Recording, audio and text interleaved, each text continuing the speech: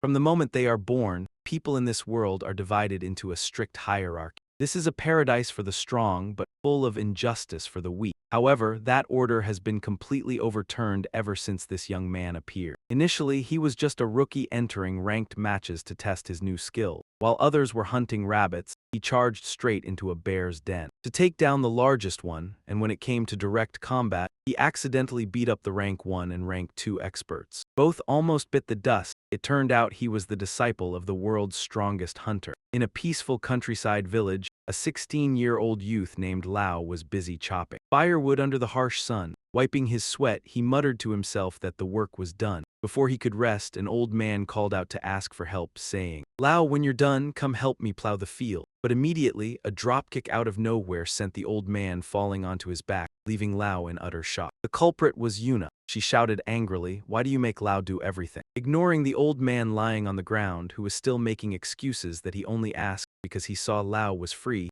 Yuna didn't cool down at all. She rushed forward, grabbed Lao, and shook him violently. "Lao, you agree to everything, and that's why they treat you like a fool." Even though Lao dizzyingly replied that he was fine, Yuna still felt outraged at his excessive kindness. Suddenly, an idea struck her and she cheered in excitement. Yuna leaned close to Lao's ear and whispered secretively, "Do you want to escape from the village? I just discovered a secret path that nobody knows about." However, before the plan could be carried out, an old woman appeared to stop them. "You cannot. Have you forgotten the village rules? We must never go outside." Despite Yuna's resistance, the old woman decisively used her staff to block the path and ordered the villagers to lock the girl up, as Yuna was dragged away. Screaming continuously about how unreasonable the rules were, the others continued to approach to take advantage of Lao's gentle nature. A man nonchalantly asked, "Lao, carry some water for me later, will you?" True to his nature as an obedient child with an innocent face, Lao gently agreed. Growing up in the same village, Lao and Yuna possessed completely opposite personalities. While Yuna always yearned to break free from her chains, Lao chose to be content with reality. When asked if he wanted to do anything for himself, he stayed quiet for a moment and replied, "No, I will help everyone." Since his parents passed away, it was the shelter of the villagers that helped him overcome loneliness. Lao always considered everyone his own flesh and blood, so he only wanted to repay them with all his heart. With sincere eyes, he affirmed, "I love this village and everyone very much." Everyone? Lao's words moved the man almost to tears. He even offered to bring Lao to live with him for better care. Even so, Lao tactfully declined, because he wanted to stay in his parents' cherished home. To him, the villagers were what mattered most, while how vast the outside world was meant nothing at all. In stark contrast to that peaceful atmosphere, Yuna was currently locked in a bamboo cage in the middle of the village square. She repeatedly shook the bamboo bars and screamed for freedom, but the old woman only coldly said, "Truly a stubborn child. If only you were half as obedient as Lao." Yuna still refused to submit, trying to ask why everyone was forbidden from going outside. Not only did this make trade difficult, but it also prevented them from exploring the world. Faced with the little girl's persistence, the old woman paused solemnly and revealed an ominous truth. "Because someone hates us deeply." The answer left Yuna stunned. She continuously asked who that person was, but the old woman remained silent, saying only that time would give the answer. Returning to Lao after finishing hauling water from the well, he was suddenly hit on the head by a strange object, making him look around in confusion. He was surprised to see Yuna peeking out from behind a boulder, signaling him to be quiet. Seeing his friend manage to sneak out once again, Lao exclaimed, "Did you sneak out again?" Without a hint of remorse, Yuna smugly bragged that since she got caught so often, breaking out was now as easy as pie. Seeing this, Lao could only shake his head in dismay, saying that was nothing to be proud of.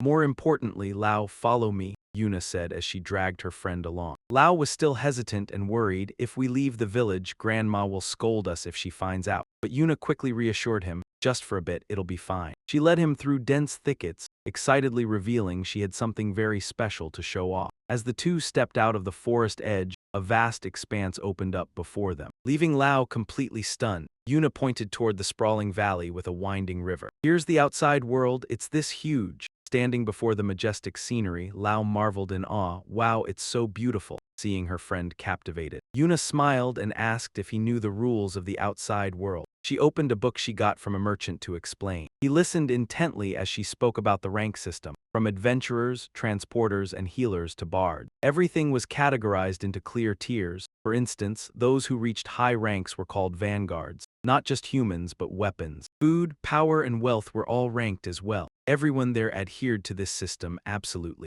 Lao was surprised to realize that the outside world had its own rules rather than being chaotic. Yuna nodded in agreement, finding this much more interesting than the restrictive rules back in the village. Her eyes burning with desire, she declared loudly, "I want to become a vanguard adventurer. I will compete with experts from all over, and one day become a super cool adventurer respected by everyone." Even though Lao anxiously brought up the rule forbidding them from leaving the village, Yuna had already made up her mind. "I don't care, I am definitely leaving this place." She reached out her hand toward her friend, sincerely inviting him, "Lao, come with me." Venturing out without a plan was risky, so faced with Yuna's sudden proposal, Lao could only ask back bewilderedly. Yuna insisted that Lao should step outside too, then brought up a memory from when they were just 5 years old. Back then, Yuna was attacked by a giant bird, and Lao himself bravely threw himself into danger to save her life. In Yuna's memory, Lao unleashed an explosive blue power to drive the monster away. Nevertheless, Lao was baffled and remembered nothing about it. "Did that really happen?" Yuna gestured wildly, asserting with absolute certainty, "It did." A bright blue burst of light appeared. Yuna looked at Lao with absolute faith. She confessed that although he was usually dazed whenever trouble arose, Lao was stronger than anyone else. She believed that if he stepped out into the vast world, he would shine even brighter.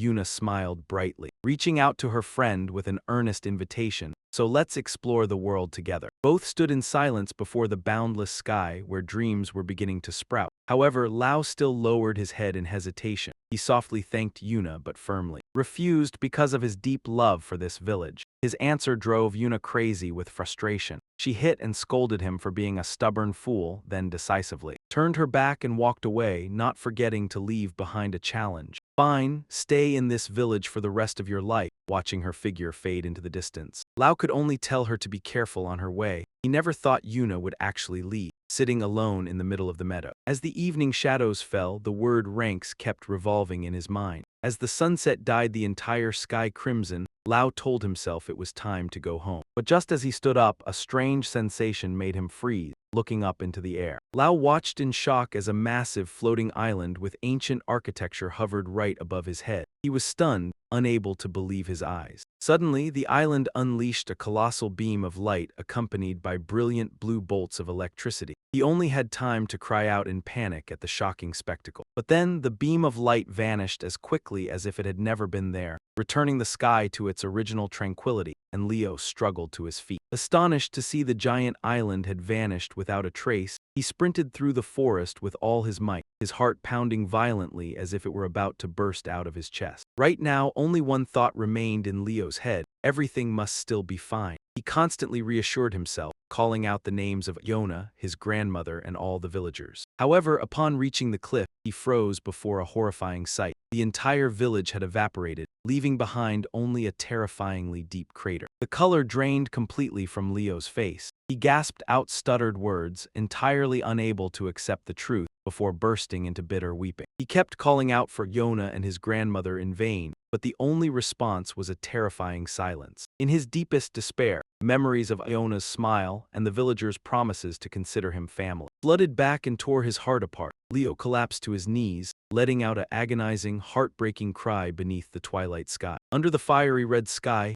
everything around him was wiped out in an instant. Anyone would go mad witnessing a sight like this. He looked up at the sky in despair, asking why this had to happen. Just then, heavy footsteps echoed from behind him. A weathered-looking man with a sword at his hip quietly approached. Gazing down into the deep crater, he fell into a solemn, regretful silence. "Damn it, I'm late again and can only stand by and watch." Spotting the stranger's arrival, Leo looked up with tear-filled, bewildered eyes. Feeling deep pity for the poor boy, the man averted his gaze and tried to suppress a sigh. "It hurts terribly, doesn't it? But that island is already gone." Hearing the island mentioned, Leo snapped back to reality. He rushed forward, grabbed the man's shirt, and agitatedly demanded to know what had happened, yelling for him to explain about the village. What happened to the villagers and what on earth was that terrifying thing? Instead of explaining, the man responded with cold indifference as he handed him a piece of paper, telling him to abandon this place and head to new coordinates, where he could live safely. Unwilling to accept this, Leo gripped his collar tightly, demanding answers, his rage causing the man to lose his temper as well. He shouted back that the entire village was gone, that this was no place for a child to get involved, and forced him to forget everything. Turning his back to leave, he offered a final piece of advice. Don't be foolish enough to search or sacrifice yourself in vain, and don't stay alone amid the ruin. Leo lowered his head, letting bitter tears fall onto the parched ground as Iona's past words echoed in his ears, that although he seemed a bit clumsy, when crisis struck, he would prove stronger than anyone else.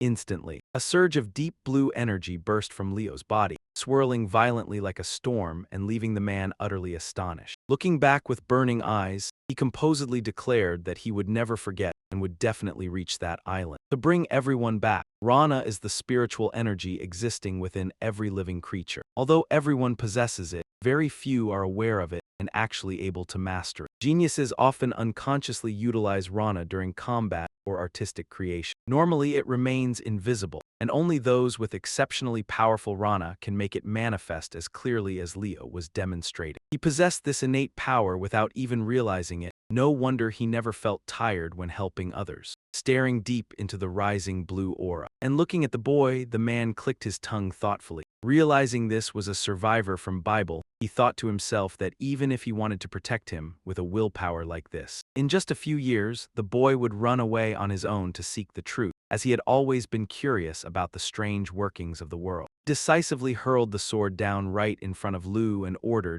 "If you want to reach the island, pick up the sword. If you have potential, I will train you." Looking at the sword with sweat pouring down his forehead but his eyes remaining steadfast, the man instantly drew his sword. A radiant red surge of Vana erupted with killing intent. He roared loudly and charged in, intending to finish the boy off. Without a moment's hesitation, Lu tightly gripped the hilt and lunged straight toward his opponent with wind-cleaving speed. The two surges of red and blue energy collided violently, creating shockwaves that shook the entire region. Even though he knew Lu was just a beginner with the sword, the man was still terrified by the pressure the boy generated. Facing him head-on, he secretly acknowledged with awe that despite just picking up a sword, this pressure far surpassed anyone else's. The surge of energy exploding powerfully from Lu's body made the man exclaim in shock. The wave of Vana brought an extraordinary pressure, making him realize he could not afford to underestimate this young opponent for even another second. He thought to himself that this kid was no pushover. After the battle, both sat together amidst the bleak sunset, and he began revealing what had destroyed the village. The Isle of Gods, that was its name. He explained that this island originally floated across vast oceans but would occasionally appear unexpectedly in different locations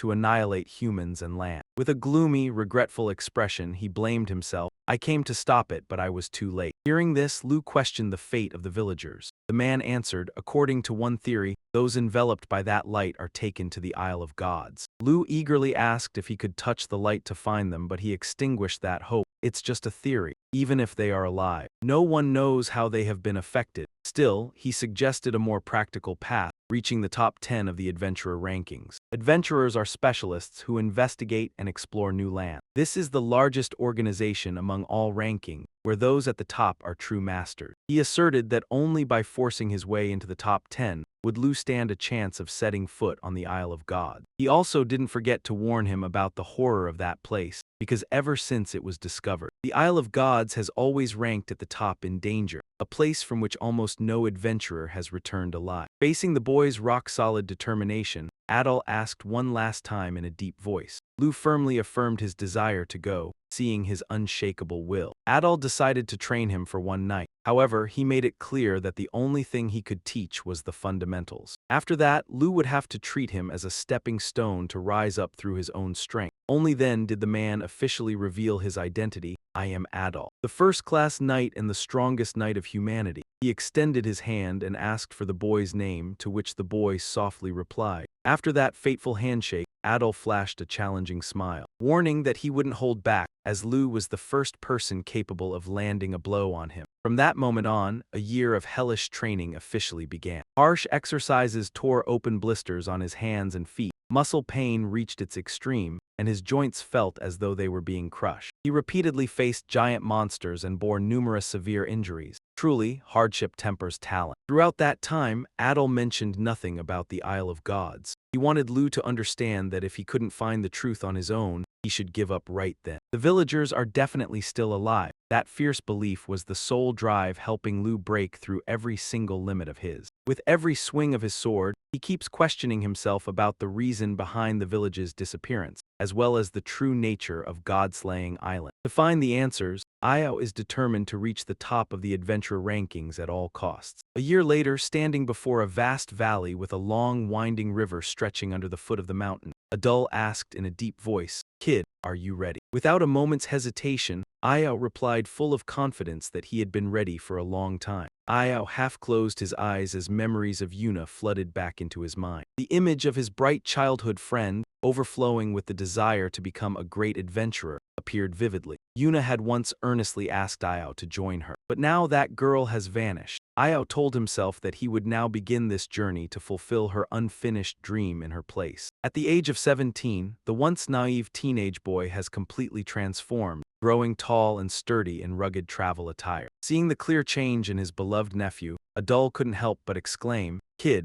you've grown a lot taller lately." Io only softly replied that it was just puberty. As the disciple of humanity's strongest knight, Io carries an iron will together with skills forged in hell to forge ahead. The journey to God-slaying Island officially begins in the Kingdom of Water, where the magnificent imperial capital of Chakistor stands amidst towering stacks of books. While dozing off peacefully, the girl suddenly snapped awake at the sound of a cough. "Luke, it's almost time." She sat up in a daze, panicking and shouting, "Oh no, I overslept," before rushing off. In the hallway, Luke was reminded by a colleague about staying up all night again to study the ranking. Luke retorted, "So what? I'm a certifier after all." The senior woman reminded her sternly. "Precisely because you are a certifier, Luke, you must maintain your standards, as your evaluations determine the standing of so many people. Being a certifier is a profession respected all over the world, requiring deep and vast knowledge as well as impartiality to accurately update ranks. This is one of the most arduous jobs, which only exceptional individuals who have passed countless trials can undertake, despite holding a position many dream of." Luke passionately declared that her abilities were still very limited, and that she needed to work harder to get promoted when asked about her goals. She dreamily wished to become a private certifier for a talented ranker, but then pouted and scoffed that she didn't like any rankers because they were all fools. In Luke's eyes, the fierce competition of the past has now been replaced by fixed top spots, causing the job to lose its meaning.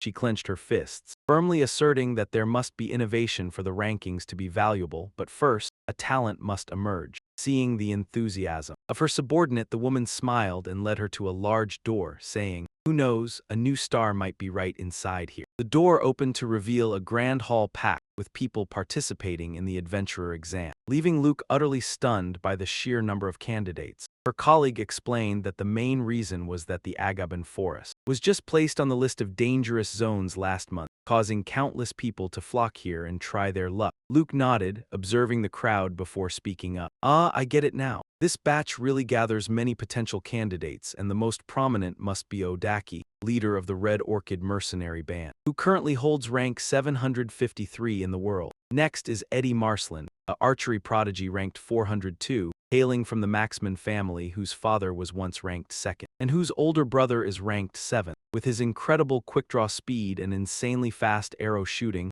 Eddie is expected to go very far in the future. Not only that, this exam also attracts countless rankers from all fields, from merchants, knights, and sailors to certification staff. So cool, spot on." Luke proudly boasted, "After all, I am a certifier, so I can tell their ranks at a glance." Luke continued passionately discussing the title of Ranker Adventurer, a reward that any ganker longed for to obtain a ticket to special lands like the Shadow Forest. Right at that moment, the bell at the reception desk rang, cutting off her train of thought. The woman smiled warmly to welcome the guest standing before her. It was Logan, who nonchalantly said he was here to register for a rank. The woman attentively explained that ranking was a system managed by the Certification Institute. They dispatched specialists everywhere to test the capabilities and determine the ranks of the gankers. Although one could update their rank anywhere a specialist was available, first-time registration had to be done at the Institute's office. What perfect timing! The test is about to start. Would you like to join right now? Face to face with her invitation, Logan immediately agreed. He quickly filled out the information form and paid the examination fee of 3,000 ml. Upon completing the procedures, The woman handed him exam number 53,000 and directed him toward the waiting room. As Logan brushed past her to step inside, Lou couldn't help but gaze hesitantly at the unfamiliar young man's back. She wondered why in this day and age someone still didn't know what the Certification Institute was, making the woman burst out laughing, as it had been a very long time since she last had to explain things from the most basic level. In the main hall, the woman clearly announced the start of the Explorer Ranking Registration exam. The exam consisted of 3 parts. First was the theoretical test, followed by the practical section, while the final part would be announced later, with the overall score based on all 3 parts. Therefore, she advised everyone never to give up halfway. The moment they entered the written test, the atmosphere in the room turned extremely tense. Soft groans began to echo from candidates clutching their heads and pulling their hair. Oh goodness, this is too hard. The scope of the questions is ridiculously broad. Then the bell signaling the end of time rang, bringing the high-pressure written exam to a close. The woman gathered all the test papers and announced, "The practical exam will take place in 2 hours at the outer suburb forest." While the candidates rested, she asked Lou to lend a hand with grading to stay on schedule. Happily accepting the favor, Lou suddenly paused the moment she flipped to paper number 53. It was Logan's exam. The young man with the sharp, cold gaze who had caught her attention earlier, looking at the content inside. Lou couldn't help but gasp in sheer shock. What on earth is this? What met her eyes was a test paper crossed out with bright red ink from top to bottom, from route navigation questions, all the way to identifying monster symbols. Logan had either circled completely wrong answers or simply left them blank with "don't know." Every single answer was wrong. She let out a heavy sigh of exasperation, silently praying for the guy fresh from the countryside who was struggling so badly with a simple intelligence test like this. So that was it, his theoretical section was officially a failure. 2 hours later, the practical exam officially kicked off in a dense, lush valley. The challenge this time was a treasure hunt, requiring candidates to search for and bring back items. The list was posted on a wooden board, with points awarded based on the rarity column on the right side. The higher the score, the higher the rank. The examiner emphasized the rules strictly prohibiting candidates from fighting one another. Whoever touched an item first would claim ownership. Amid the crowd, many began boasting about their knowledge of medicinal herbs as well as insect-gathering skills. The moment the signal sounded, everyone dashed forward into the deep forest at terrifying speeds,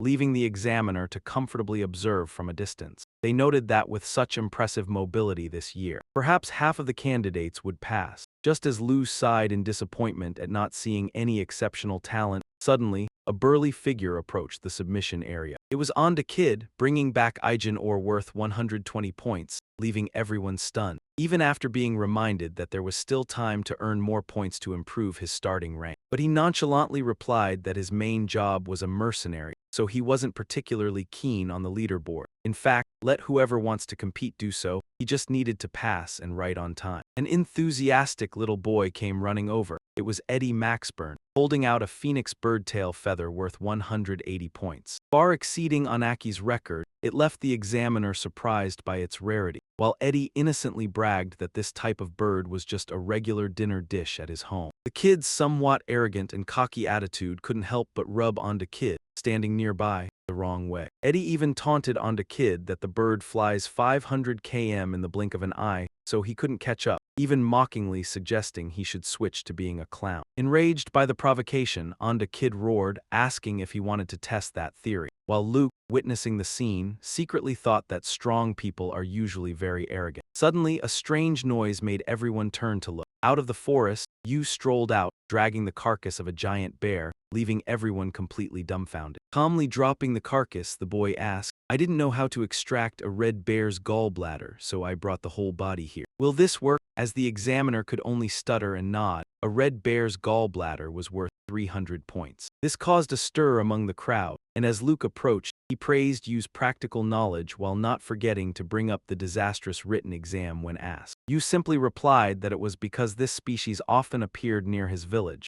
making Luke curious about where he lived. However, mentioning it was useless because that village had already been wiped off the face of the earth. A man nearby still hadn't recovered from the shock, having accidentally witnessed the whole event but being unable to utter a word. The ferocious red bear had lunged to attack, but as soon as Yu drew his sword, a flash of blue light gleamed extremely fast, and before anyone could process it, the bear collapsed. It took only a single strike, and Luke looked at Yu thoughtfully, seemingly noticing something unusual. An hour later, the candidates gathered for the final round at a massive underground arena deep in the earth. Standing in the center of the arena, the examiner gravely asked what explorers feared the most, then gave the answer himself. Not magic beasts, but humans. The true threat often comes from bandits, which is why combat strength is a vital factor for survival. The final test was simulated combat, where candidates would face off directly against one another, though she affirmed the purpose was merely a skill evaluation rather than a life-or-death match. The atmosphere around the arena remained extremely tense. Eddie realized the director hid the content until the last minute to prevent candidates from cheating in the practical test. The older the ginger, the spicier it gets. That's why people are qualified to be instructors. "Hey, fight me," a brawny mercenary chin-jerked in challenge. The black-haired guy beside him mocked that the other guy had done nothing but pick up rocks in the previous round. Then he hurled insults at the mercenaries, calling them a bunch of troublemakers. A rank 3 guy like you thinks he can actually do anything. Without waiting for a response, he roared and was about to rush in to crush his opponent, but a lightning-fast strike knocked him down on the spot, sheathing his sword. The black-haired man coldly said he couldn't stand the guy, and witnessing the instant knockout, the examiner couldn't help but be stunned, noting that although he failed the previous test, the strength of a rank 3 tanker on the leaderboard was still terrifying, and the examiner secretly thought Onda Kid had an even hotter temper than he appeared. Surely only the genius Eddie would be able to carry this, but right at that moment, Luke stepped closer and made a surprising offer. "Ma'am, let me choose an opponent for that boy over there." She directed her gaze toward you, the one who had defeated the Red Bear with just a single move. After a series of fiery matches, match number 8 officially called out. Number 27 and 41 will team up to fight number 53. What kind of weird match is 2 against 1? They'll be dead or crippled, and this arrangement made both the black-haired guy and Eddie feel insulted. Feeling offended, they shouted furiously, "Are you people out of your minds?" Even the examiner worriedly asked Luke if doing this was really okay. But Luke merely smiled with excitement, eyes glowing brightly as he looked toward the arena, thinking that if he wasn't mistaken, he was a total monster. The mismatched duel between a novice and 2 veteran fighters instantly drew every eye in the stands. Lu's opponents were Onda Kai, the young leader of Honglan, a formidable figure who single-handedly wiped out a rank 62 criminal gang last year, taking down both the kingpin and high-ranking henchmen to forge a legendary reputation. And standing shoulder to shoulder with Onda Kai was Eddie Marksman, the young master of a renowned marksman family, rigorously trained by his father, a former world rank 2. Eddie was a true genius who had earned a place on the leaderboard at just 5 years old, possessing elite skills fitting for his lineage. Both were immensely terrifying opponents, yet the foe these 2 monsters faced was a complete unknown. Unable to stomach such humiliation, the 2 prominent figures felt the suffocating pressure as Lu calmly drew his sword, a brilliant blue aura of mana enveloping the powerful blade. The moment the start signal was given, Eddie immediately assumed position and unleashed a barrage of arrows with prodigal speed. As the arrows cut through the air, Lu effortlessly parried them with a simple swing of his sword before charging forward at terrifying speed. Onda Kai quickly swung his saber and lunged forward. Sparks flew violently from the fierce clashes between Lu's sword and his opponent's weapon. The pace of the battle was so fast that the spectators in the stands could only see blur-like movement. They frantically asked each other if anyone could see a thing, only to receive helpless replies that they could only hear the clashing of weapons. Amidst the heavy impacts, Lu remained hyper-focused, his eyes gleaming brightly as he saw through every move, continuously striking at Onda Kai and forcing him to struggle desperately in defense. Drenched in sweat from sheer terror, Onda Kai was suddenly supported by Eddie, who unleashed covering fire from a distance. Lu instantly spun around and delivered a lightning-fast arc slash. Every single one of his movements was impossibly fluid and seamless. The arrows tearing through the air were easily deflected midair by Lu. The overwhelming gap in skill left all the surrounding spectators gasping in utter shock, stunned into assessing, a swordsman? No. This level is far beyond that of a knight. Eddie agreed while trembling, admitting he had never encountered anyone so terrifying. Amidst his opponent's astonishment, Lu coldly asked if both of them held ranks on the leaderboard. Eddie hurriedly replied that he was a rank 400 archer, while Al was a rank 753 mercenary. "Ah, is that so?" Lu muttered softly, understanding that defeating the 2 of them would secure his spot in the top 3 digits. Instantly, a massive surge of blue mana erupted from Lu, sweeping across the entire arena like a violent storm, leaving Eddie and Al completely paralyzed, able to do nothing but cry out in hopelessness before this overwhelmingly dominant pressure. Watching from afar, Luke was equally stunned to witness such an earth-shattering scene. As the tremendous amount of mana became visible to the naked eye, Eddie stubbornly insisted that overall rank did not tell the whole story, especially since he ranked 78th in precision sniping alone. However, the moment his arrow left the bowstring, Eddie was easily brought down by Lou in the blink of an eye. Eddie collapsed to the ground, leaving his teammate in utter shock as the mercenary could only gasp in utter disbelief. Lou's glowing eyes and surging murderous intent sent a chill running down his opponent's spine. Breaking out in a cold sweat, the mercenary was about to swing his sword in retaliation when Lou flashed past him like the wind, appearing right behind him and freezing him in his tracks before he could even react. "Wait, I surrender," the mercenary hastily pleaded for a truce upon realizing the sheer disparity in strength, explaining that he still had work to do after this match, and being knocked unconscious like young Eddie would prove extremely troublesome. Seeing that his opponent had abandoned the fight, Lou calmly sheathed his sword and replied briefly, "Fair enough." Watching Lou's departing back, the mercenary shuddered, realizing the youth was truly a monster. Unable to help wondering about Lou's true identity, the entire arena erupted, as no one could believe a teenager could so easily defeat two three-digit powerhouses. The judge loudly declared victory for number 53 amid the bustling crowd. Ruth suddenly bolted from the stands, leaving her bewildered colleague calling out after her. She dashed straight into the secret control room, rushing up to a giant screen to frantically pull up data. Ruth breached the exclusive recognition system to search for information on candidate number 53. She was stunned to see the name Lo Thur Lai, 17 years old, yet completely unregistered on the ranking. With such supreme skill, this was utterly illogical. She suddenly realized he lived in a remote, isolated place, which was why he was clueless about the registration bureau after verifying his completely clean background. Ruth cheered in delight. She knew she had just discovered a hidden treasure. Without wasting a single second, Ruth charged out of the control room. She shoved the door open and ran like mad toward the arena. Then she shouted loudly, "Lo Thur Lai, let me be your exclusive certifier." However, she was too late. Surrounding Lo at that moment were countless other certifiers. They were zealously soliciting him.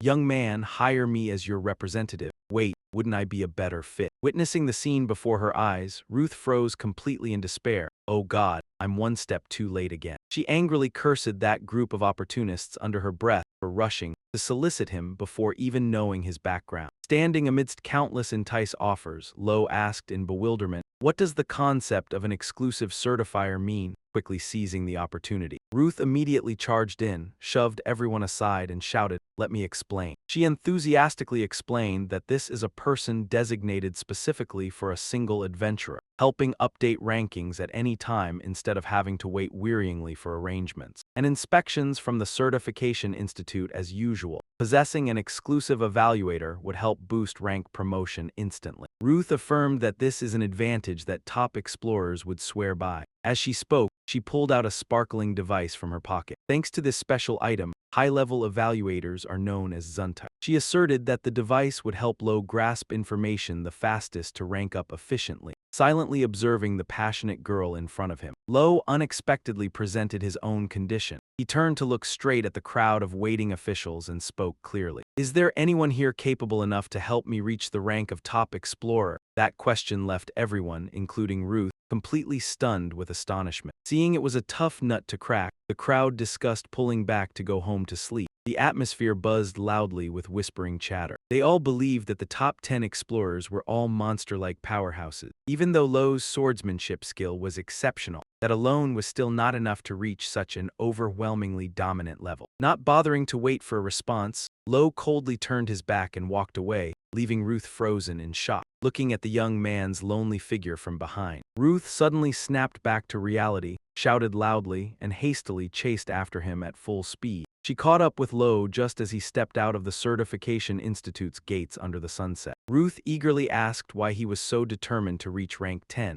Without stopping his stride, Lo responded in an extremely cold tone that it was none of her business. Refusing to give up, Ruth summoned all her courage to announce resoundingly that she would make it her own responsibility. She was willing to become his exclusive evaluator to conquer the top 10 explorers together with Lo. Facing that enthusiasm, Lo paused, then bluntly reminded her that he didn't want to drag a child into a dangerous place, receiving the disdainful look. Ruth angrily brushed it off and shouted loudly that before being a child, she was an official evaluator. Even so, Lo firmly held his ground, not wanting to employ her. He didn't want anyone dragged into this journey full of peril. Watching his figure fade into the sunset, Truck clenched her fists tightly. Having made up her mind for a new plan, she did her utmost to declare that she, too, had a mission to fulfill. Even if it meant sacrificing her life, Truck still yearned to accompany Lo on the road ahead. Her firm, resounding declaration in the late afternoon held back the young man's steps. Her eyes burned with fiery determination and complete seriousness. Faced with such sincerity, his heart wavered as painful memories of his destroyed village resurfaced. He swore to himself that he would definitely reach that island to rescue everyone and bring them back. Looking up at the young girl, Lo slowly replied that he also had a mission to carry out. Under the brilliant sunset, two souls with their own ambitions found common ground.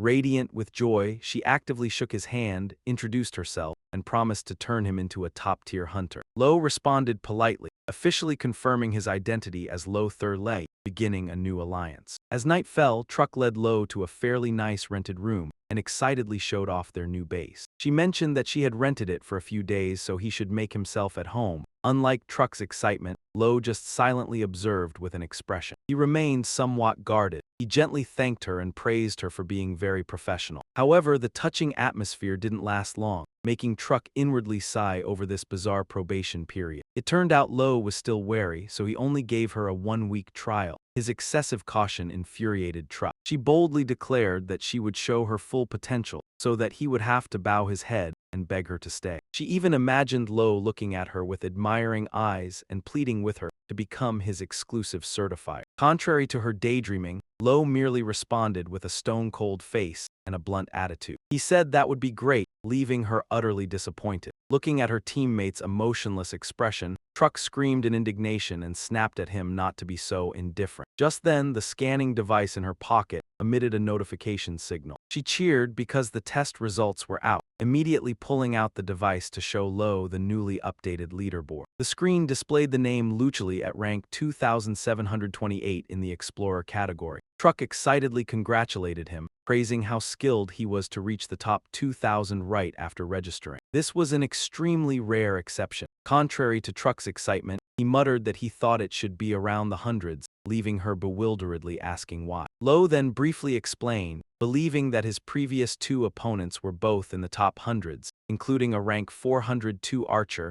and a rank 753 mercenary. He wondered why defeating two such strong opponents only landed him in rank 2000. So Truck explained that the Explorer leaderboard was fiercely competitive. The number of participants in this field was far larger than in other areas. She showed Lo the detailed stats page beyond his 2,728 Explorer rank. His sword speed reached an astonishing rank 58, yet despite these numbers, Truck couldn't help but marvel that, from the perspective of a certifier, this was clearly a natural talent. Curious about the previous two opponents, Lo asked if they belonged to multiple other leaderboards. Truck immediately pulled up the information on Audakid and Ellie Maxwell as examples for him to see. Audakid was not only a rank 753 mercenary, but also ranked 521st as a swordsman, 209th in cleanup, and 86th in reliability. Meanwhile, Ellie, besides her 402nd spot as an archer, was a rank 78 sniper and an expert, even holding a rank 19 in mushroom farming,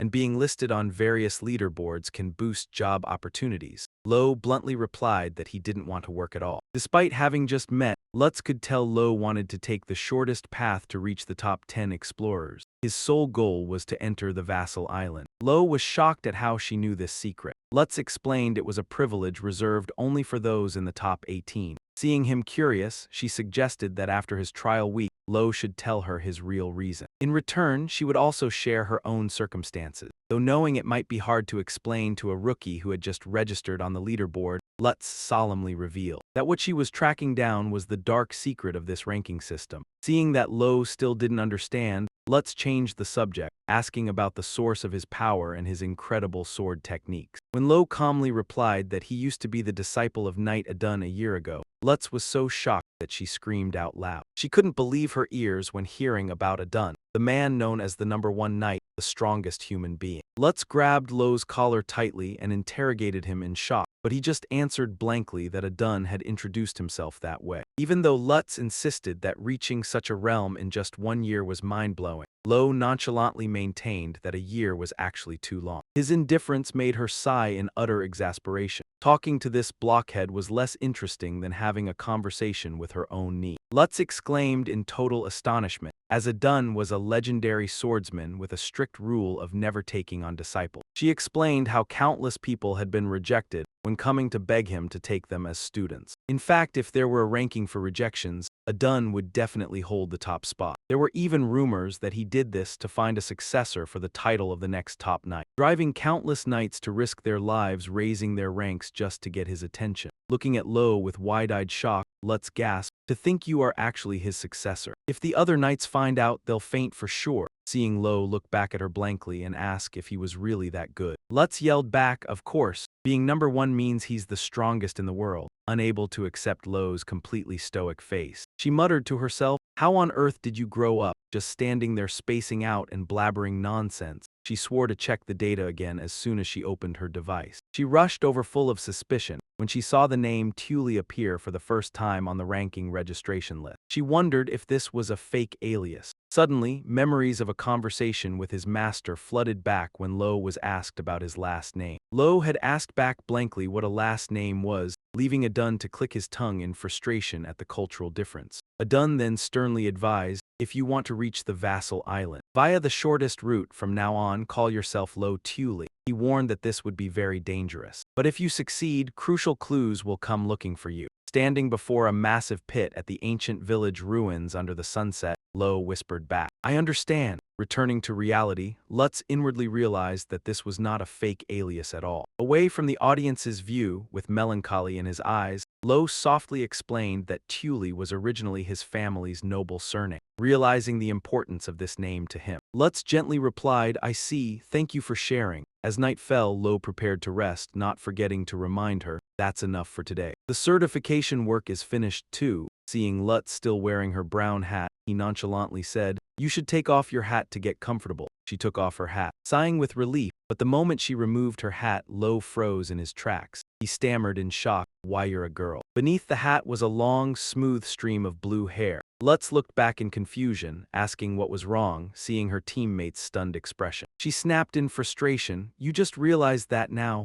Lo could only scratch his head in awkward apology, but his nonchalant attitude only made Lutz's blood boil further. She puffed her cheeks and yelled, "Apology isn't going to cut it. Oh my gosh, I am a 100% genuine girl, you know." The next morning in the city of Chakester, sunlight peeked through the glass window of the rented room. Lutz had woken up early and was sitting by the window, intently reading the newspaper. Seeing Lo sleepily shuffling down the stairs with the face of a sleeping girl, she immediately called out a greeting, "Lo, you're awake." Having fully woken up, Lo sat at the table and softly replied, "Good morning, Luz." She cheerfully returned his greeting as well. Lutz began tying up her long blue hair, preparing for a busy new day. "Let's go get breakfast," she muttered to herself as she put on her familiar brown hat. This was going to be a long journey, and today is the first step. "Hey Lo, let me map out a strategy to climb up to rank 10 among the explorers." They both stopped by an outdoor eatery where Lutz explained over breakfast, "To raise your explorer rank, you need to accumulate many achievements. Expanding territory and exploring are the basics," she suggested, adding that Lo could do charity work, but taking on requests was still the best option. Lutz analyzed that many people needed the power of explorers to gather items or investigate, and completing requests earned money too. It's absolutely perfect for beginners. You can accept requests at agencies or associations depending on the country. Just by using this device, you can register completely. As she explained, she excitedly showed off her Santiago device. Who wouldn't know her beauty? Having high-tech gear like that always made people envious. Observing the compact device in Lutz's hand,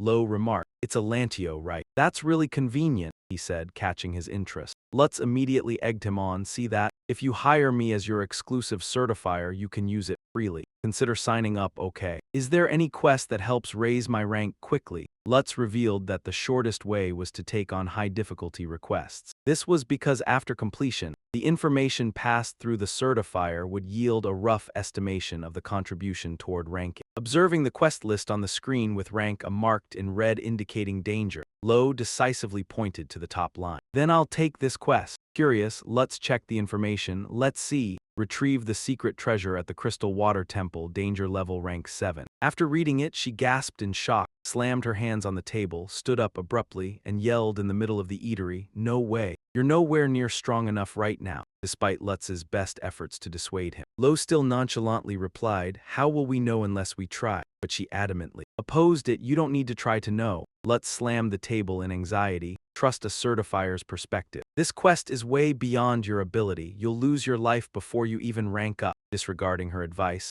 Lo continued eating and calmly answered, "Even so, just let me try. That's the most dangerous island in the region, right? I can't avoid a place like that." His stubbornness left her feeling utterly helpless. She thought to herself that she had to find a way to convince this guy at all costs. Just then, a deep, warm voice from behind interrupted their argument. "Looks like you kid are in some trouble, huh?" Lutz turned around in astonishment and exclaimed in surprise, "Mr. Lau." The man smiled and greeted them. "Long time no see." Luz, seeing Lo looking bewildered, not knowing who he was, Lutz immediately introduced, "This is Lau Blue Group, a top expert ranked 11th in the Explorer community." He understood that among the countless leaderboards, the Explorer ranking was the most crowded and fiercely competitive. Those who stood at the top ranks were true prodigies, and Lau was one of them. Lo calculated in his head. If he was at rank 11, taking just one more step would meet the requirement to conquer the Island of Gods. Sensing a rare opportunity to teach Lo a real lesson about reality, Lutz suddenly came up with a bold idea. She grabbed Lau's arm pleadingly.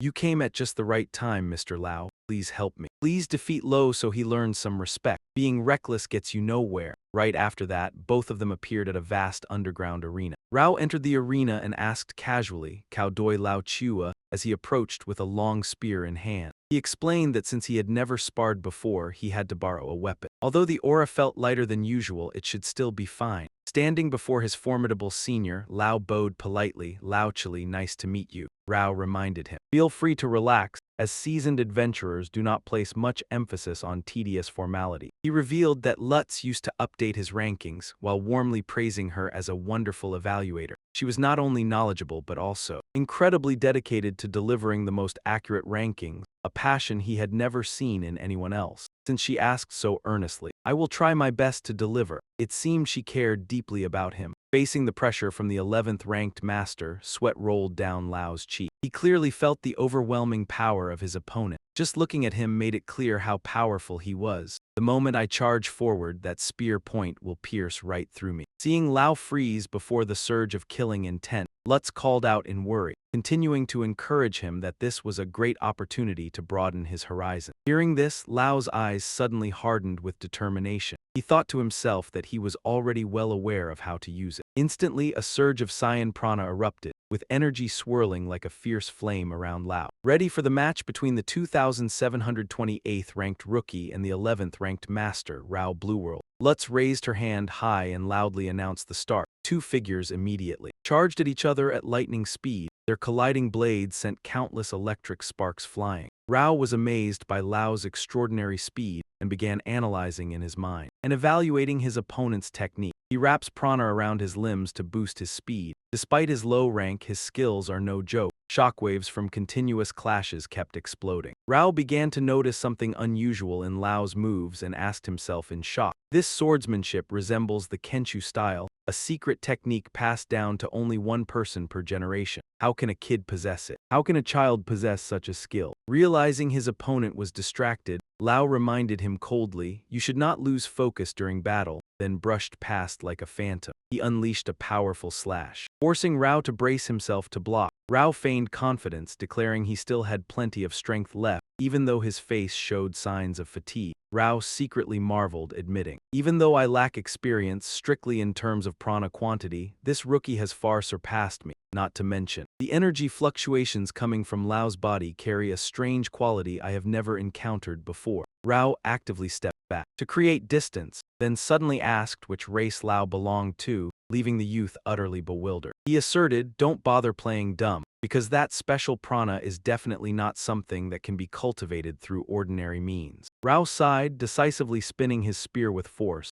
and declared that if Lao refused to speak, he would use his next attack to find the answer himself. Lao asked in a low voice if Rao could use skills, leaving the young rookie completely confused. Instantly, fire energy exploded violently. A barrage of blazing spears appeared, engulfing Rao in the radiant aura of the Douglas clan's ultimate technique. Witnessing this devastating move firsthand, Lutz, standing at a distance, was struck with shock and deeply concerned for Lao's life. Rao coldly warned that without a matching skill to block it, Lao would surely perish under this strike, standing under the immense pressure. From the 11th ranked master, Lao could only gasp in utter shock as a shower of fiery spears tore through the air toward him. But Lao quickly sidestepped to dodge, executing an extremely swift counterslash. However, because the attacks were so dense, he could not deflect them all, and was wounded. Rao swiftly regained his composure. He stated in a deep voice that ordinary swordsmanship moves were completely useless against this technique. The moment he finished speaking, he snapped his fingers, and instantly hundreds of fiery spears ignited in midair again, tightening their encirclement around Lao from all directions. Under staggering pressure, sweat streamed down Lao's cheek, yet his eyes shone with unwavering resolve.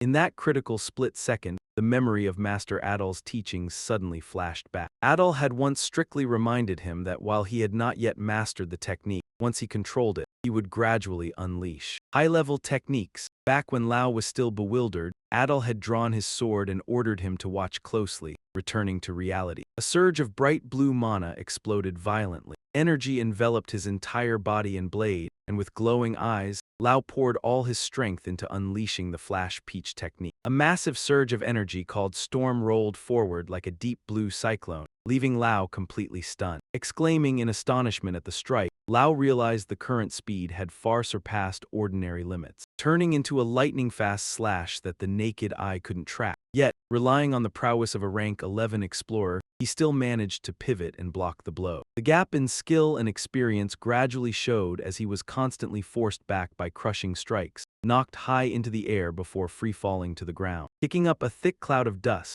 watching the young man struggle to his feet with fierce determination in his eyes, Lao spoke in a low, quiet voice. Uttering words of praise, he coldly stated that this wall was far too high. Hundreds of blazing spears appeared, filling the sky into a massive magic formation that enveloped the arena. Witnessing this devastating skill, Luke, standing outside, could only watch in utter shock, fearing for her comrade's life. Surrounded by the brink of death, Lu looked up with intense thrill, his gaze locked tightly. Fixed on his opponent, he delivered a final warning: never underestimate the adventurer rankings. Just how much capability did it take to sit in a top-tier seat, after all? Under the suffocating pressure of countless spears, Lu could only bitterly exclaim, "Damn it!" A series of fierce explosions resounded violently. Dust, rocks, and debris scattered everywhere, obscuring the view as the energy storm finally settled. All that remained at the scene was a deep, cratering pit, firmly pinned with spears of light. Lu lay collapsed in the center of the crater, completely unconscious and rendered helpless against the absolute power of the top expert, Lao. Lao walked tall and imposing in the stance of a victor, leaving Lu motionless in the desolate pit as he approached Lu. In a deep voice, he asked if she was satisfied. She bowed her head, softly offering her thanks. Then, turning to look at Lu with a meaningful gaze, she thought to herself that after such a fully convincing defeat, he would surely realize the harsh reality of the adventurer world. Seeing her expression, Lao remarked that she was quite glib, asking if she had truly believed that young man would win. Faced with Lao's question, Luke could only lower her head, admitting she had once thought it possible. Lao pondered for a moment and asked if that belief stemmed from the fact that he was Adon's disciple.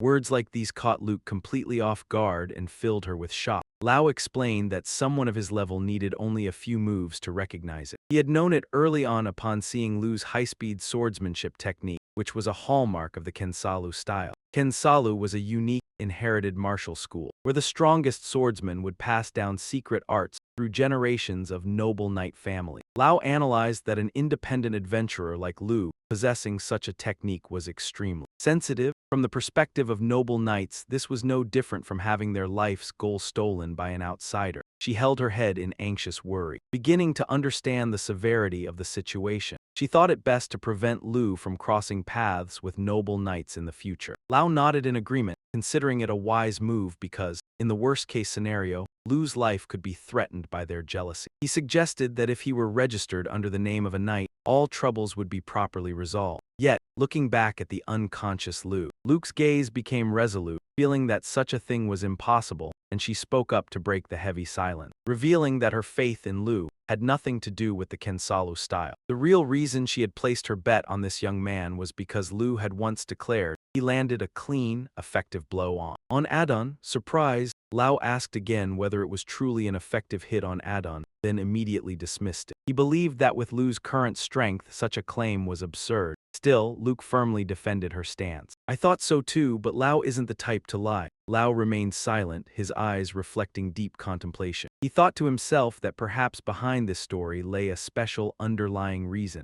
Although the Kensalu swordsmanship was truly astonishing, what genuinely bothered Lao was the strange fluctuation of mana emanating from Lu's body during combat. As both left the arena, Luke called out after him. Lao paused, his hand gripping the spear tightly. Looking toward the distant horizon, he said in a deep tone that the young man could also use this technique. If he were to make a move, Lao might actually lose. In a hazy memory, Iona's gentle figure appeared in the small kitchen. She was softly humming a familiar tune under the morning sunlight. However, that peaceful atmosphere was quickly shattered by shouting. It was from her grandmother. "Hey, what are you muttering over there?" She angrily scolded her for being foolish and insisted that it was that cursed poem keeping everyone from leaving the village. Her grandmother strictly warned Iona that she was forbidden from ever mentioning it again. In his dazed semi-consciousness, a warm hand gently touched Lo alongside a belated apology. "I'm sorry, are you awake?" He realized he was lying on a hospital bed. His entire body was tightly wrapped in bandages from his chest down to his feet. The wounds from his showdown with Lao were still throbbing with pain, making him realize with a shock that he was in a completely unfamiliar place. Seeing him wake up, Luke joyfully approached and explained that this was the guild's treatment room, letting him know that he had been asleep for an entire day. Lo asked back in surprise, "A whole day?" Luke nodded in confirmation, telling him he had been fast asleep, as if a tightly stretched string had suddenly snapped. According to the doctor, it was caused by mental fatigue that had accumulated inside him for a long time. With worried eyes, Luke sincerely advised, "I don't know what kind of burden you're carrying, but aren't you rushing things too much?" The image of Lao's light spears raining down flashed in his mind once again. He softly admitted, "Maybe you're right." Sensing the heavy mood, Luke tightly clutched the edge of her skirt. "Lo, I have something very important to tell you." She looked straight into his eyes and asked a mysterious question. "Do you know what poem arts are?" Lo shook his head,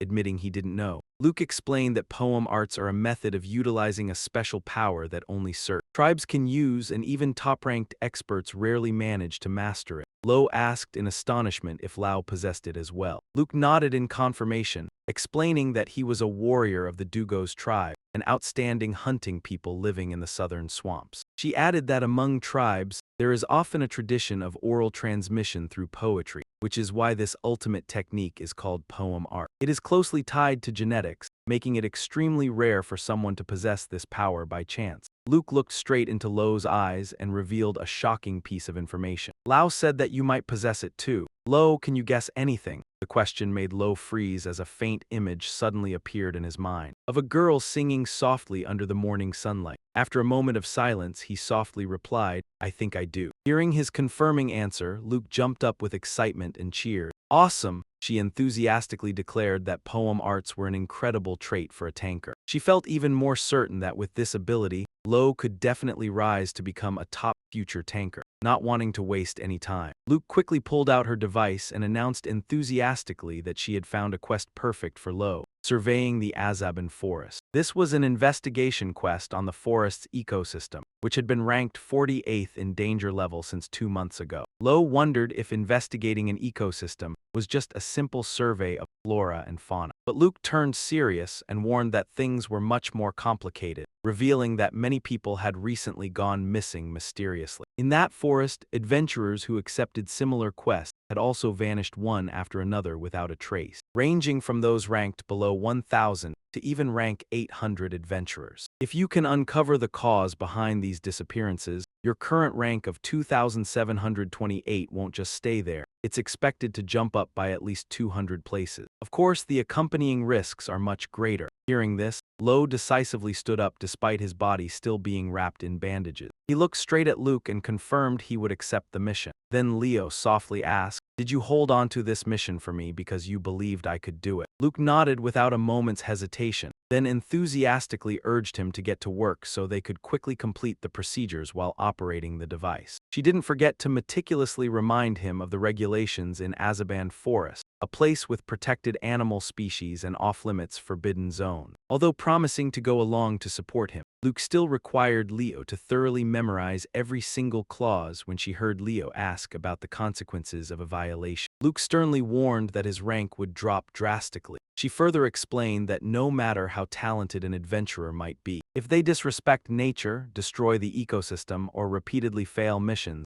their rating points will still plunge sharply. This is because the core of the ranking system is people's trust in an adventurer's ability and character. Leo nodded thoughtfully as he understood. Immediately after, a notification chimed from the device, confirming that the mission acceptance was successful. Luke cheered excitedly, asserting that this was an important starting step for Leo to rise to the top of the adventurer ranking board. Before the overflowing enthusiasm and encouraging words of his female friend, Leo only softly uttered a short reply. Meanwhile, in Azaban Forest, which was currently steeped in the mysterious purple glow of the night, a terrifying shadow was committing a brutal act. He coldly choked a poor man's throat and growled, "Since you've unfortunately seen it, there's no way out alive for you." The victim collapsed to the ground, taking his last breath. The villain stood watching nonchalantly, as if he had just done something completely natural, totally disregarding the other person's life. He figured that with a bottom-tier rookie like this, the guild association certainly wouldn't bother wasting effort to investigate. As he walked, he mocked that climbing the ranks legitimately was a useless game. His gaze landed on the iron cage locking up a single-horned beast. A snow-white beast. He silently calculated that just selling this valuable horn would be enough to leap his rank into the 3-digit range. Easily, the mastermind behind these dark schemes was none other than Soku, a rank 76 black market merchant with a slick appearance but an extremely sinister nature. He smugly believed that pure strength was never enough to advance in the world of adventurers. He rationalized that his existence was to save those who were suffering from the unfairness of the current ranking system. Standing next to him was Darken Iris, a rank 672 adventurer with an immensely ferocious appearance. He asserted he would never give up such a lucrative hunting ground, declaring he would rise all the way to the top 100 somewhere else. Meanwhile, as they headed toward the entrance of Azaban Forest, Leo and Luke were stopped by the guards for a rank check. He casually handed over his card. The guard glanced at it and muttered, "Rank 2728, an explorer, huh? All right, go on in." Stepping through the iron gate, Luke began explaining to the rookie about the cruelty of this world. She mentioned that there were about 30,000 people on the ranking leaderboards, although, in reality, only around 20,000 were truly active. Luke emphasized that the adventurer ranking list possessed far superior value. This list was of much higher quality than other boards. Only big shots dared to register. Seeing Leo's curiosity, she explained that a 4-digit rank adventurer here possessed strength on par with a 3-digit rank on another board. In fact, those who achieved a 3-digit rank here far surpassed the 2 low-tier opponents they had just defeated. Brushing aside all worries, Luke eagerly threw her hands up in the air and cheered loudly, "Let's begin our adventure." Right after that, both of them ventured deep into Azaban Forest, a level 48 danger zone enveloped in a mysterious purple hue and grotesque ancient trees. Suddenly,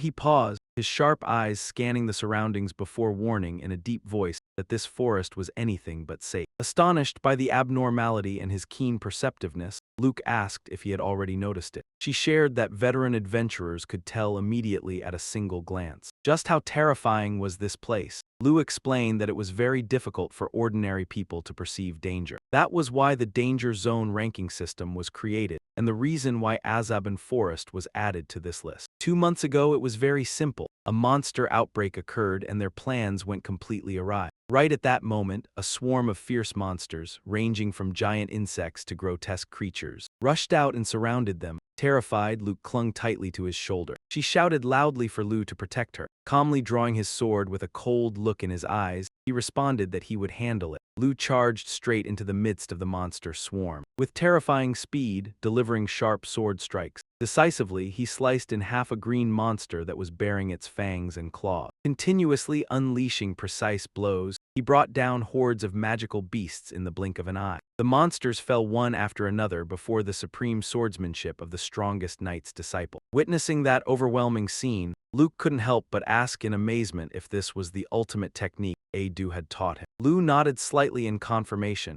sharing that he had learned a few moves from Adu but had not yet mastered them all. As he sheathed his sword, he added that his second skill was also almost ready for use. Suddenly, the ground shook violently from heavy footsteps. From the shadows emerged a colossal creature with glowing red skin. It was Baguio, a monster holding the 126th spot in terms of danger level. Lu assessed that the situation was getting a bit sticky. He then began gathering all his energy as a deep blue aura burst forth powerfully, enveloping his body. Soaring high like a pillar of light amidst the vast forest, Lu focused all his strength into a single point and shouted at the top of his lungs. Aiming for the center, he struck with a massive X-shaped slash carrying destructive power that tore apart the giant body of the beast, bringing it down instantly. After the attack, Lu realized something was off and muttered under his breath that it had failed. Seeing the monster still lumbering forward, Luke panicked and screamed, asking what on earth he was planning to do. Instead of continuing to fight, Lu unexpectedly grabbed Luke's hand and bolted at full speed toward a deep abyss. Ahead, horrified, Luke shouted loudly, "Lu, a cliff!" Without a moment's hesitation, Lu simply replied with a single word, "Jump," and held her tight. Before Luke could compose herself to object, the two plunged down into the abyss. Her screams echoed through the air as they fell freely past the cliff face. Lu displayed masterful mobility skills, repeatedly using momentum to jump across giant ancient tree branches to break their fall. After landing safely, Luke was so dizzy her head was spinning. Out of breath, she scolded him, saying he should have given her a head-up before jumping. Ignoring his companion's nagging, Luke calmly explained that Adon's training method was just like that, so he was used to it. Luke sighed in weary resignation, unable to imagine what kind of insane training he had been put through. As the two walked deeper inside, the area suddenly shimmered with mystical blue light emanating from the canopy. Witnessing the mysterious sight,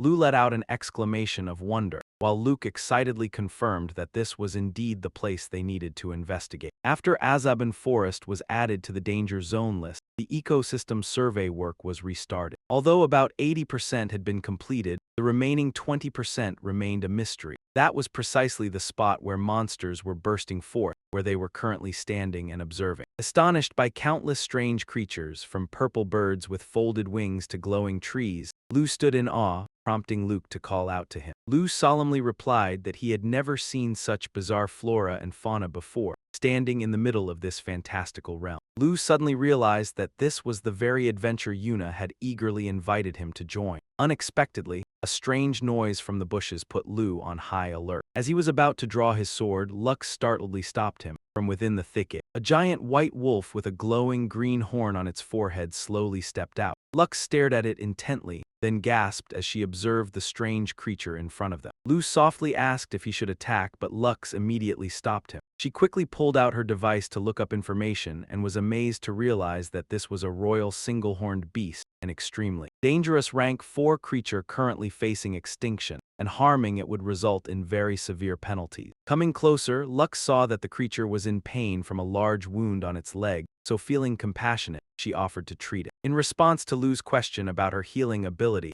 Lux gently tended to the wounds while warmly explaining. She shared that because adventurers often get into accidents, she had learned basic first aid, and she was actually the one who bandaged Lu after his battle with Lao. Looking into the animal's weak eyes, Lux decided to stop and set up camp here. As an appraiser, she couldn't ignore this creature. Responding to that determination, Lu gently agreed so as not to hurt Lu's feeling. Lux explained that protecting this royal beast was just like ecological survey work, and it wasn't at all that she valued it more than him. Lu smiled with understanding. When night fell, they set up camp together and lit a fire under a towering ancient tree. Despite the peaceful atmosphere around the campfire, Lu quietly found a private corner to continue practicing. Under the moonlight, a surge of deep green energy flared up, wrapping around his sword and arm. Lu's gaze turned sharp and icy, focusing his entire mind before shouting loudly, "Continuous combo." A series of sword slashes cut through the air at terrifying speed. But despite his best efforts,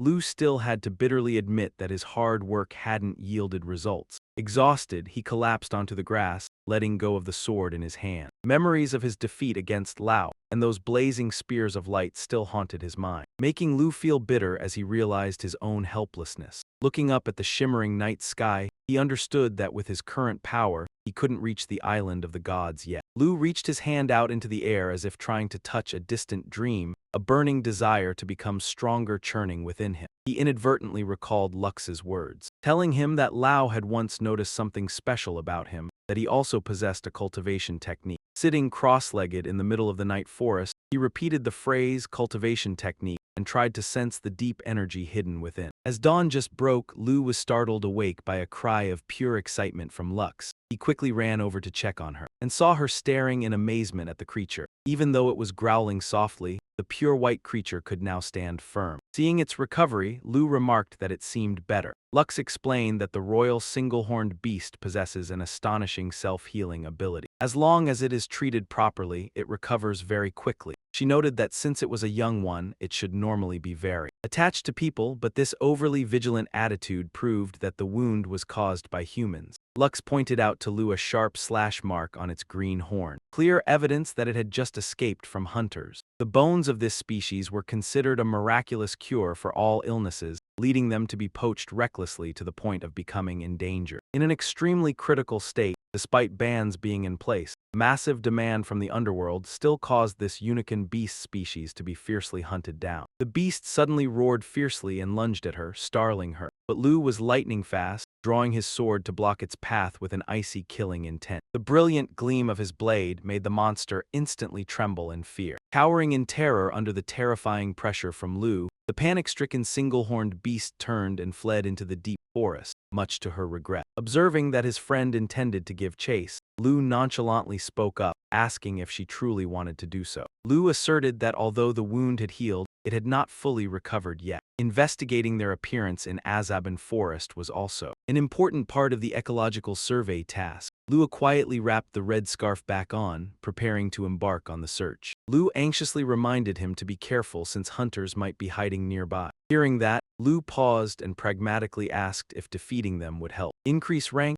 Lua was slightly surprised but still nodded in confirmation, stating that depending on the opponent's strength, rank advancement was entirely possible. "I get it, I'll take down as many as possible," Lu replied decisively and then dashed off to track them down. However, the beast was so fast that he lost its trail for a moment, only managing to guess that it was heading in this direction. Suddenly, an arrow sliced through the wind towards him, making him quickly dodge. As soon as he landed, a stranger rushed over to attack with a threat. "You're out of luck, Hunter. You bumped into us right when we're utterly pissed off." The swords collided with a clash, sending sparks flying, as Lu focused intensely to block the fierce attack from the enemy. Sensing a strange energy from Lu, the opponent was shocked to realize the color of the aura on this side. Amid the tension, a loud shout echoed, "Stop!" Lua froze upon recognizing the familiar voice. The person opposite also hurriedly lowered his weapon and raised his hand to signal a ceasefire. Lu stopped and asked aggressively, "Who's that?" From the treetop, a figure dropped down. It was Eddie and O, old rivals from the exam. Acquaintances,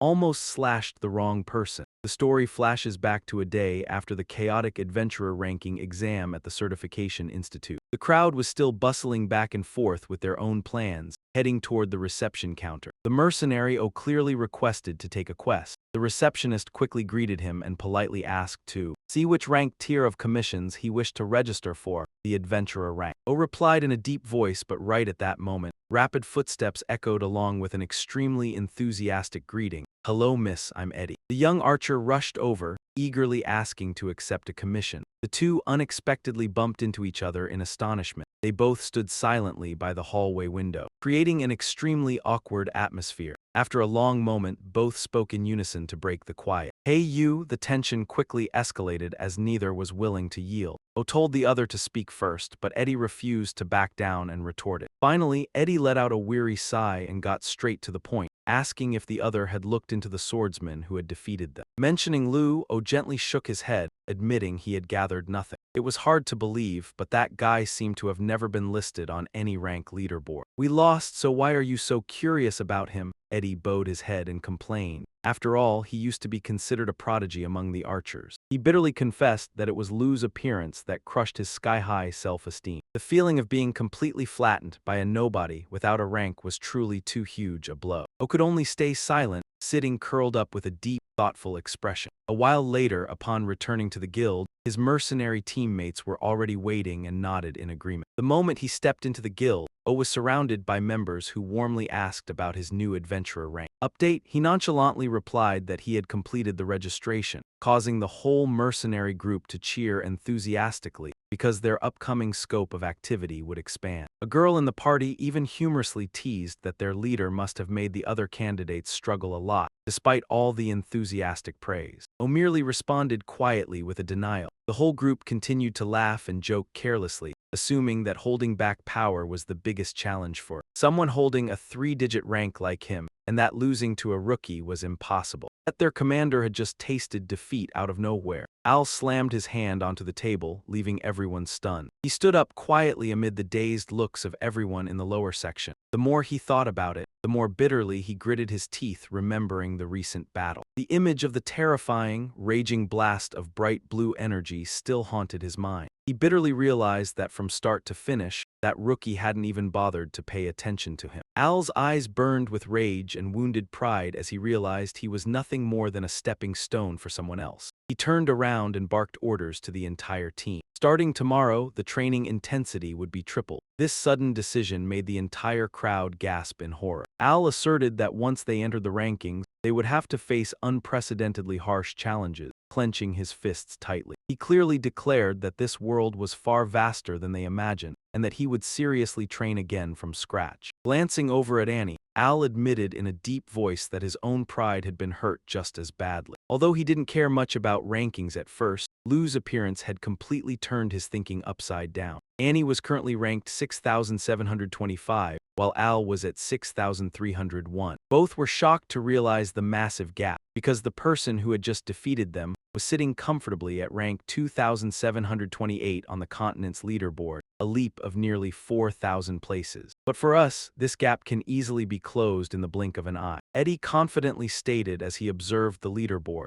Al nodded in agreement, seeing that both of them were thinking the same thing. Sharing the same idea, both headed toward the bulletin board to take on a new quest. Al suggested a dangerous area that had just been reported. Immediately guessing it was the Azaban Forest, where the more dangerous it is, the faster one can rank up. Right after, both arrived at the edge of the forest and unexpectedly ran into Lu. Facing his two former opponents, Lu's face remained stone cold, without the slightest change in expression. Suddenly, a massive shockwave shook the entire forest, catching Eddie and Al completely off guard and startled. Unwilling to waste time with long explanations, Lu coldly uttered a word and sheathed his sword. He shot forward like an arrow, leaving the rest to be dealt with later, while Annie chased closely behind him. Pressing him to confirm whether he wanted to protect that magic beast, Lu merely gave a faint hum in response. Seeing the rookie's terrifying speed, Eddie silently noted that Lu's acceleration ability was truly remarkable. To help the rookie move more efficiently, Eddie called out to guide him on how to take advantage of the rough terrain and execute skillful jumps. The young archer glided smoothly through the canopy, and Lu immediately observed before stomping his foot to dash forward, wrapped in an aura of blue mana. However, the moment he landed, Eddie shouted a loud warning to Lu that he was falling right into a magic beast's attack range. Monstrous, mutated giant creatures with razor-sharp teeth and glowing tentacles rose from the ground, opening their hideous mouths wide to swallow everything whole. Lu and Eddie immediately took their stances, ready to face the ferocious monster blocking their path. Lu quickly swung his sword to sever an incoming tentacle, but he found it difficult to get closer due to the opponent's massive size. If he only attacked from a distance, he feared he would be wrapped up and swallowed whole. Suddenly, Lu noticed the one-horned beast with fluffy fur trapped tightly among the monster's tentacles. Eddie yelled, asking if Lu could create an opening, then urged his teammate to aim straight for its eye. "Keep running, Lu." Eddie shouted and shot a precise arrow that struck straight into the monster's eye. making it roar in agony. Seizing the opportunity, Eddie continued to direct Lu to target its legs. Lu gathered his strength, leaped high with cold, sharp eyes, and slashed fiercely at the magic beast's massive body. Eddie yelled for Lu to get the little beast out of harm's way. He quickly scooped up the small creature and dashed out of the danger zone. The final blow was left to Al, who swung his sword to chop down a massive ancient tree. The heavy trunk collapsed and crushed the monster flat as the dust slowly settled. The ferocious magical beast from earlier was now just a lifeless corpse deep in the forest. Lo stood firmly, still tightly holding the now safe one-horned beast in his arms. Feasting his eyes on that flawless coordination, Eddie couldn't help but praise him. "Quite a commander, aren't you?" Ao casually replied that he was already used to commanding subordinates. That remark infuriated Eddie, making him shout back, "Who's your subordinate?" Eddie reminded him that although Ao's swordsmanship was impressive, it still wasn't enough to squeeze into the top rank. As a veteran adventurer, he stated that to rank up, you must hone many other skills besides swordsmanship. A moment later, Luke ran over frantically. Out of breath, she called out loudly, "Lo, I'm sorry I'm late." She witnessed Lo standing alongside Eddie and Ao next to the one-horned beast. The girl couldn't hide her astonishment at this unexpected reunion. It turned out to be all a misunderstanding, as Lo had mistaken the two of them for poachers. But the conflict was quickly resolved. Even though everything was fine now, Luke still crossed her arms with a stern expression, trying to face the mercenary Ao. "Even though it's resolved, suddenly attacking like that is unacceptable. I really should report this to the rank board," seeing the other person's face turn pale. The girl giggled and chuckled. "Just kidding, you stopped in time anyway. But next time I'll really report it." Ao could only break out in a cold sweat. Lai Nhi replied, I got it, I'll be more careful next time." Right after that, he curiously leaned in and whispered to Lo, "Hey, why are you carrying special identification gear?" Lo nonchalantly answered that he heard using it would make it easier to increase his rank. Just as Luke was struggling to climb over the fallen tree, Ao warned him in a solemn voice. "Ranking up might be fast, but you'll be under constant surveillance. No one is as rigid as those identifiers.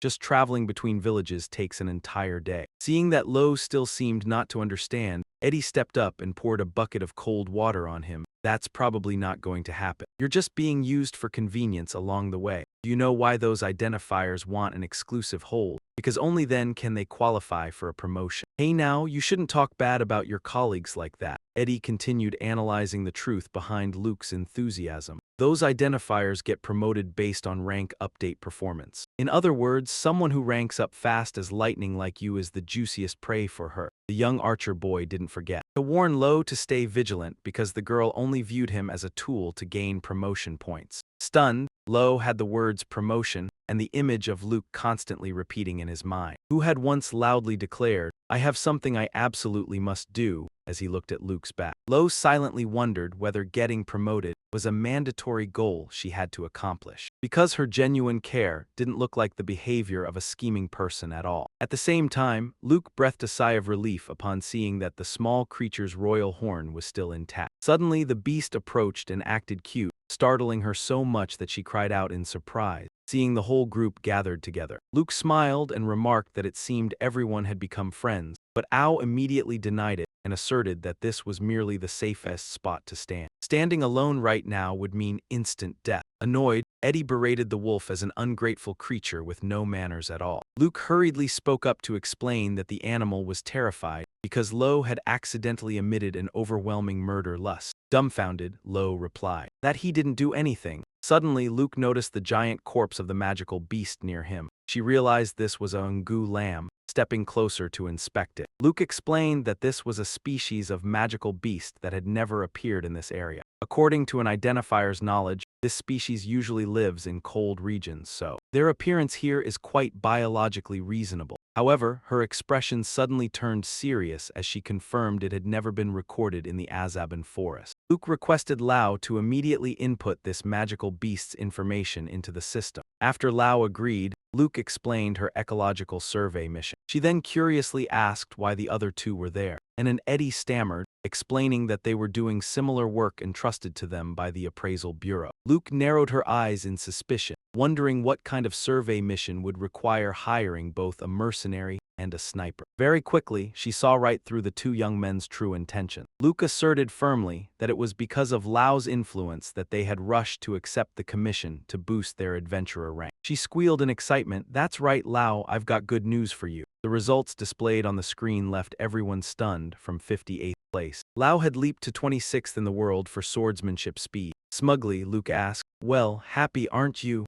Lau Kai nodded in agreement, but internally he was astonished that she could still perceive such an unnaturally fast technique. She casually replied that it was the intuition of a certified professional. She had to at least be able to recognize that much. Seeing that confidence, Lau suddenly wondered if Luke was an extraordinary person. Seeing him stare awkwardly, Luke put her hands on her hips proudly, just realizing that now. Right at that moment, Eddie and Al stepped forward, curious to see which category had just advanced. With Lau's permission, both looked at the screen and were shell-shocked by the absurd numbers. Eddie cursed under his breath at this bastard, while Al felt those figures were downright troublesome. Amidst the silence, Lau suddenly turned back to look at his two former rivals with firm resolve. He spoke up clearly, "I have something to say. Please teach me the power that goes far beyond swordsmanship." Lau sincerely admitted that Eddie's use of terrain and Al's tactical guidance in the previous battle had been a huge help to him. Eddie was stunned that Lau could replicate his movements instantly. As the leader, Al explained that those instructions had become second nature to help him protect his teammates. He affirmed that in team coordination, formation and order are paramount. Every move must be calculated backward from the finishing position. "Are you really interested in this?" Al looked at Lau skeptically,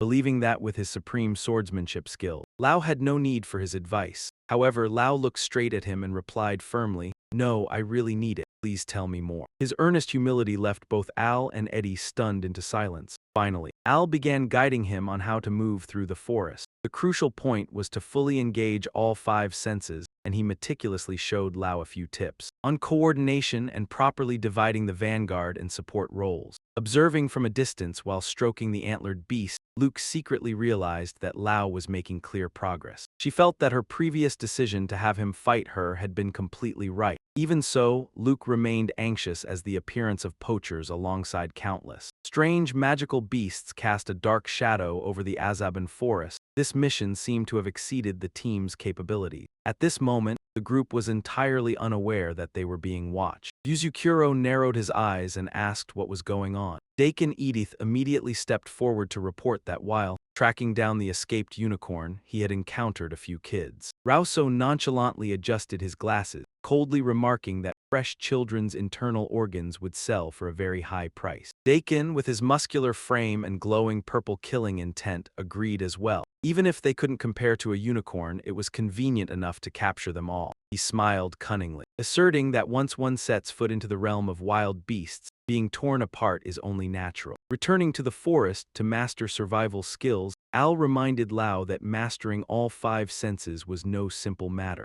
Eddie added that besides vision and hearing, smell and taste also required training to be applied effectively in combat. Lo Tram and Gong nodded in understanding. Eddie noted that this forest was an ideal training ground as the scents of plants and animals were very dense. Ao admitted that a mercenary used to the smell of blood like himself would struggle to distinguish other scents. On the contrary, Eddie asserted he could accurately pinpoint the number of beasts around them. He then told Law to unleash his Bana. The young boy instructed Law to treat Bana as an internal flow of power and focus his awareness on the sense he wished to hone. Immediately, Law concentrated his mind, causing a brilliant surge of blue mana to erupt violently. The immense energy level left Ao and Eddie utterly astounded. Amidst the dazzling aura, Law closed his eyes tightly, devoting all his mind to sharpening every sense as razor-sharp as a blade. The deep blue stream of Vanna surged like a storm, illuminating the dark night forest. From the top of a high cliff, a mysterious figure silently watched everything unfold. Suddenly, a fiendish face with glowing purple eyes full of murderous intent appeared menacingly. Sensing the imminent danger, Law's eyes lit up. Quickly drawing his sword and taking a defensive stance to protect Luke and the beast behind him,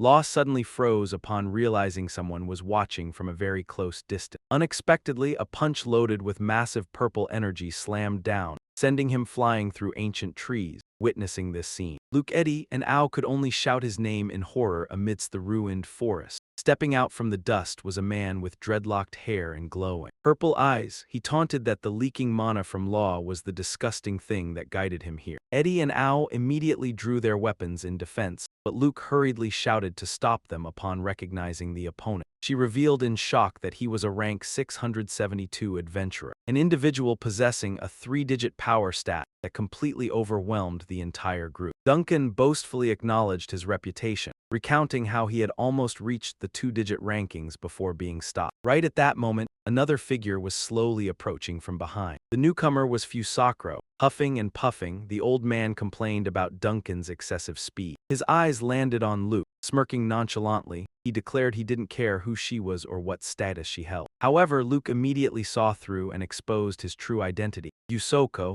the man ranked 76th on the smuggling leaderboard. I wondered how famous you were, but turns out you're just Yuzaklo the smuggler. The old man chuckled sinisterly, finding her knowledge quite amusing. Seeing that she was even familiar with the criminal rankings, he began blabbering unexpectedly. He rambled about the hierarchy in the underworld, a system for classifying the severity of criminal acts. From petty thieves to cold-blooded serial killers, these unofficial leaderboards were created by insiders in the underworld to operate beyond the control of the authorities. Sometimes, reputable lists were even bought back by the Bureau, provided they weren't too unethical. Ignoring the old man's lengthy explanation, Duncan Ely fixed his glowing purple eyes, filled with longing, on the single forest beast peeking from behind a tree trunk. A unicorn beast, so it was here all along. You made me search for so long. He approached with a crazed look on his face, making the small creature tremble in fear. Without hesitation, Luke instantly rushed out to stand in front of the fierce adventurer to protect the beast. Angrily shouting, she asked Duncan why he was working with that man. Duncan nonchalantly replied in a pragmatic tone, "For the money, of course. Selling your honor and dignity for money really worth it?" His answer left Luke utterly shocked and disappointed. Angrily, she pressed him, asking if he was teaming up with that old man just for money. Even though his skills were more than enough to earn an honest living, Duncan offered a subtle smile, gesturing for her not to judge so quickly, because money was not his only target. He revealed that he was collaborating with Fusu for 2 reasons, both to sell goods to him and to buy items from him. Buy what? Luke asked back, bewildered, as Duncan's face suddenly turned menacingly dark. Leaning close to her ear, he dropped a defiant challenge. As an evaluator of the rankings, you know full well that with enough money, anyone can buy a spot. This blatant insult to the system she revered made Luke tremble with rage. Clenching her fists, her eyes blazed with deep hatred as she glared at the man before her. How dare you insult the rankings in front of an evaluator?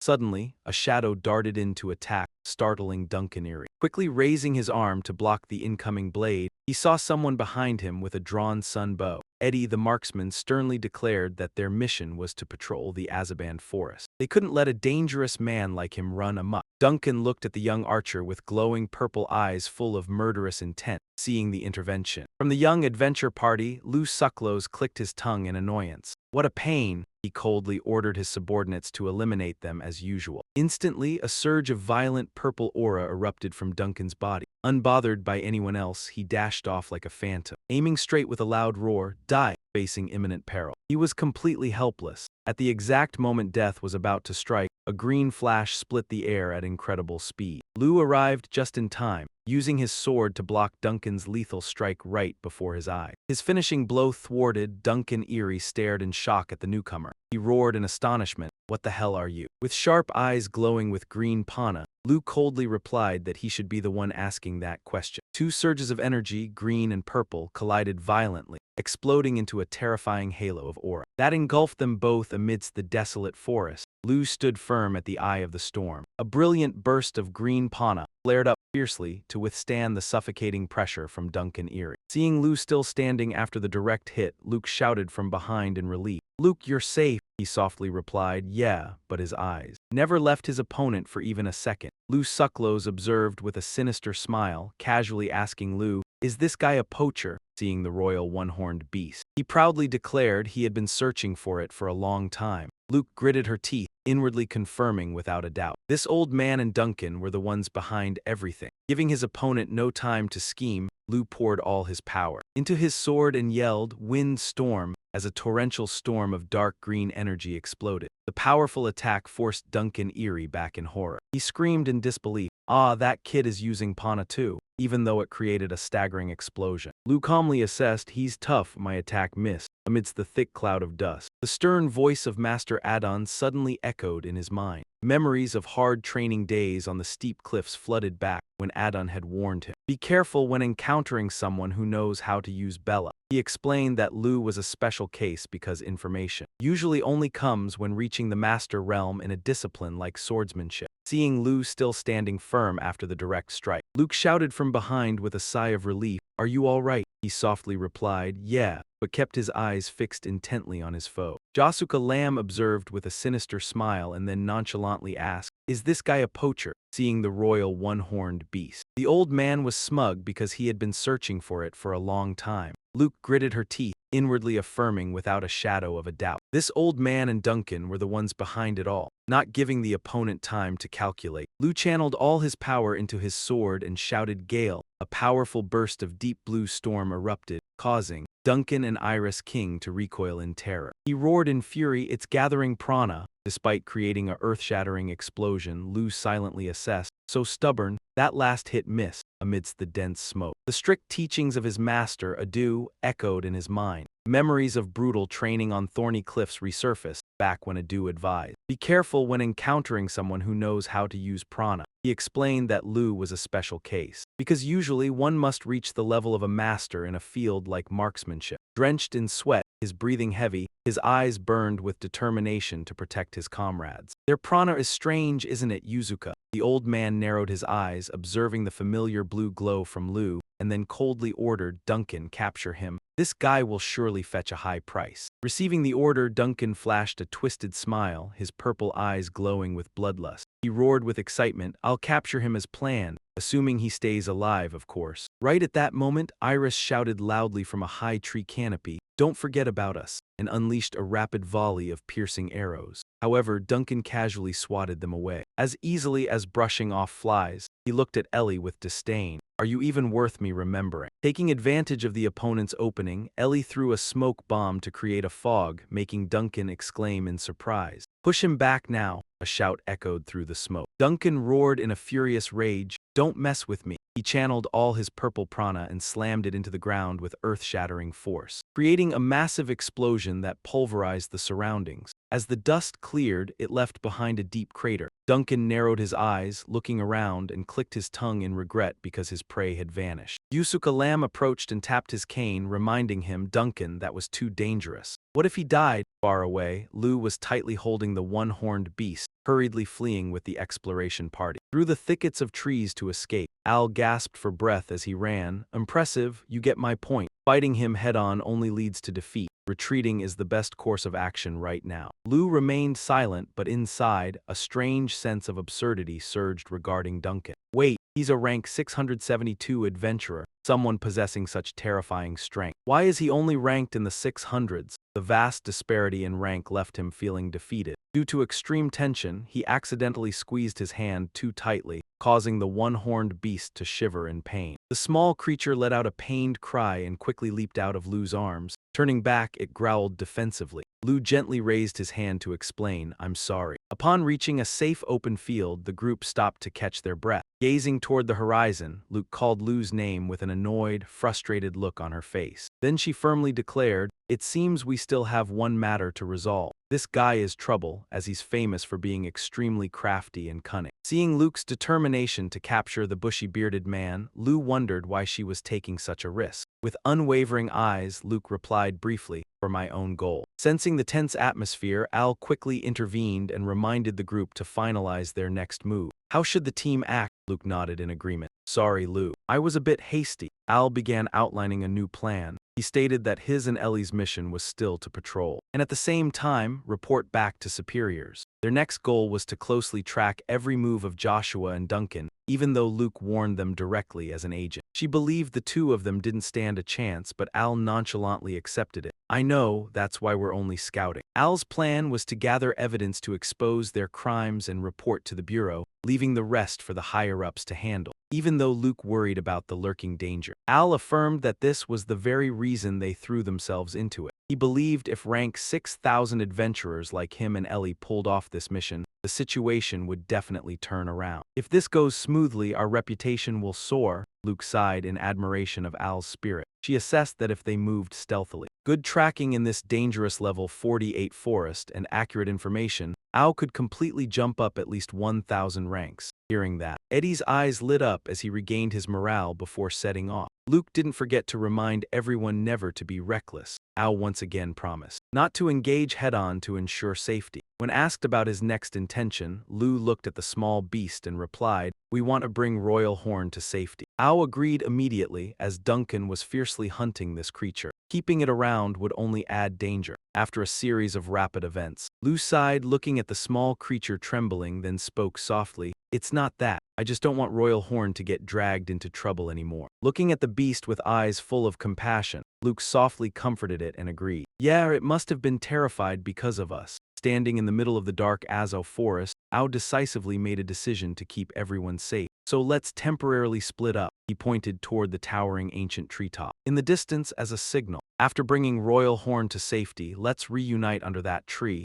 Me or Eddie will wait there every night." Seeing Lu's confusion, Ao explained in a deep voice, "Just in case of any mishaps. Who knows, maybe later we'll need to support each other." Before the group split up, Eddie didn't forget to advise, "All right, before parting ways, let me show you how to move safely in this forest." Seeing the two still hesitating, Ao urged impatiently, "Hey, if you keep hesitating, Duncan will escape." But Eddie reassured Lu, telling him to go ahead. "No matter where you are, I'll find you." The young boy leaned close to Lu's ear, whispering valuable survival secrets deep in the forest. After receiving direct guidance and demonstration from Eddie on movement and concealment skills, Lu inwardly marveled that he still had a lot to learn. Because his old sword had broken after a hard clash with Duncan, Lu expressed his desire to borrow a weapon and jokingly asked if he knew whether that counted as tuition. He asked to borrow a dagger since his sword was ruined. Eddie happily agreed if Lu didn't mind using a hunting knife. Ao also didn't forget to leave one last piece of advice on mental training, telling him to practice visualizing everything in his mind before sleeping. He added that this would help increase the success rate, and that reviewing it every day made Lu deeply grateful. Finally, Ao patted the forest beast gently to signal Lu to set off. He urged him to bring Royal Horn to safety and help the group continue the survey. Even though Duncan remained a constant concern, Ao affirmed that they had a responsibility to complete the mission. Seeing Ao still slightly anxious, Lu looked straight into his eyes, secretly placing full trust in Ao and Eddie. He admitted that their skills were superior to his own and affirmed that the group could completely trust them. Suddenly, O raised her finger excitedly and made a new proposal. She suggested finding a home for Royal Horn during the survey, curious about its origin and hoping there were others of its kind out there. She felt sorry for it, saying if it was completely safe, they could leave it there for good. Lu wondered how they could find it in such a vast forest. Ao smiled, patted the beast's head, and gently asked where it wanted to go. After a moment of silence, the beast suddenly dashed off, surprising them both. Ao quickly pointed and told him to follow its direction.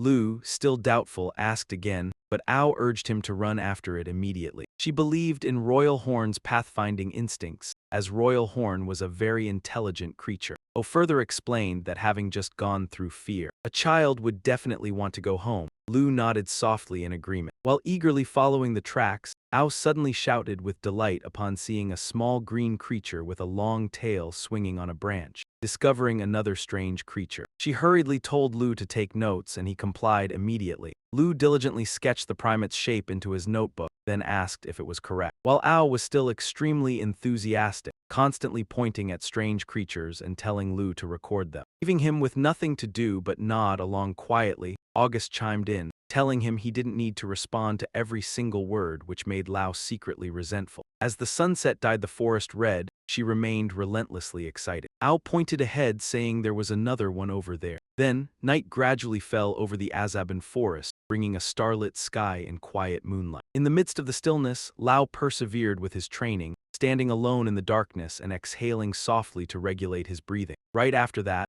a brilliant green aura, burst forth powerfully. Enveloping his body like a flame of energy, he poured all his effort into controlling and honing his power, exactly as instructed. Teaching, suddenly a voice called out from behind and her teacher approached. Lutz softly asked if he was bothering her, seeing that she was still awake at this hour. After a soft inquiry, she handed over her notebook, saying she had finished reading his report. Looking at the scribbled lines, Lutz couldn't help but criticize the terrible drawing skills and said they needed improvement. Despite being criticized, she continued speaking gently. She said she would temporarily let him pass while advising him to write more concisely, emphasizing that this was just objective feedback. The atmosphere suddenly turned heavy. Lutz looked straight at her and asked in a low voice. She said she wanted to catch Zasu for personal reasons. Was that something she absolutely had to do? Lutz bowed his head slightly in admission. Seeing her contemplative look, Lutz firmly declared he would help, which made her cry. Unable to hide her surprise, she asked again. He looked toward the night sky and said in a low voice, "Staying up this late, it feels like if you just sit still, all those suppressed emotions will explode." She quietly admitted it with sorrowful eyes. Lutz added that he understood the feeling completely. Widening her eyes in surprise, she asked why he spoke about it so casually. She stared intently into Lutz's eyes, searching for empathy behind his gloomy appearance. As they walked through the night forest by the campfire, she asked out of curiosity if that was why he stayed up every night. In response, there was only a brief yet firm nod. She stood silently watching the young man's back, feeling the harmony of two souls carrying heavy burdens. She thanked him and then mentioned that he didn't even know what her goal was. Lutz turned around. He sincerely replied that even without knowing, he still wanted to help. Touched by that trust, she decided not to hide anything and tell him everything. She began explaining the nature of the world, where rankings separate the best from top to bottom, and where everyone struggles to prove themselves. However, she posed a question. Does a ranking exist to recognize those who rise from the bottom of society? No, her eyes turned cold as she mentioned the dark existence known as the worst ranking. She looked straight at Lutz and confirmed that it was the dark side she had been pursuing 5 years ago. When Lutz was still a young girl, she had a very close friend named Muriella. Muriella possessed bright golden hair, but ironically, she was born blind and had never seen the outside world. Precisely because of that flaw, Muriella never ridiculed Lutz's ambitions, which were often mocked as unrealistic. Sitting on a wooden chair under the green canopy,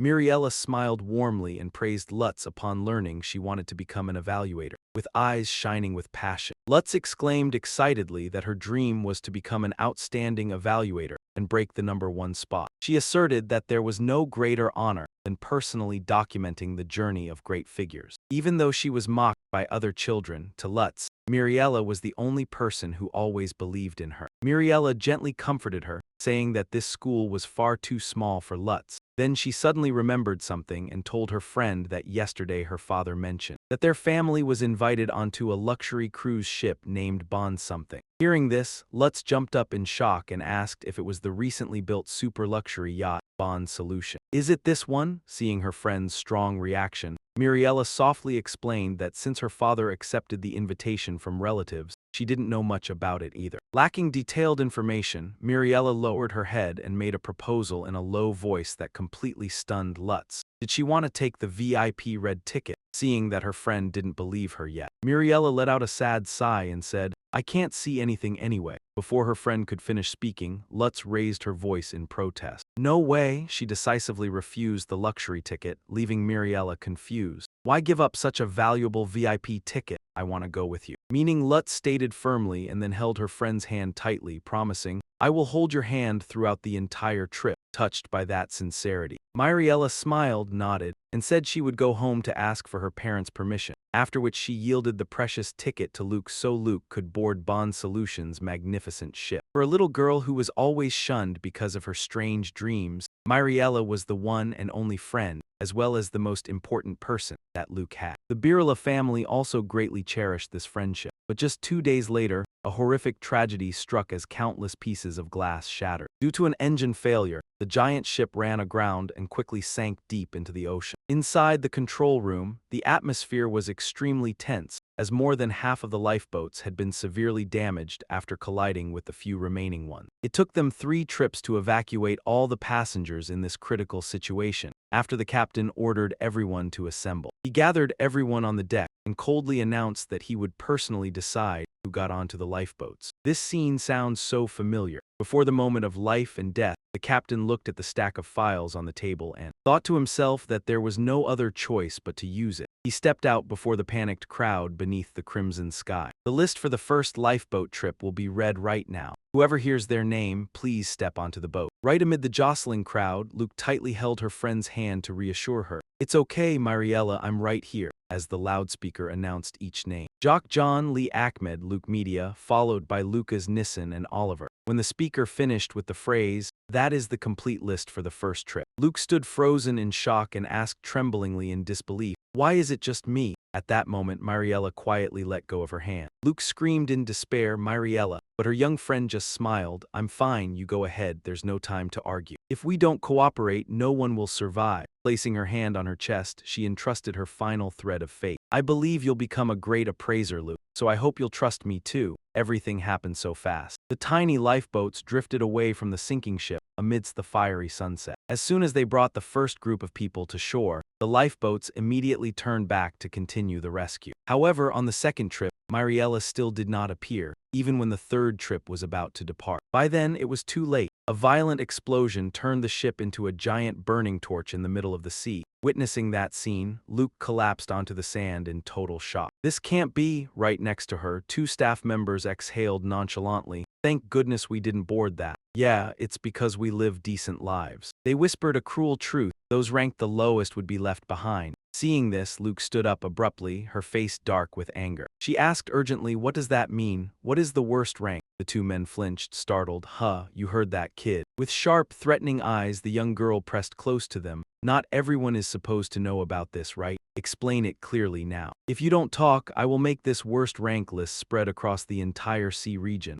Faced with that threat, one of the men clicked his tongue and conceded, "All right, I'll talk, but you absolutely must not reveal this to the captain." He began to reveal the dark truth behind the name, worst rank. Returning to reality beside the campfire, Luke slowly explained to Lo. It was actually a human ranking system, starting from the lowest level of capability upwards. From social, economic, physical, to mental aspects, it listed and categorized the weakest individuals so that they could be identified at a glance. This list was used to eliminate the vulnerable when things took a turn for the worse. When Luke revealed more, she noted that those holding the power of life and death, like luxury yacht captains, hospital directors, or politicians, often use this document. They rely on it to decide who gets prioritized for survival in critical situations. Staring fixedly into the fire, Luke declared her goal was to erase this cruel ranking system. She was determined not to forgive the system that indirectly killed Marilla. It was a heartless ranking system that pushed people into a corner and shouldn't exist in this world. Lo listened in silence, then softly asked, "I understand what the worst ranking is now, but what does this have to do with Joso?" Luke explained that she wanted to use one criminal to take down another. She mentioned that the worst ranking was just an unregistered, underground list. Just like Joso, who was a fugitive on the list of unregistered criminal. If they could catch Joso and use him as a lead to question the underground ranking, they might trace the mastermind behind the worst ranking list. That was why she had to defeat Danker at all costs. Lo asked curiously about the mastermind, but Luke admitted she hadn't gathered any concrete clues yet. Even so, she judged that it had to be an extremely powerful organization since it manipulated both politicians and the ultra-wealthy. She even suspected the potential existence of an underground copy of the Certification Institute. Both fell silent again amidst the pitch-black forest. Looking at her friend's small stature, Lo gently comforted her.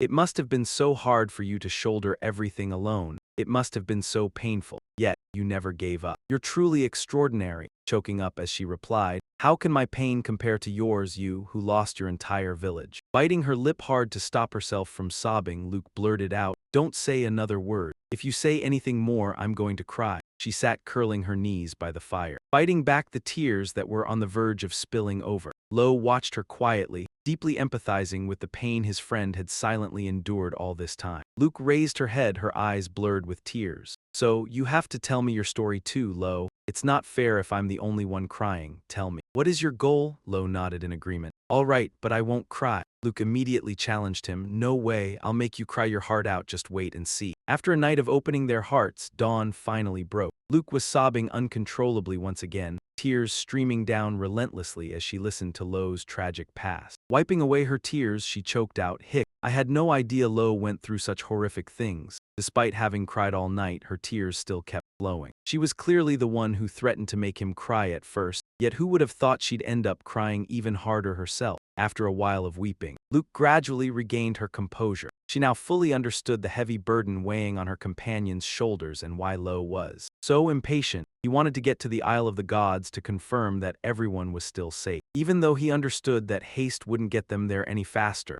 Lo looked at her with deep appreciation and replied that she was the one who had taught him that, while also asking Luke to remind him whenever he made a mistake. Amidst the vast wilderness, Lo solemnly made a formal offer, asking her to become his exclusive appraiser. Wiping away her final tear, Luke nodded softly. Adjusting her brown hat with a radiant smile, she affirmed that she wouldn't regret it. Lo's gaze grew even more resolute now that he had found a truly trustworthy companion. A firm handshake marked a new beginning. Together with the royal horned beast, they continued picking up their pace through the dense branches. Watching the small creature up ahead, Luke softly whispered, hoping it would safely find its way home after this journey. Lo asked curiously where this species of royal horned beast usually lived. Luke immediately explained that most of them dwelt in caves, but thanks to their tough vitality, they rarely needed to hunt, choosing instead a secluded lifestyle deep inside caverns. Yet the hunters still managed to track them down, truly doing anything for profit. Suddenly catching a familiar scent, the horned beast bolted forward, leaving them both utterly stunned. Luke shouted loudly, urging Lo to hurry and follow before they lost its trail, as its nest was surely somewhere nearby. Lo firmly replied, and then dashed through the dense bushes alongside her to keep close to the beast. After trekking through the forest for a while, the small creature suddenly stopped in front of a giant gray sphere covered in water stain. Lo curiously asked if this was a massive boulder, but Luke had already noticed something unusual and rushed over. Her face contorted in astonishment. Upon realizing that this was not stone, it was a Morse mimic, an extremely rare species of magical beast. She couldn't believe such a creature had appeared here. However, as she stepped closer to examine it, Luke realized it had been dead for a long time, leading her to thoughtfully conclude that all the mysteries now had answers. Lo still didn't understand what was going on. Luke explained about the mimic species, which uses treasure as bait to lure humans. But the Morse mimic was on an entirely different level. They used rare magical beasts themselves to lay traps for hunters, swallowing these rare creatures inside their bodies to tempt greedy people into coming near, and then teamed up with symbiotic beasts to tear their prey apart. Due to their habit of roaming everywhere and collecting all kinds of creatures, they were also known as mobile museums. Lo suddenly remembered and asked if the royal horned beast had also been trapped inside. Luke nodded in confirmation, explaining that when hunting, the Morse mimic would release all the magical beasts to attack. But this time, it seemed to have been overthrown. Lo's gaze hardened as he thought of whoever was capable of taking down this giant creature, then softly muttered the name Duncan. Meanwhile, Luke typed continuously on her tracking device and sighed in relief after discovering the root cause of the magical beast outbreak. The death of the Morse mimic had freed all the imprisoned magical beasts, completely throwing the ecosystem of the Azaban forest into chaos. Thanks to these crucial discoveries, their survey report was finally completed. But looking at the colossal carcass of the magical beast, Lo could only exclaim in shock that it was dreadful. He wondered whether those fatal wounds were inflicted by the poachers. However, Luke assessed that those tearing bite marks only appeared after its death, caused by other magical beasts coming to feed on the corpse. She explained that giant mimics normally had a very strong symbiotic bond, so the one that took down this creature must be an incredibly terrifying magical beast living in this forest. Looking at the single-horned creature standing silently by the ruins, Lo spoke in a deep voice. "Did you lose your home too?" He walked forward with a mournful expression and softly uttered, "I know that feeling, like your heart is being torn apart." The sincere empathy radiating from the depths of Lo's soul left Luke watching silently, filled with heartache. Suddenly, violent, earth-trembling noises resounded nearby. Both turned back in shock to see a giant red ogre with a massive frame and an overwhelming murderous aura appearing right behind the giant mimic's corpse.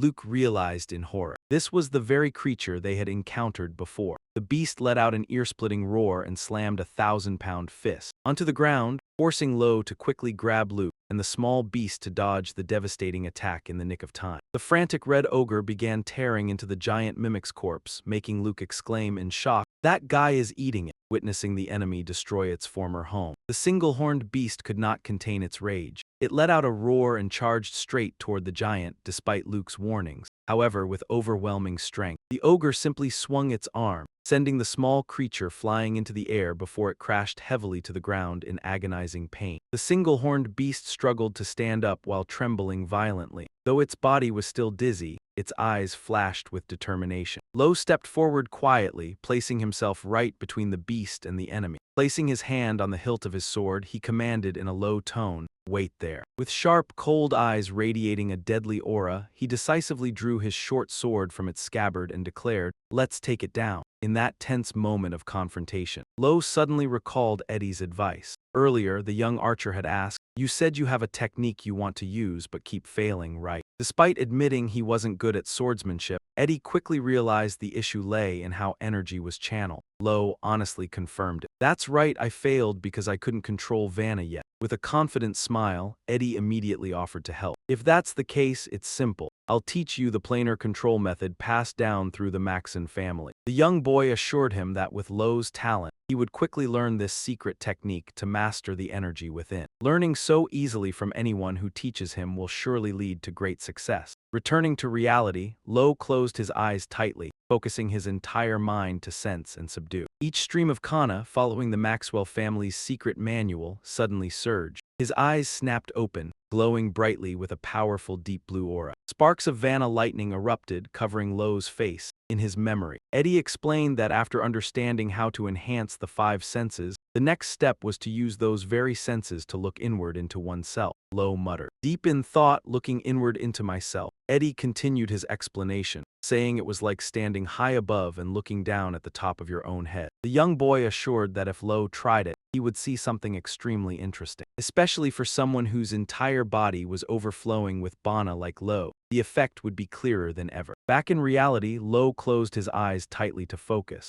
with his senses heightened to the extreme. Maximum level, Lo began to look deep into his mind. In the spiritual space glowing with deep blue energy, he was astonished to realize this was himself. Observing more closely, Lo saw the flow of prana in his body was extremely chaotic. He thought to himself, "I see. If that's how it is." Leo's eyes flared with powerful blue electricity. He darted forward like lightning, closing in on his opponent and catching the red slug completely by surprise. The red slug roared, intending to crush him, but Leo was a step faster. He gripped the sword hilt tightly, channeling all the stabilized quana into the blade and quietly called out the technique. Middle way, transformation like fire. Instantly, a slash glowing with brilliant blue light struck straight into the monster's colossal body. Witnessing the scene, Luke couldn't help but exclaim in utter shock. Did the second stance succeed? However, Leo knew this wasn't enough. Thinking to himself that one strike wouldn't do it, he charged forward like a whirlwind, continuously unleashing sword slashes so fast that the naked eye couldn't possibly keep up. Transformation like fire was terrifyingly formidable because it built up power with every single strike, and that number was infinite. Intersecting trails of blue light rained down incessantly upon the slug's body, creating immense pressure that left it completely unable to fight back. The monster howled in agony under the rain of energy-infused sword strikes. With a cold, glowing gaze, Leo calmly sheathed his sword. The moment the sword latch clicked dryly, all the accumulated power exploded violently into a single, massive mass of energy, crushing the red slug in an earth-shattering explosion. The monster was completely wiped out. Luke stood frozen, unable to believe his eyes at Leo's overwhelming strength. After the battle, Leo quietly walked over to the Dion one-horned beast that was cowering in fear.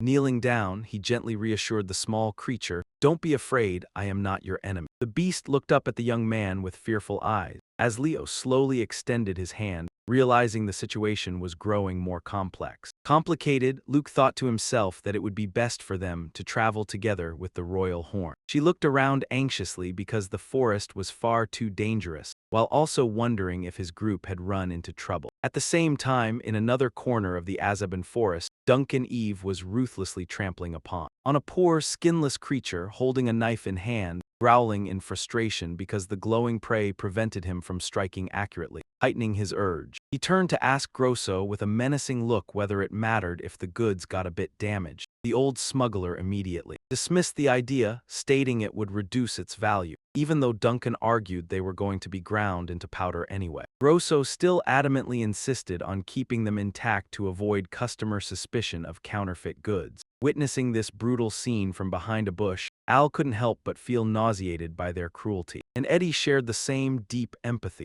Al admitted in a low voice that this was not an opponent they could face head-on right now. Eddie clearly understood the situation, believing their only choice was to quickly retreat and report back to the assessment bureau. On the opposite side, Grosso contentedly noted that they had gathered almost enough goods and announced it was time to move to the next step. Suddenly, Duncan Eve emitted a fiercely threatening purple killing intent. He roared, wanting to deal immediately with the rat lurking behind them. Al and Eddie were shocked to realize they had been detected, leaving no time to react. Duncan charged forward at terrifying speed, delivering a thunderous strike that crushed their hiding spot. Eddie panicked and yelled out, asking how he detected them when they had concealed their presence. With demonic glowing purple eyes, Duncan Eve burst out laughing. "Right from the start, you brats." He explained that while the other group was busy hunting magical beasts above, he was hunting for cargo, and every movement of the magical beasts around here was in the palm of his hand. Eddie gritted his teeth in anger. That bastard. He realized a 3-digit rank adventurer did not just possess raw power, but their tracking skills were also terrifyingly formidable. Al immediately threw out a cloth bundle. However, Duncan swiftly caught it and sneered as he saw through the old trick. Just as he uttered his mock, an arrow sliced through the wind and tore the cloth bundle right out of his hand. A dense smoke explosion burst forth, causing Duncan to roar in rage. "I will kill you," Al shouted, urging Eddie to run fast, and both summoned all their strength to dash through the dense bushes to escape. However, Duncan's low laughter remained right behind them. He asserted that this fire trick wouldn't work again. Unsure of what to do, Eddie felt anxious, muttering to himself that he had to find a way to raise their chances of survival, even if only by a little. Gritting his teeth tightly, he quickly wrapped a leaf containing a message around an arrow and drew his bowstring taut. Enveloped in deep blue energy, the arrow shot away.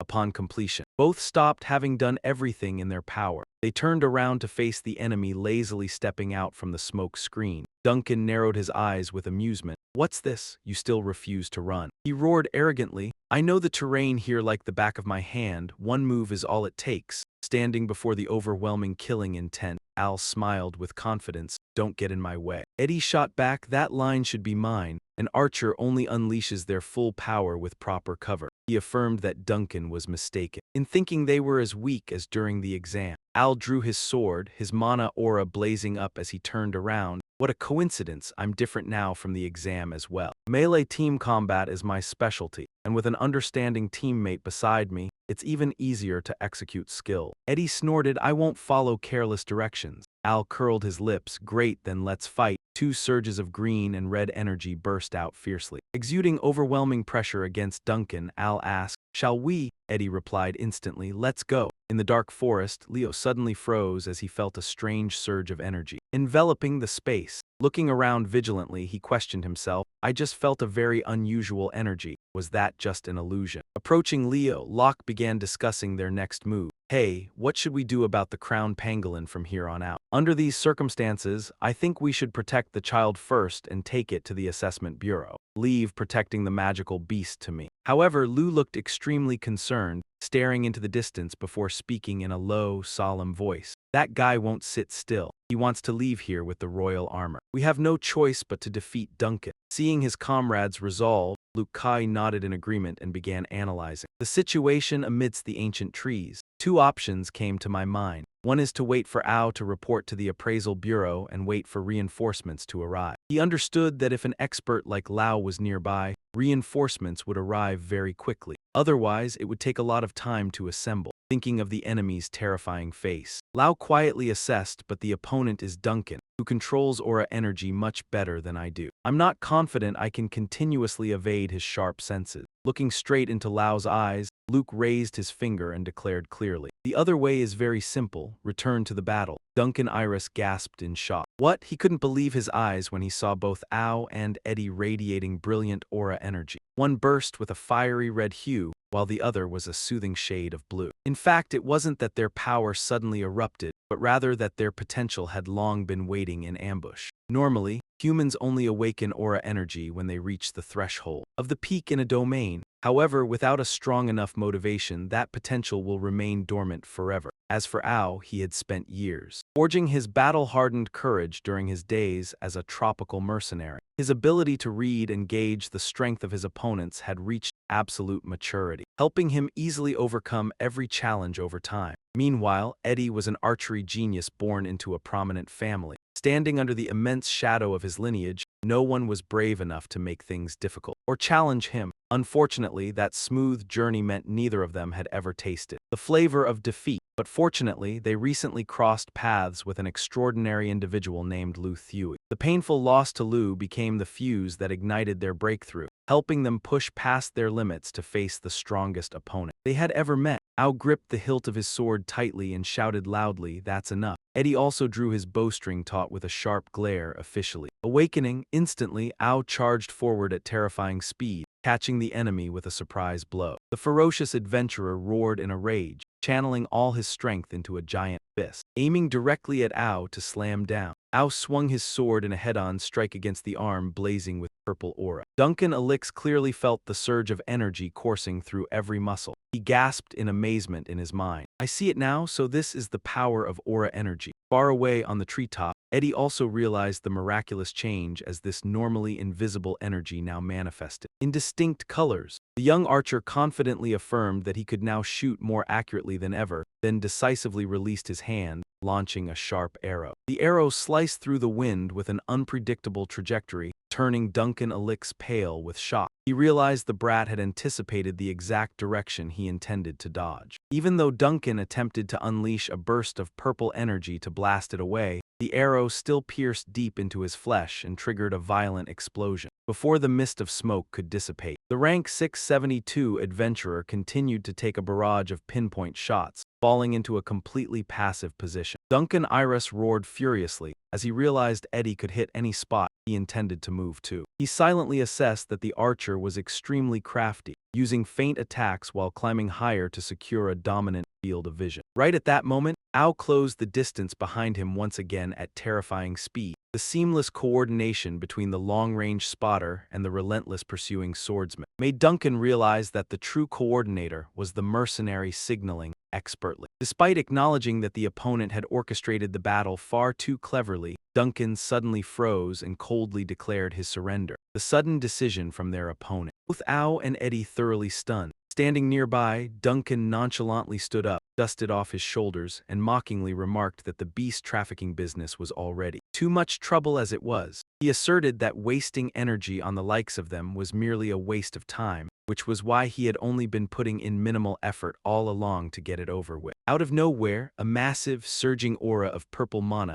violently burst forth around Duncan's body. With eyes blazing with ruthless ferocity, he declared that this was not a gap that could be bridged with just a little bit of heady intellect. Duncan Iris moved as fast as a phantom, unleashing a rapid volley of punches enveloped in purple lightning. With wind-cleaving strikes, Ao was completely overwhelmed by the speed of punches ranked among the top 48 in the world. Just as Ao was about to swing his sword to counterattack, Duncan nonchalantly caught it with his bare hand. Possessing arm strength ranked in the top 19, he effortlessly shattered his opponent's blade as if it were a mere toy. Stunned, Ao watched his weapon break into pieces, and before he could even recover his senses, he took the full force of a lightning-fast kick. From above, Eddie frantically shouted his friend's name in panic, but Duncan swiftly blew away his bow with a single strike, throwing his disoriented opponent away with matchless, rank 7 physical strength. Eddie lost his hiding spot and fell freely to the ground. Amidst the rubble, Ao lay crumpled, enduring agonizing pain. Faintly calling out his comrade's name, Duncan strolled over, looking down at the loser with utter contempt. Well, still clinging onto your fading life, are you? However, with your internal organs shredded like this, you no longer hold any commercial value. He clenched his fist, preparing to deliver the lethal finishing blow. At that exact moment, a surge of deep blue sword aura unexpectedly tore through the air to intercept the strike. Leaving Duncan thoroughly shocked, Lu landed on the ruined battlefield just in time. He softly thanked the signaling arrow that had allowed him to arrive at the exact right moment. A brilliant blue mana energy surged fiercely around Lu, officially igniting a life-or-death duel between the rank 2728 adventurer Lu Tiu Lai and the terrifying monster, Duncan Iris.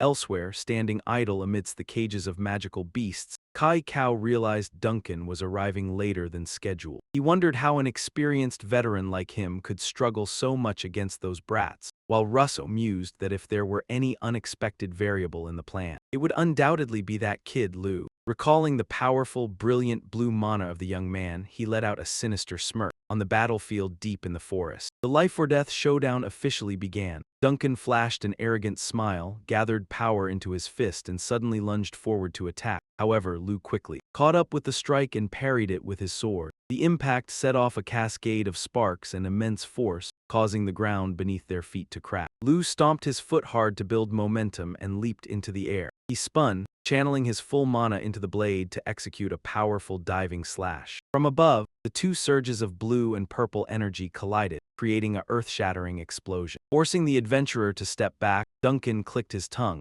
acknowledging that the kid's footwork had improved compared to before. Facing Lu's icy expression, Duncan raised a hand to his chin and arrogantly replied, "But it's only slightly better." Immediately, the purple mana around him exploded violently like a wild beast. He roared, asserting that the boy was still no match for him. Before Lu could even react, Duncan delivered a purple lightning-clad kick that tore through the wind, crushing everything in its path. Lu was sent flying through ancient tree trunks, forced to plant his sword deep into the ground just to regain his balance. Yet, the monster closed the distance once again. Dripping with overwhelming bloodlust, he unleashed a flurry of blows, forcing Lu to struggle just to defend himself. Seeing his opponent constantly dodging, he sneered mockingly, "What's the matter?" He then used his terrifying strength to uproot a massive tree, roaring, "If all you do is run, don't even dream of winning," before hurling it straight at Lu. The young man nimbly leaped up to dodge the heavy strike, but as soon as he touched the ground, Duncan charged forward with a chilling, blood-curdling shout, "Die." Lu reminded himself to keep in mind that Duncan's current adventurer rank was 670. Even though his opponent was formidable, he stayed calm, having fought against far stronger enemies in the past. Memories of his master Adu warning him not to look down on the adventurer rankings resurfaced in his mind. Facing his opponent's massive fist glowing with purple vana, Lu gathered his strength and shouted, "Don't be afraid," as an explosion of deep blue vana burst violently. Parrying the strike made Duncan exclaim in shock, "What?" Amidst the brilliant blue glow, he swung his sword, executing a precise slash. For the first time, the 672nd ranked adventurer was injured by a rookie far below him in rank. Duncan was appalled to realize this was the secret technique from Vanna. Gritting his teeth in resentment, he grumbled, "This brat is copying my move."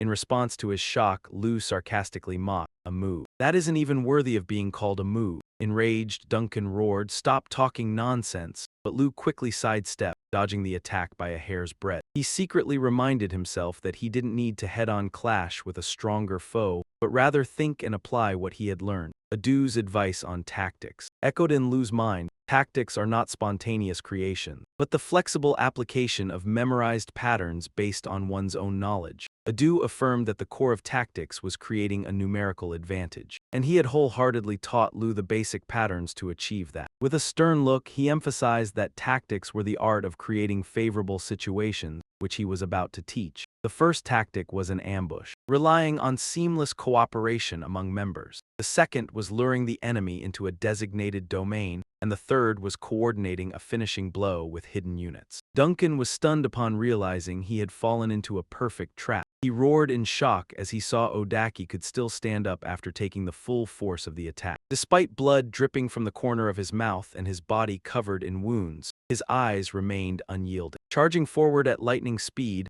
Odaki tightly pinned Duncan from behind to freeze all his movements. Seeing the once-in-a-lifetime opportunity, Lu shouted loudly, signaling to finish it. However, defeating a 600th ranked adventurer was never a simple task. In the dire moment, he unleashed his power, blowing both of them far away. The shockwave crushed the ground and hurled everything aside, seeing Lu injured. The monster rushed over, intending to deliver the fatal blow, but he didn't expect that he had already entered the line of sight of another person. Hiding in the shadows, a sharp arrow flew through the air and struck straight into his right eye, making Duncan scream in agony. Eddie, leaning against a tree trunk with his body battered, was gasping for breath, urging Lu to finish it quickly. Lu's eyes shone with a mysterious blue light. He concentrated all his vana into the blade for the decisive strike. The slash carried a storm of energy raining down on Duncan's body with unstoppable power. The adventurer howled in pain, but immediately after, a brilliant streak of purple vana exploded and enveloped him. Duncan roared madly, "Do you take me for a punching bag?" He instantly closed in, launching a 1,000-pound punch, causing Lu to let out a single groan before being hurled far away. The earth-shattering explosion of purple energy crushed the entire forest region. Watching Lu in freefall amidst the smoke and dust, Duncan coldly declared that he had managed to block it, but the game ended here. He darted forward like a ghost, overflowing with murderous intent, promising to crush him the moment he hit the ground. Duncan mocked that Lu was merely a low-tier adventurer, yet praised him for holding out this far. Looking toward Lu's collapsed companions, he roared madly that this time there was no one left to hold him back, so he should just die in silence. In a hair-raising, critical situation, Lu forced himself to stand with determined eyes.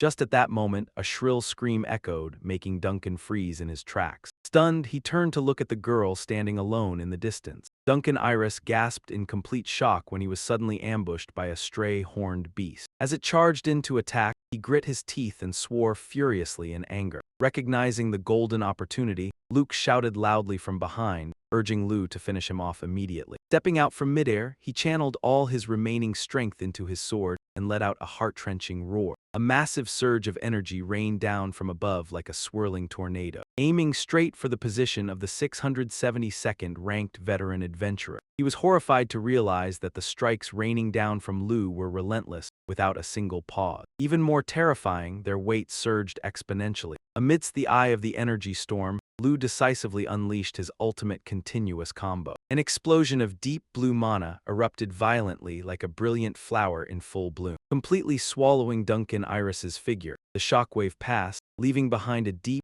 bottomless crater in the ground. Duncan lay collapsed and completely unconscious amidst the rubble. Lu was also exhausted and collapsed to his knees, driving his sword deep into the ground to keep his body from falling over. Seeing their opponent fall, Luke and the small beast rushed over, shouting to ask if Lu was still breathing. Luke looked in shock at the bloody wounds, covering his body, and exclaimed anxiously, "Your wounds are too severe, but still, you're amazing for actually defeating Duncan." She cheered with excitement at the victory that seemed to be settled. Exhausted, Lu leaned on his sword, gasping for breath as he replied, "I've only knocked him out for now. Temporarily, he won't be able to run around and cause trouble anymore." Suddenly, a giant hand reached out from the darkness, grabbing Lu's head tightly in utter shock. "I will finish you off." He used terrifying strength to lift Lu into the air. Luke burst into tears, desperately crying out for him to be released, but the monster seemed to have lost all humanity, blood trickling down Duncan's disfigured face. He stared at Lu with pure hatred, leaving Luke and the small beast frozen in terror. They could only gasp out bitterly, "He really is a monster." Yet, Duncan grit his teeth in resentment. "Damn it, I don't even have enough strength to crush this kid's head." He ruthlessly hurled Lu away, sending him tumbling onto the ground. Lu forced himself up in utter exhaustion, his breath ragged. Duncan had also reached his absolute limit, his eyes blurring from exhaustion. Suddenly, a flash of an old memory resurfaced in his mind. Back then, he had yelled at his teammates, "How long do you guys plan on resting?" Another teammate casually intervened, "Why live in such a hurry? Are you trying to act like a bull, Duncan? We told you, if you want to rank up, you need to learn to cooperate. You have to pay attention to our pace too." The constant reminders about teamwork only irritated Duncan, causing him to click his tongue in annoyance. "I'd rather fight solo to get it over with." Returning to the harsh reality, Duncan glared piercingly at his opponent and said in a low voice, "Both you and I are truly pitiful." Immediately, he charged forward again, gripping Lu's neck tightly once more. Duncan roared savagely, "I will take your life right here." He squeezed his powerful hands relentlessly, leaving Lu barely able to groan in pain. On the thin line between life and death, Lu's unyielding willpower ignited. He told himself he couldn't collapse in a place like this. The radiant image of Yuna appeared as a source of strength, powerfully driving him to keep fighting to the very end. He roared in his mind, "I absolutely cannot die," pulling forth a massive, fierce explosion of energy. The terrifying pressure and sudden shift caught Duncan off guard. Dazed with shock, he could only gasp out, "What?" when a surge of deep blue mana erupted violently, engulfing Lu's entire body. In a haze, he felt a gentle breeze blowing past. Gazing at the tiny drifting clouds across the vast sky, along with simple everyday chores like carrying water or touching the dry earth. Lu thought to himself, we are merely living beings relying on nature. And within that light he saw eternity, the image of Yuna running joyfully across the green meadow. The endless green grass fed Lao strength to face the invader. He constantly reminded himself to use his own eyes to look straight ahead. Ahead, the explosive energy surging from Lao began to shatter Duncan's shackle. With eyes blazing with wrath, Lao clearly and firmly declared that these precious days would never collapse. First, Duncan Iris could only utter "what" before his arm was charred by Mana's intense pressure. He screamed in pain, retreated in panic, and clutched his injured arm while roaring loudly. "You bastard, where did you learn this dirty trick?" Answering him was Lao's steadfast posture standing tall within the glowing green ray. Glowing brightly, he deployed the secret technique of the Tuli tribe, along with a prayer reaching high into the heavens. Witnessing the scene before his eyes, Luke collapsed to the ground, unable to believe his own eyes. That was Luke's secret technique, almost like a fully upgraded version of it. Duncan was near his breaking point, driven completely insane by this humiliation. He roared in utter resentment, "You damned brat," and used his remaining hand to throw a punch aimed directly at Luke. However, all of his attacks at this moment became sluggish before Lao's sharp perception. Lao casually swung his sword, and Duncan's left hand instantly fell to the ground. In the blink of an eye, an exhausted Duncan panted heavily, glaring at Lao with eyes full of hatred and unwillingness to yield. The sword in Lao's hand glowed intensely with energy. Ready to deliver the finishing blow, Lao looked straight at the enemy and declared resoundingly, "You lost." The moment the sword came down marked the end of the life-or-death battle. To Duncan, the rankings were nothing more than trash. Memories of the past flooded back, reminding him of when he suffered an unfair judgment from the evaluator. Because the glasses-wearing official calmly explained that in order to increase adventurer rank, Duncan was required to have a record of cooperating with teammates, even though 4 years ago he had reached rank 5,000 in task. 1862, he had completed every mission entirely on his own ever since. The evaluator coldly concluded a lack of teamwork skills, unable to hold back his anger. Duncan slammed his hand down hard onto the desk, sending papers flying everywhere, and let out a roar. "Don't kid with me. Look at my solo carry results. I'm even stronger than those top 100 rankers." However, the official remained calm, maintaining that the evaluation criteria were fixed and no exception could be made for his promotion. Unwilling to give up just yet, Duncan pressed further, asking about another exception. "Then what about that kid who just climbed to rank 2? He only goes solo too." The evaluator admitted that for a few special rankers, criteria could be flexible, but he looked straight at Duncan and threw a cold bucket of water on his expectations. "But you're just not at that level yet." A surge of rage made Duncan grit his teeth tightly as a cruel thought flashed through his mind. "If it weren't for the situation, I would have finished you off right here." Even so, he could only vent his rage through insane training sessions, charging into lifting weights and punching bags. He told himself he wasn't angry but merely giving it his all, because to rankers, rankings were everything and their sole purpose in life. In the end, Duncan had to accept reality and form a team with those he considered trash. He met Chiu, a rank 4611 adventurer who was always open and cheerful. Along with men, a rather shy rank 5072 girl. Chiu excitedly shared that even though the group was in a difficult situation, being able to travel alongside a 3-digit ranker expert like Duncan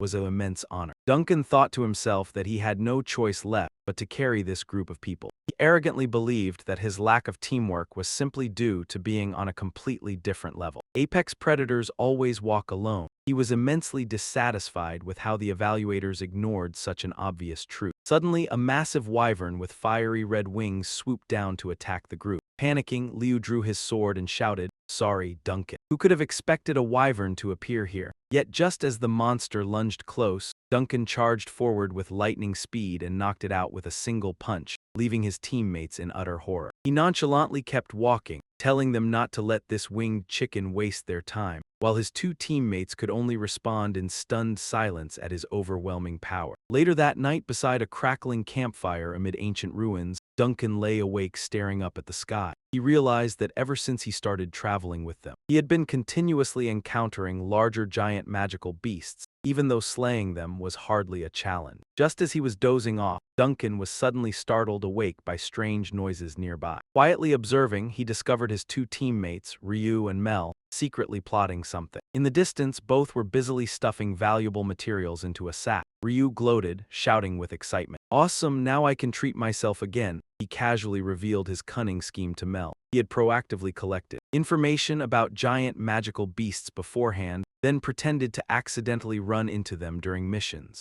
The goal was to push all the danger onto that fool Duncan, while they effortlessly reaped the rewards. Mel cautiously asked if Duncan really wouldn't notice anything suspicious. Liu just chuckled softly, asserting that an ranker who only cared about rankings like him would never figure it out. Furthermore, he urged Mel to keep taking advantage of Duncan while they still could. But they had no idea Duncan was already standing right behind them, radiating intense killing intent. With a cold gaze, he looked down at the traitors with utter contempt and delivered a chill threat. Should I throw this bag away or put an end to you two? Make your choice. The two filthy scoundrels trembled in fear as Duncan approached. But right at that moment, Liu did something no one expected. He suddenly spun around and punched his partner straight in the face, leaving Mel bewildered as to why she was hit. Wearing a twisted, defiant smirk, he mocked that even if they were dead weight, Duncan's arrogant God's gift to the world attitude was the exact reason he would never climb higher. On the adventurer rankings, Ryu laughed maniacally, asserting that this very personality was holding Duncan back and keeping him stuck in place. Liu even threatened to report to the guild that Duncan was the one who assaulted his teammates. He was confident that compared to an ranker with a bad reputation who couldn't cooperate, the word of someone like him would be far more believable. With a fake facade,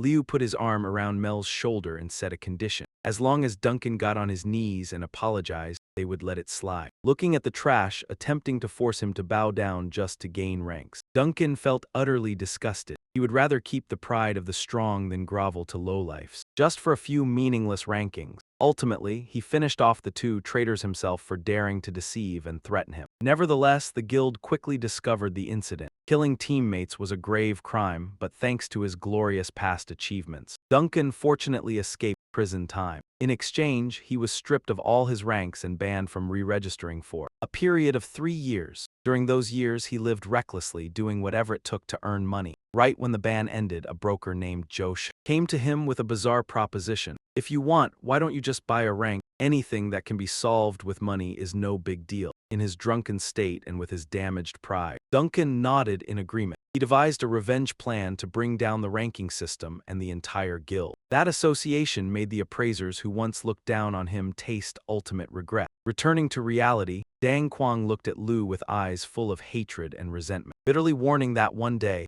Lu too would experience the pain of reaching the limit of an hour with no way out. Even so, amidst the ruins of the battlefield, Lu still stood firm as the victor. The life-or-death battle came to a close. He stood tall beside Duncan's motionless body, his breath heavy and rapid. Though his body was exhausted, he still forced himself to step forward. Seeing this, Lu panicked and ran over to stop him. "Where are you going? It's not over yet, I have to block Yuzel's path." Deep down, Lu clearly understood the importance of this, because only by capturing him and extracting information about the underground rankings could they find the mastermind behind the terrible system, the ranking that had ruined Marilla. However, Lu unexpectedly rushed forward and hugged Lu tightly from behind to hold him back. "Not right now." She nervously advised that with his current strength, even he would be defeated, so it was better to patiently wait for the next opportunity. Lu gently rested her head against his back, softly reassuring him, "It's okay. Just meeting an hour user brave enough to speak up like you is more than enough." Lu softly uttered a belated apology before collapsing onto the grass, leaving Lu in utter shock. As the battle ended, Eddie was the first to recover and quickly went to report the situation to the appraisal board. Ao also regained consciousness and joined Lu in taking care of Lu.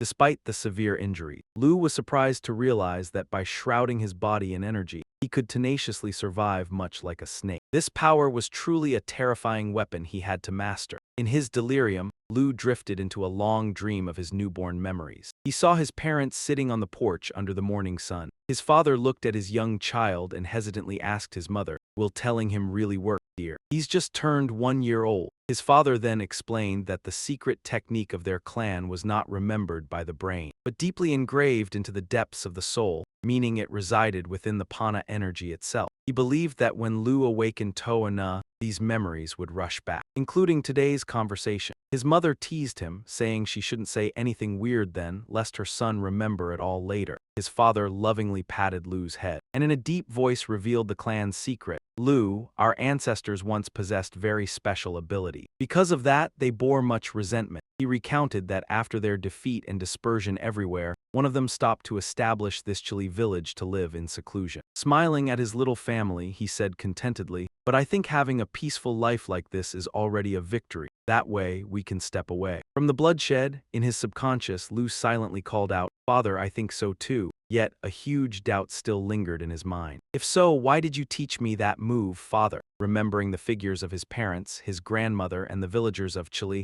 Lu painfully realized the truth that everyone had known in advance that one day he would have to pick up weapons and fight. As the coma ended, Lu slowly opened his eyes and met the gaze of a strange man, along with Lu's joyful cheers. Lu cried tears of joy, wiping them away. While sobbing, "Thank goodness, a whole day has passed before you woke up. You worried me to death. Sit up with your body wrapped in bandages." Lu softly replied, "Thank you for treating me." He was surprised to see the 11th ranked expert present as well. "Why are you here, Lao?" Lao calmly explained. "I arrived just while you were asleep. If you hadn't woken up, I would have had to bring you back to the capital." He offered a hand to help Lu up. "I heard what happened. To think your very first mission ran into such big trouble. Can you walk?" Lao nodded subtly in confirmation. Off in the distance, Ao was complaining to Eddie because the young boy who had just arrived at the appraisal board deliberately turned back, leaving Eddie scratching his head and explaining that he was just too worried about everyone. Seeing his teammates still intact, Lao breathed a sigh of relief. "Is everyone all right?" Turning toward the defeated enemy tied tightly to a tree trunk, Lao spoke coldly. "You're awake. I'll untie you, but don't do anything foolish." Seething with silent hatred, Evie could only quietly bow her head as the marching soldiers faded into the distance. Standing among the forest canopy, Lao looked at the wounds on her body and was shocked to realize they were not simple slash marks but seemed to have completely evaporated under overwhelming pressure. It was a strange phenomenon that even a veteran like Lao had never seen before. Looking at Lao, he inwardly assessed that the power just displayed was strong enough to deal a fatal blow to even the most formidable opponents. Meanwhile, the entire expedition party began packing up their gear to leave the haunting Azaband forest behind as they set out on the road. Lut enthusiastically suggested a plan to Lao for after his injuries healed. She advised him to register on more leaderboards to analyze himself better, and to understand himself more clearly. When giving the example of Rancor, who was always confident in duels because he thoroughly understood his peak close combat strength style, addressing Lao's questions about finding strengths through leaderboard. Lut passionately insisted that evaluation and comparison were crucial. "You have to know your stats before you know how to upgrade them." She promised to take him to an appraisal session in the capital, where machines were fully equipped to measure all forms of energy. Meanwhile, in another development, Jose walked silently through the dark forest, his mind still haunted by the strange aura fluctuation emanating from Lao at the end of the battle. The old man inwardly confirmed that the boy was a special existence who had been hiding his true self all along and was only now revealing. Jose wondered whether this was a natural manifestation or if Lao was deliberately putting on an act to attract attention in order to pursue some secret ambition. Deep inside the Forbidden Zone, Jose stopped before a massive stone gate carved with the image of a serpent's body. Exuding immense grandeur, he stepped into the pitch-black cellar and was greeted by a mysterious figure respectfully waiting for his arrival. The figure bowed in reverence and declared powerfully that everyone had been waiting for him for a long time. "My leader." Jose entered the dark hall where figures clad in black cloaks knelt, awaiting his orders. Walking toward the splendid throne, the old man spoke powerfully to his subordinates. "My beloved comrades, this time we have finally found a descendant of Babel." He asserted that because of this, the organization's plans would make a monumental leap forward. Sitting on the throne, Jose's face clearly revealed wild ambition. "It is time to save this world, a place currently dominated by things like leaderboards." He looked at his subordinates with sharp eyes and commanded, "Comrades, show your full strength." The black-cloaked figures cheered devoutly. "In the name of Ouroboros." At that moment, the horrifying truth about Jose's identity was officially unveiled. He was not merely a 76th-ranked smuggler as people thought. A completely new identity emerged: Adam Highgrows. Francis Sokyun, the man holding the most ruthless rankings in the underworld. Rank 15 smuggler, rank 2 assassin, rank 4 thief, and especially rank 1 on the Magic Crystal production leaderboard. Not only that, he was also a Mana scholar possessing exceptionally deep knowledge. Adam was the supreme leader of Ouroboros, the top-ranking organization among the most dangerous criminal syndicates in the world. The next day, Lao's group finally set foot in the magnificent city of Chakin. The girl cheered excitedly. We're here, finally no more sleeping in the wild. Right after, she displayed the professionalism of an appraiser as she assigned tasks to everyone. Em and Eddie head to the infirmary. I'll handle the report. Turning to Lau, she carefully instructed, Mr. Lau, please handle Ranker's transfer. Just say he violated the Ranker rules. Seeing her manage everything smoothly, Lau marveled, you're really good at bossing people around. Lutz smiled and replied, I'm used to it. Cleaning up after Ranker is an appraiser's job. Before leaving, she did not forget to remind them, except for Mr. Lau. All three of you must clear your schedules for the next 10 days. With confident eyes, Lutz stated clearly, I will update the rankings for everyone to see if our hard work has borne sweet fruit. Hearing this, AM and Eddie breathed a sigh of relief after all their efforts, secretly hoping for good results. Parting ways with their two teammates, Lutz, Lau, and the small beast strolled leisurely along the street. On the street, Lutz suddenly spoke thoughtfully. Lau, I want to discuss the royal spirit with you. She explained that when the assessment bureau sponsors a magical beast, they need a representative to serve as guardian. She really wanted Lau to take on this responsibility. Lau was a bit puzzled. I don't mind, but why don't you do it, Lute? Lute sighed and analyzed the inconveniences. She worried that as the royal horn grows up, the protection facility will become too cramped. On the other hand, if an assessor acts as guardian, professional regulations and personal feelings would hinder taking it outside. As an adventurer, he would be freer. For its future, I think this is for the best. Understanding her kindness, Lau nodded decisively. I get it, deal. Seeing him agree, Lute cheered with joy. Thank you. So, will you name this little guy? Lau looked deeply into the small creature's eyes, and after a moment of thought, he softly called out, Udep. The name delighted Lute immensely. Wow, that sounds great. Is there a story behind it? Lau nodded, recalling memories of his childhood. Long ago, there was a man who stood alone to fight against a monster. Because he was very brave, I named it after him. Looking at the small creature with warm eyes, Lau said gently, Thank you for saving me back then. From now on, please take care of me. As if responding to the sincere sentiment. The young royal horned beast barked softly in excitement. According to plan, Lau officially received strict protection from the assessment bureau. Lau thought to himself that as long as the procedures were complete, everyone could visit this little friend at any time. Upon stepping into the treatment room, he saw Anne and Eddie lying there recovering from their injuries as well. Both were excitedly discussing their rank promotion results after the recent expedition. An enthusiastically guessed he went up about 3,000 ranks, but Eddie confidently responded that he must have jumped by 4,000. The ranking race didn't stop there as the numbers kept climbing to 5,000 then 6,000, officially pushing them both into the top 3-digit positions on the adventurer leaderboard. Witnessing his teammates' rapid breakthrough, Lau secretly wondered what his own rank was. Excitement welled up inside him as he clearly felt the experience of a true ranker for the first time. Suddenly, the hospital room door burst open alongside a harsh yell. Hey you guys, this is a hospital, not a marketplace. A woman with frizzy green hair and a white lab coat walked in leisurely with an immensely overwhelming presence. That was Clara, the 14th ranked doctor and exclusive expert of the assessment bureau. She calmly declared that as long as she took over, all injuries would be completely healed within 10 days, meaning they had to strictly obey. She pointed directly at Lau's face, scolding him for walking around so nonchalantly despite having severe internal injuries, and then asserted that adventurers were nothing more than a bunch of foolish idiots. Despite having just been scolded, and Eddie still turned to challenge Lau. Lau, I definitely won't lose to you. We just had a slightly late start and we'll catch up soon. This attitude angered Clara to the extreme, making her roar at everyone to be quiet immediately. Instantly, a surge of red energy flared up, and the surrounding bandage rolls moved on their own as if possessed, rushing forward to tightly wrap around all three of them. Lau was stunned to realize that this was another variant of Mana's power.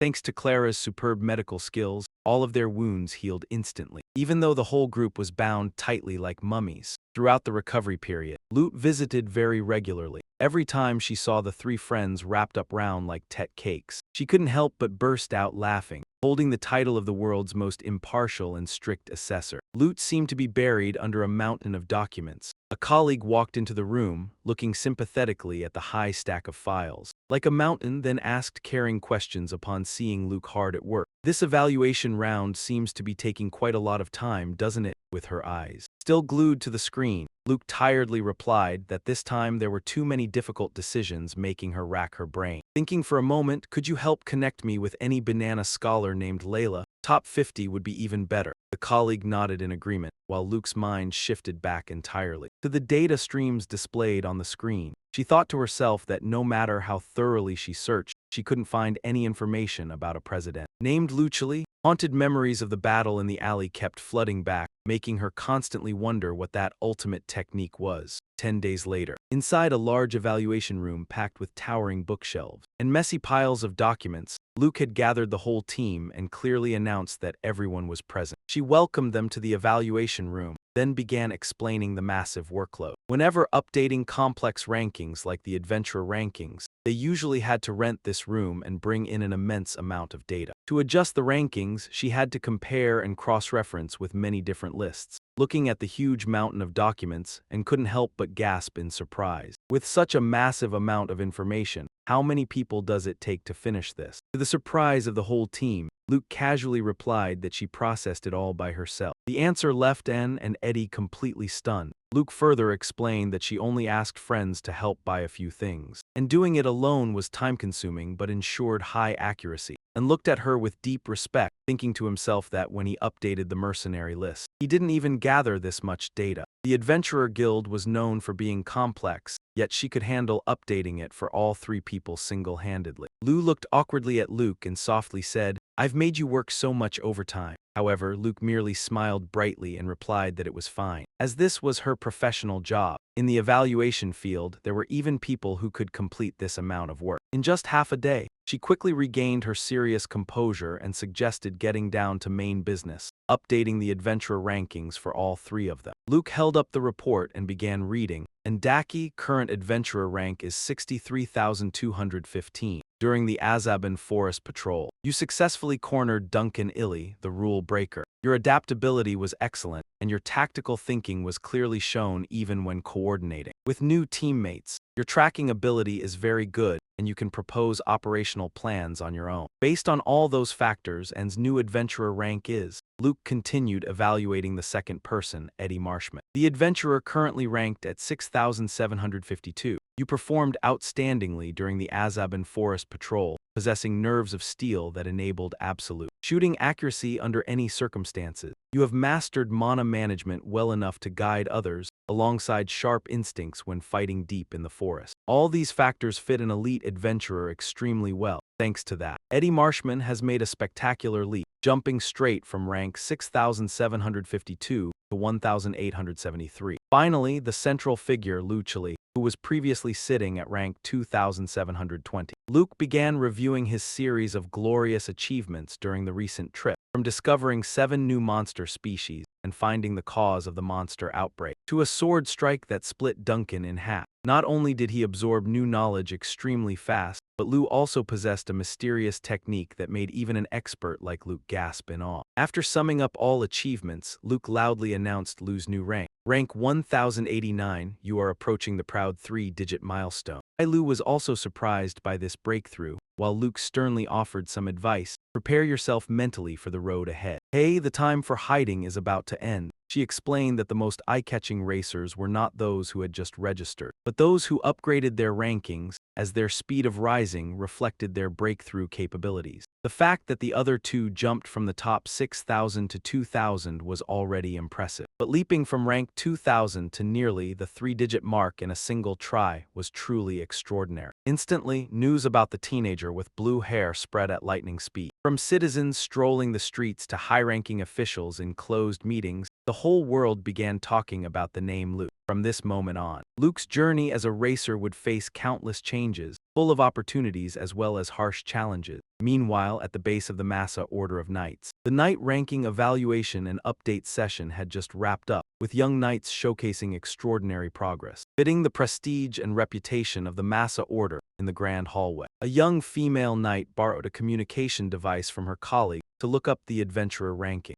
Hearing news of a racer who had just approached the three-digit milestone after a single update this morning, she curiously opened it, and her face suddenly darkened. Staring intently at the screen, she gritted her teeth in frustration. Promoted again. A terrifying aura exploded around her, startling the teammates around her. Regaining her cold yet majestic demeanor, she spoke softly. "Apologies everyone, I accidentally used too much force." Looking up at the massive castle with magnificent architecture, Luke couldn't help but marvel. Wow, this evaluation center is really something. He confessed he had never thought an evaluation center would own such a grand property. Luke excitedly led him inside, proudly introducing it as their largest-scale headquarters. A vast training room opened up before their eyes, fully equipped with specialized zones ranging from tracks, swimming pools to advanced measuring machines. Here, racers could measure all their ability stats and receive ranking results instantly, as Luke recalled her old advice. "Do you remember what I told you?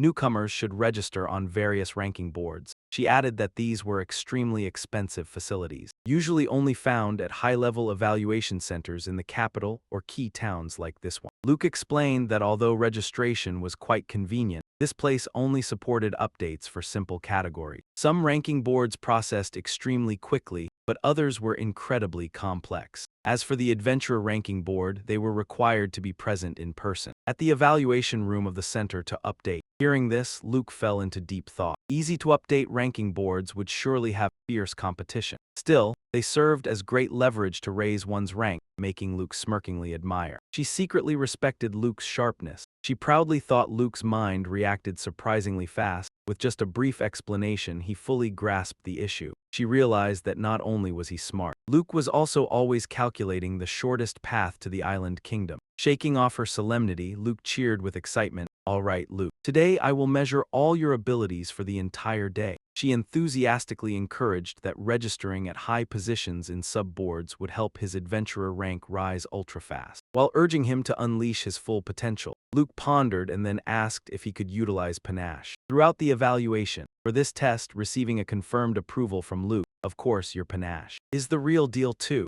Instantly, Luke focused his mind, gathering a brilliant blue panache that enveloped his body. The first test was a dash sprint, and he shot forward like a blue lightning bolt on the track. Leaving a trail of smoke behind, the screen displayed a result that made Lux cheer in delight. Rank 871. A series of physical endurance challenges followed immediately after, yielding extremely impressive numbers. In the vertical jump test, Lo effortlessly leaped to an astonishing height to claim rank 1050. Next was grip strength at rank 2285 and weightlifting at rank 1860. He continued to showcase his incredible agility in the reflex portion to secure rank 930, while also maintaining flawless balance on a narrow wooden beam to land at rank 809. Even in the lung capacity test, he completed it smoothly with a placement of 2511. In particular, moving on to the sensory evaluation, Lo used Vanna to push his perception to the absolute limit. The breakthrough came as he reached rank 104 in hearing and brilliantly crossed the finish line at rank 98 in smell, wrapping up a series of challenges. Lux exclaimed in satisfaction that he had practically swept through the categories. The girl decided to put time-consuming tests like endurance on hold for later. Then both of them strode out into the hallway as whispers began to ripple through the surrounding adventurers. That was Lo Tulai, the one who had just broken through to a 4-digit rank after a single attempt. Seeing so many eyes fixed on him, Lo asked in confusion, to which Lux casually explained that it was the price to pay for a high rank. She reminded him that if he wanted to reach the top, he had to get used to being the center of attention in a crowd. Meanwhile, a silver-haired female knight with deep crimson eyes quietly observed Lo with a calculating gaze. Lux, reviewing the stats while commenting, noted that Lo achieved explosive scores in the sensory categories. Lo humbly replied that it was because he had learned to utilize Vanna from SD. However, Lux believed that only contributed a part. The key factor lay in his innate natural talent. Regarding Vanna, she smiled brightly and offered an interesting observation about her teammates' fighting style. "In your case, using Vanna to enhance your senses, expand your vision, or burst speed seems to be the most suitable path, just like a wild beast. Lo stared silently down at his hands, repeating thoughtfully. A wild beast, Lux continued her deeper analysis, noting that Lo's muscles still held plenty of untapped potential. Even so, looking at his high ranks in sprint and reflexes, she advised him to focus on optimizing his current agile movement. Just as Lux was considering the best direction, an elegantly dressed middle-aged man unexpectedly approached. Lux gasped in surprise, Branch Head Van. She hurriedly urged Lo to bow in greeting, as this was a prominent figure of extremely high status. Mr. Rand calmly smiled, and told him there was no need for formal etiquette, as everyone here was an adventurer. The comment made Lo stop in his tracks, searching his memory because the face seemed very familiar. Lux then introduced Mr. Grant as the head of the evaluation branch in Jack Easter. Here, all hierarchical distance was erased to ensure absolute fairness. From branch head to evaluator, everyone was equal. Mr. Nguyen was a rare figure who held leadership power while also being a renowned evaluation expert who had personally handled countless adventurer files. Most importantly, it was he who had directly raised Lo's rank to his current position of 1,080. Lo couldn't help but be astonished, but Mr. Van modestly replied that he was not yet a truly exceptional evaluator. Not that sharp, especially when it came to Lo's case. He spoke in a low, resonant voice, revealing a secret. A shocking truth emerged. Duncan Alith used to be an anchor directly managed by him. The news left both Lo and Lux dumbfounded with shock. The branch head explained that his appearance today was to offer his sincere apologies and deepest gratitude. Most of all to Luke, the rising star who broke through to 4 digits in the blink of an eye. He bowed deeply to thank Lou for suppressing Duncan in time. Lou quietly listened to him share the investigation results regarding why Duncan strayed. As it turned out, those in the group Duncan set up under the guise of cooperation were actually using him as a tool for personal gain. The pair constantly indulged in lavish pleasures, enjoying a lifestyle far exceeding their actual rank. The Assessment Bureau had secretly placed them under surveillance long ago, and tragedy struck as soon as Duncan began. Plunging deeper into dirty business deals, Mr. Guan said, the authorities had seized full knowledge of their plan, thanks to information from an acquaintance of that couple. Although he had hoped Duncan would proactively trust and seek help, he affirmed that the assessment team always evaluates dunkers with self-respect. No fraudulent reports or cheating behaviors could ever escape their notice, though many had tried their luck. Lu looked straight into Mr. Guan's eyes and replied nonchalantly, I understand your point, but this case isn't for you to blame and shoulder the responsibility yourself. He explained that every dunker possesses their own mindset and awareness. Even though assessment personnel are a solid support, they don't need to hold hands and guide every single step. With steadfast eyes, Lu affirmed, we, as dunkers, all have our own pride. Duncan certainly acted according to his pride as well. His words left Luke watching on in utter amazement. Afterwards, Mr. Guan personally visited Duncan in his cell. As soon as the familiar figure appeared behind the iron bars, the man growled bitterly, what's this? Isn't this that damned assessor from back then? Mr. Guan didn't argue. He stood quietly for a moment before asking a loaded question. Why didn't you run away back then? He analyzed that when everyone rushed over. Duncan was tied up with just a simple rope. For someone occupying 7th place on the muscle ranking with extraordinary physical strength, even with one arm lost, snapping a rope would have been far too easy. Faced with Mr. Guan's probing question, Duncan could only bow his head, choking with resentment. Mr. Guan immediately realized a truth. In reality, dunkers always hold absolute respect for opponents they recognize as superior. Duncan didn't choose to escape because he had been completely subdued by Lu's overwhelming power and will. Mr. Guan marveled. He is gradually rediscovering his self-respect as a dunker, and the one who awakened it is none other than this young man. Once again, the branch manager expressed his profound appreciation to Lu right in front of the Assessment Bureau headquarters. Mr. Guan bade farewell to leave, not forgetting to kindly ask about their upcoming plans. Luke smiled and answered that they wanted to update a few leaderboards. Rankings too. When asked for details, she shared that since Lu uses a sword, she wanted to register to check his standing. The ranking specialized in this type of weapon. Lu was also curious about his own Vana reserves and wanted to try measuring his true strength. Mr. Guan pondered, observing Lu through his glasses, then suddenly poured a bucket of cold water on them. Measuring his Vana here, I'm afraid, might be asking a bit too much. Seeing both of them stunned with surprise, he explained that although this nation possesses fairly advanced technology, the field of Vana research remains severely limited. He stated with certainty that the machinery here is completely incapable of measuring your Vana amount. Luke asked back in shock, asking what he meant. But Mr. Guan simply walked away in silence, leaving behind a heavily weighted warning if she still wished to continue being his personal assessor. You had better mentally prepare yourself, staring at the branch managers retreating back, although still questioning that meaningful statement. But right at that moment, he could only shake his head helplessly, unsure of what he meant. He was surprised to learn that specialized measuring equipment even existed. Lutz stepped forward to confirm it, explaining that this power had its own dedicated ranking system. Although Yu really wanted to test out a few things,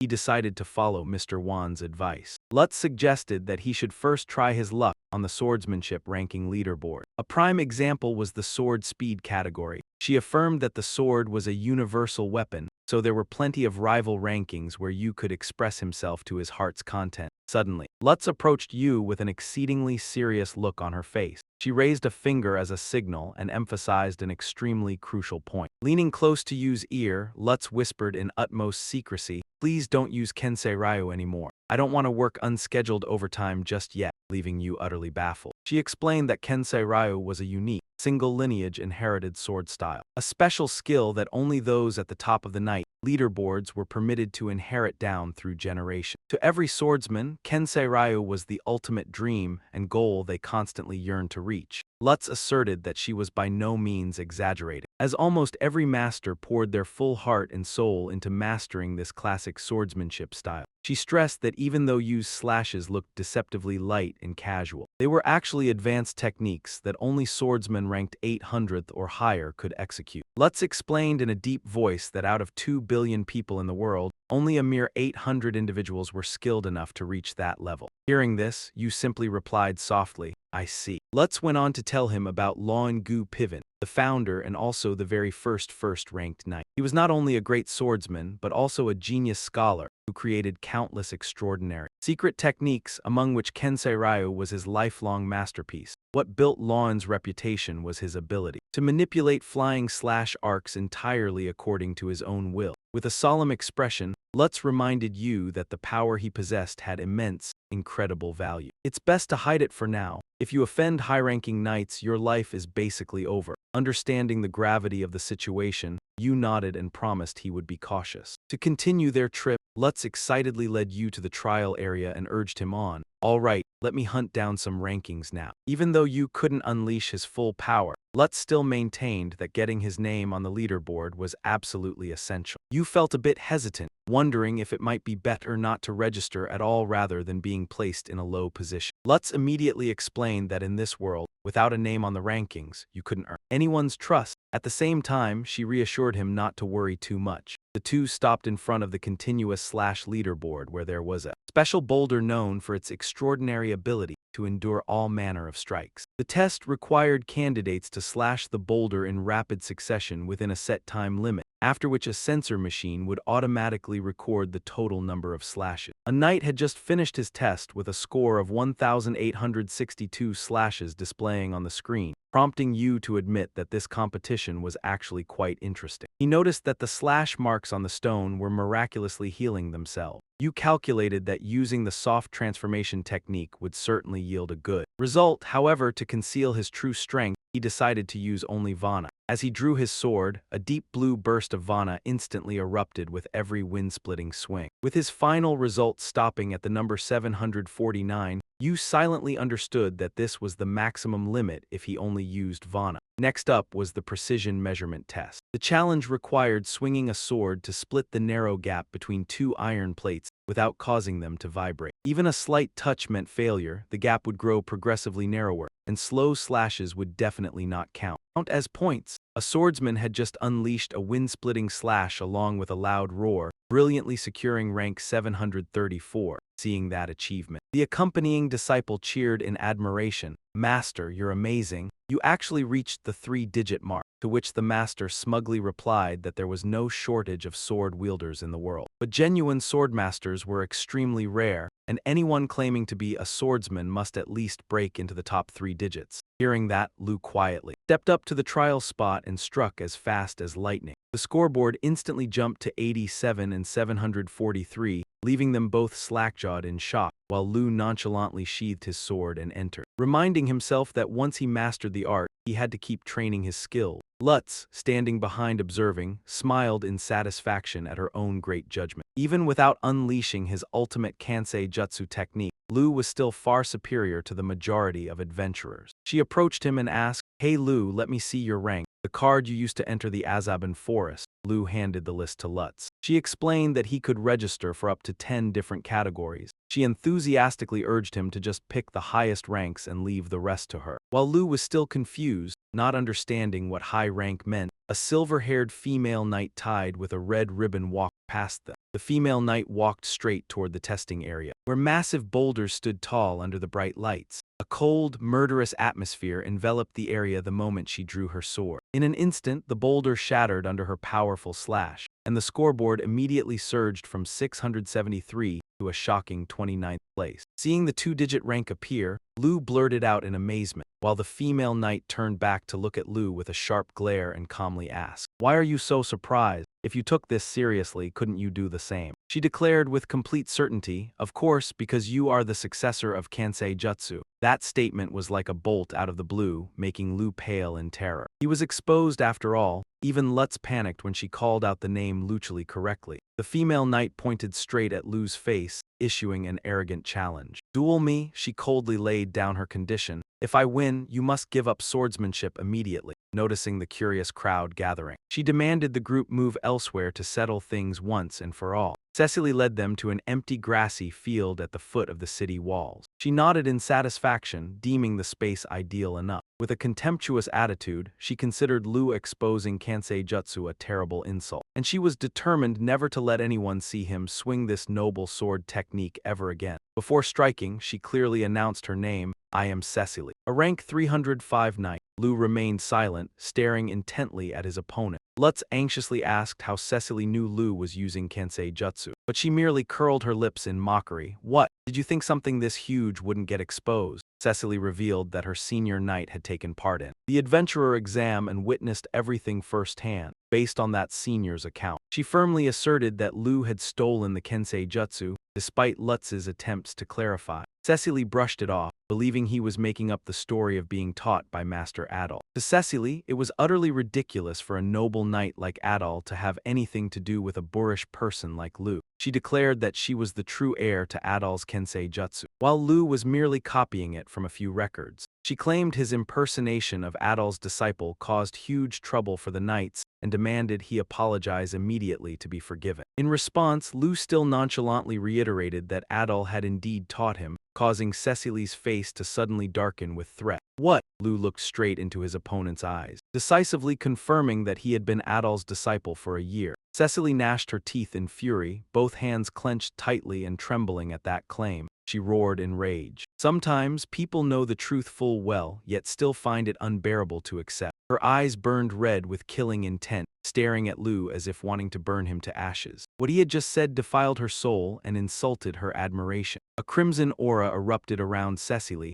as she declared that Luchuli deserved to be crushed to death. The confrontation officially broke out between the rank 1089 adventurer Luchuli and the rank 305 knight, fiery Cecily. Cecily charged forward as fast as a red flash of lightning. Raising the curtain on a life-and-death battle, a heavy strike from Zesu made Luchuli groan in pain. Sensing the murderous intent surrounding him, he understood that if he didn't attack proactively, he would surely take a heavy beating. A surge of blue mana burst forth intensely. Luchuli concentrated, preparing to unleash the Thunder Sword Tempest technique, recognizing the familiar move. Zesu cried out in surprise but quickly regained her confidence, stating that she too would use that same move. Red energy flared up furiously around her. Both shouted in unison, "Thunder Sword, Tempest!" Two massive torrents of blue and red sword aura collided head-on. From afar, Luchuli was shocked to realize Zesu's move was somewhat gigantic. However, its speed was completely superior, making him exclaim, "Why is she so much faster than the illusion?" The pressure from the rank 305 knight blew Luchuli far back. He gritted his teeth and endured it, grunting as he forced himself back up. His eyes burned with determination as the blue mana stream covered his blade once more. Then this time it's softening. Not to be outdone, Zesu responded arrogantly with glowing red eyes. I'll show you the real deal without limits. The two opponents rushed at each other at terrifying speed, both executing the ultimate technique of the Kenseryu school, the middle stance, softening. Two streams of energy intertwined fiercely. Lucili roared in an attempt to overpower her, while Zesu maintained a cold, sharp gaze focused on the decisive blow.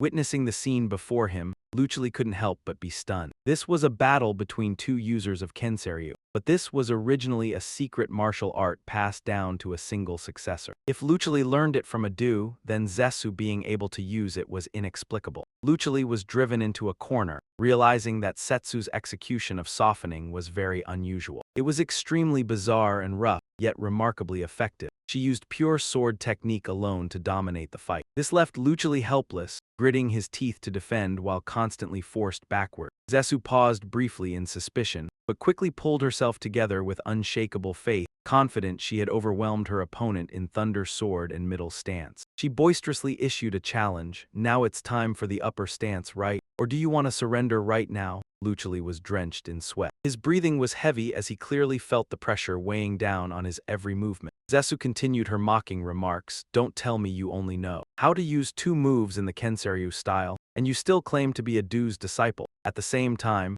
Lucili quickly checked the information and turned pale upon seeing the incredible achievements of Sesu Orlaya. Only 17 years old, yet she held the rank of rank 305 knight, top 14 in sword-swinging speed, along with countless other high rankings. She even ranked 9th in baking. Lucili gasped, realizing Zesu was a perfect upgraded version of his current self, and he could not win if he relied solely on pure sword technique. Facing a critical situation, Lucili decided to unleash a long-hidden ultimate technique. A bright blue energy flared up around him as he chanted the poetry. Gentle breeze dispersing clouds. Zesu was astounded to realize this was incantation magic. She hadn't expected a rookie like him to cast such a high-level move. Unwavering, Zesu put all her strength into the next strike, declaring she would shatter all skills with absolute speed as the gentle breeze swept the clouds away. Lucili stood proudly amid a brilliant aura of green mana, his mouth chanting ancient magic incantations like a hymn, activating an eternal source of power. Witnessing that scene, Zesu realized in shock that this was a special source of energy only the chosen could touch. She gritted her teeth, unable to believe her eyes. He can use this? That makes no sense. Lucili opened his glowing, energy-filled eyes, looked coldly at his opponent, and declared that these precious winning days would never collapse. Without waiting for him to make a move, Zesu screamed wildly, charging forward determined to crush Lucili along with all his attacks. But as the dust settled, Zesu was completely dumbfounded to a standstill. He's fine. With defensive energy like this, Lucili still stood firm, his whole body wrapped in a layer of dense mana like an impenetrable armor. This was the ultimate technique of the Lucili clan, named Reach for the High Heavens. Before the invisible pressure emanating from Lucili, Zesu felt a primitive fear surging within her. Her instincts screamed at her not to approach. Lucili suddenly closed in at a terrifying speed, leaving Zesu only time to cry out in shock. She reassured herself that she could dodge it because the trajectory of his movement was predictable, aiming to end the match before Lucili did anything weirder. Zesu channeled her power to launch a ultimate strike. The two blades collided with fierce sparks. Intense, Seju was stunned to realize Lu had absolutely no intention of dodging. Not going to block. I'm sure you can't withstand a direct hit like this. But in the very next moment, a terrifying burst of power erupted, leaving Seju completely dumbfounded. What on earth is this? She stared blankly at the approaching blade. He calmly declared the result. Victory is mine. The match was decided. Luke cheered excitedly from afar to stop the two of them. That's enough. Stop the match here. Once again, Lucili, the rank 1089 adventurer, had once again proven his astonishing strength against a much higher-ranked opponent. Seju was completely broken. She collapsed onto the grass in absolute shock. No way, but right after the words left her mouth, Lu suddenly collapsed. Luke shouted in panic and rushed over to check on his teammate's condition. Lu lay flat on the grass, gasping faintly that his whole body was stiff and unable to move. Because he took Zio Khan's third skill, Luke immediately realized the secret technique Lu had just performed put too much pressure on his body, and that explosive power could only last for less than 5 seconds. It turned out that the time he collapsed after the fight with Duncan was also due to this skill. not because of his injuries. On the opposite side, Seju was still dazed as if she had lost her soul, continuously mumbling her master Adu's name in despair. In doubt, with bloodshot eyes full of tears, she suddenly burst into tears, sobbing like a child, leaving both Lu and Luke astonished. She screamed in ultimate frustration, asking why Master Adu would pass down Kensei Ryu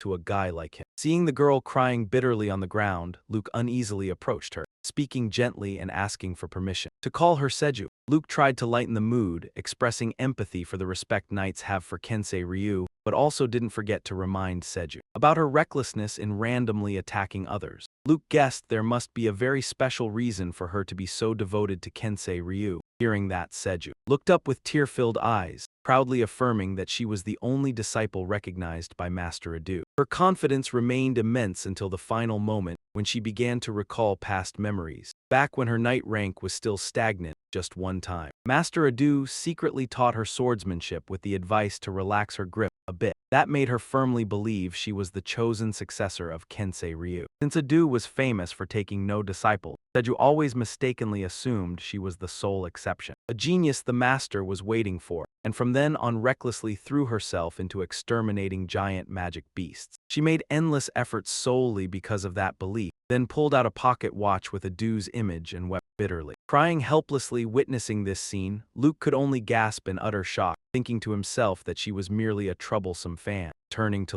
Luke firmly asserted he was not lying, watching Lu struggle to stand up despite his heavy body. He looked straight at Seju, reconfirming that he was indeed Adu's disciple and had fully learned Kensei Ryu from him. Seju bowed her head in admission, for she couldn't fail to recognize the swordsmanship of the person she respected. She bitterly realized that Lu's swordsmanship was the authentic version, while hers was just a cheap knockoff from observing from afar and copying mechanically. Seju stood up decisively, reiterating the sword wager she herself had proposed. She declared that if Lu required her to abandon her sword, she would immediately give up her status as a knight today, while Luke panicked, thinking there was no need to take things to such an extreme. Seju firmly maintained that Lu had every right to demand anything from her, then stood tall, closing her eyes waiting for the verdict. Lu asked in shock if it really meant anything at all, to which Seksu replied with a serious look, ready to accept any condition. Lo crossed his arms and pondered for a long time, making the atmosphere extremely tense. Finally, he decisively declared that he had made a decision,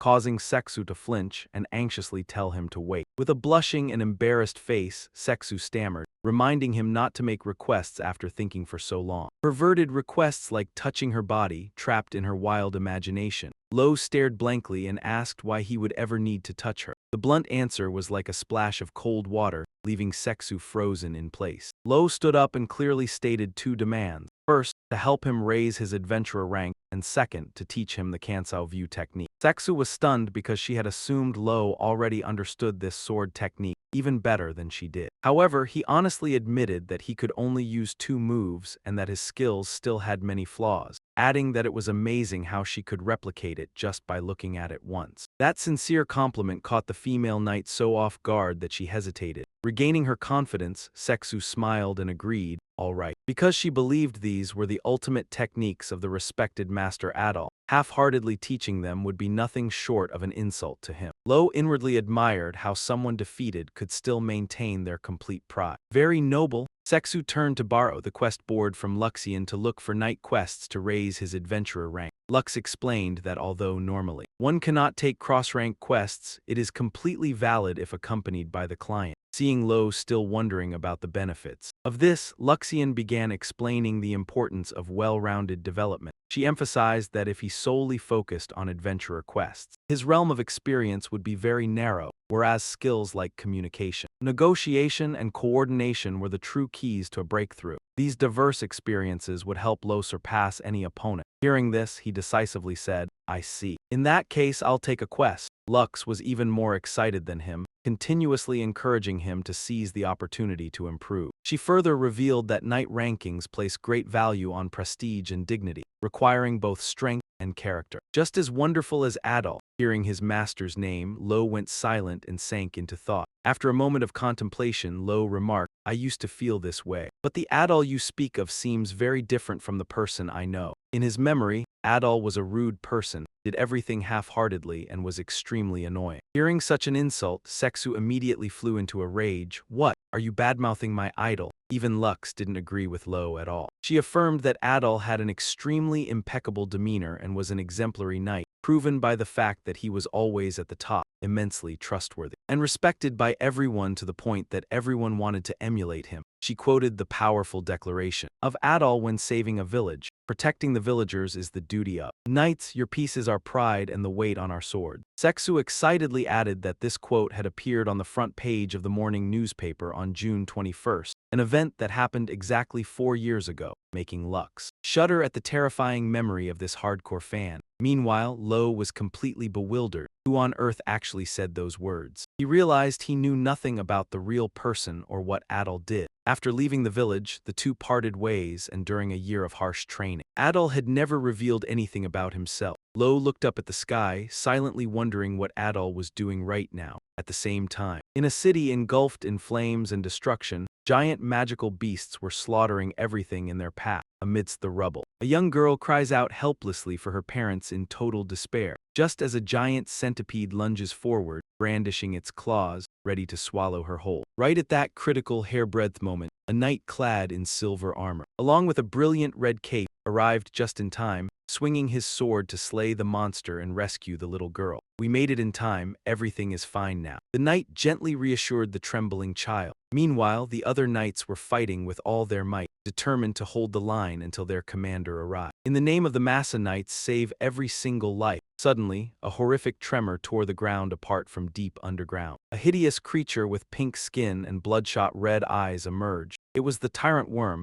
an extremely dangerous demon beast ranked at level 11. Overwhelmed by the beast's terrifying power, the soldiers could only gasp in sheer horror and fear. An old man collapsed, supported by a knight who uttered a desperate sigh. We're done for. The Tyrant Worm let out a sky-shaking roar, ready to devour everything. Just as the knights were about to retreat, a warm, deep voice called out to stop them. Angu stepped forward, holding his glowing red sword high. With a decisive strike, he severed the giant monster in two in the blink of an eye. Trembling, the old man stared at the hero's back, wondering to himself if this could be the rank 15 knight. Adol removed his mask, revealing his rugged face, and proudly announced his name. I am Adol, commander of the Massa Knight Order. He gently apologized for being late while promising never to let anyone fall again. The savior's arrival caused the crowd to burst into cheers. They chanted Master Adol's name while he smiled warmly, accepting their adoration. However, upon retreating to his manor, the true face of the great commander was finally revealed. Adol slumped into his chair, wearily complaining that it was such a hassle and that he just wanted to take a whole week off. His female assistant entered the office, softly thanking the commander for his hard work. Adol responded casually, praising her. You did great, especially that cute acting back there. It turned out that earlier heroic display was nothing more than a scripted show. The female assistant began grumbling about the mountain of paperwork accumulated during Adol's year-long absence, while reminding him to appreciate her efforts in covering for him. Adol sat up and recalled their deal. I told you that when I became commander, I'd keep the knight system as is, and I'd play my part as a good commander in public. But I will disappear every now and then. The assistant sighed and promised not to pry into those mysterious trips anymore. But then, out of curiosity, she asked about the large scar on his chest. Who gave you this wound? Is it some new kind of mark? Adol was surprised that his secret was out. It turned out the rumor had spread throughout the Knight Order ever since he returned from the battlefield. She remarked that the person who inflicted that strike must possess truly terrifying skill.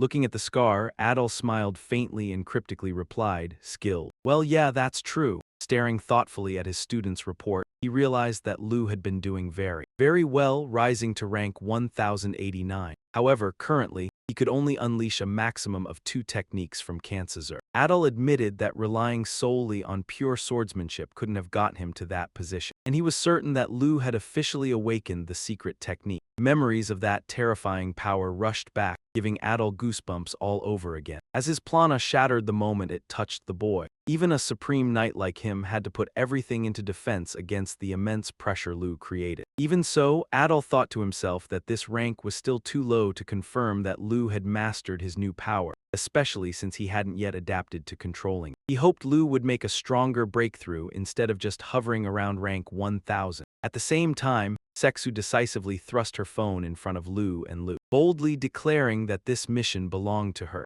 It was an escort contract for a VIP along the thunderous rail route, and the client was Thomas Benkel. Powerful 33rd ranked merchant needed protection for the train bound for the Republic of Oreo. The matter seemed far from simple, as rumors circulated that rival assassins had already been deployed. The mission required individuals with exceptional skills and outstanding real combat escort experience. In a dark basement before a majestic long table, two mysterious figures wrapped in black cloaks were scheming. One pressed the other on whether he truly wanted to go, then instructed him to keep this matter strictly hidden from the captain. They needed a clear understanding of the full extent of the ultimate technique Lu had just awakened to plan their next lethal moves. Next, Theo, a man clad in high-tech armor with glowing blue eyes, revealed himself in the crimson space. He secretly thought he might reveal the true nature of the divine way to Lu. They might even act friendly, since after all, Lu was also someone walking toward the divine way, just like their master. The Grand Defy, a colossal train standing toweringly, appeared before their eyes. The entire structure resembled a mobile fortress. This was a 6,000-kilometer transcontinental railway line connecting the Kingdom of Water and the Republic of Oreo, consisting of 30 train cars with a capacity of over 600 passengers. Standing before this giant iron monster, Lu was completely overwhelmed and couldn't help but exclaim in astonishment, "Is this really a train?" It was hard to believe such a massive object could actually move. Sesu reminded the group about their appointment to meet the client right at the station, Thomas Benkin,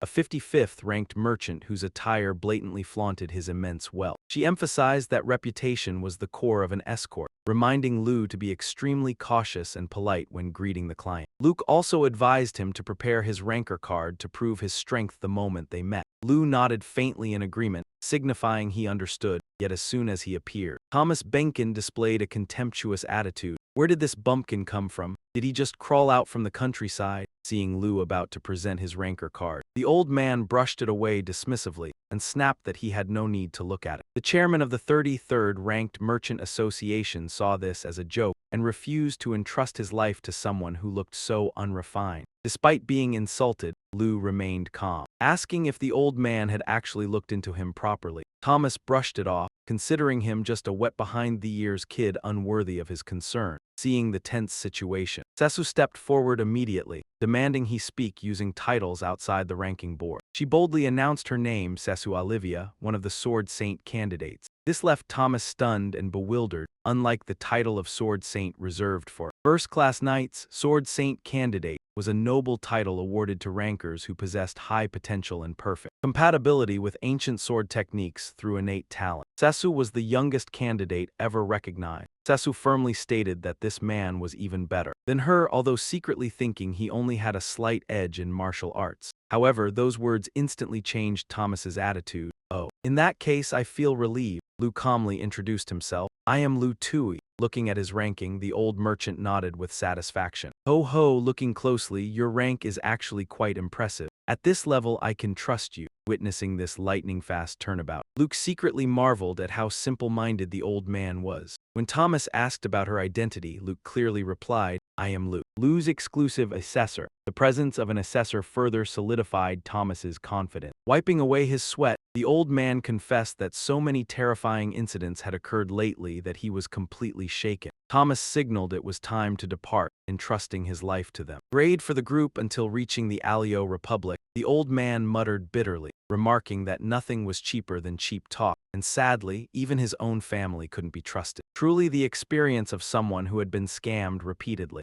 To avoid being scrutinized, Sizu suggested the whole group move to Tamat's private cabin to discuss the detail. The old man agreed and led them to the most luxurious gold carriage on the train. On the way, Jizu turned to ask Lao what it felt like taking the night train for the first time. To facilitate the escort, she began introducing the massive facilities on board, from the 8 budget bronze carriages and the pet room at the rear of the train, all the way to their destination, the gold carriage at the front. The train was like a miniature city, complete with 2 public dining carriages, 2 general stores, a library, and 6 silver carriages for the affluent class. Following those were an array of high-end amenities such as a large public bathhouse, a hospital, a green park, a swimming pool, and an upscale restaurant. Finally, there was the gold carriage with its exorbitant ticket prices, a place where only the elite of superior status could set foot. Stepping into Thomas's lavish room, the old man spoke up. "This is my room, you guys take the room next door." Once checked in, Sizu got straight to the point. "Jither, please tell us clearly about our enemy." Thomas replied thoughtfully, "It's not that big of a deal. It's just a rival association targeting my life." "A rival association? You mean the Laosao Merchant Association?" Surprised by how well-informed she was. Sizu nonchalantly replied that she had only conducted a bare minimum investigation. As for how much that bare minimum entailed, she didn't say. The old merchant nodded, repeatedly instructing the group to focus solely on dealing with the assassins sent by Laosao. However, Sizu began to grow suspicious because his answer was too vague. Thinking he was hiding something, she pressed him about when the threats first started. Thomas revealed it happened only recently, aimed at sabotaging a deal he was about to make in the Republic. Facing this mystery, Lao inwardly reminded himself that it was best not to be overly curious about this transaction unless he wanted to be suspected of being a corporate spy. Sizu quickly assigned Lao to stand guard outside the door so she could re-examine the room's layout to spot any flaws. When only 2 people remained in the hallway, Luke spoke in a contemplative voice, reminding Lao that although his rank was skyrocketing, his actual combat experience was still very green. Since this was Lao's first time facing assassins head-on,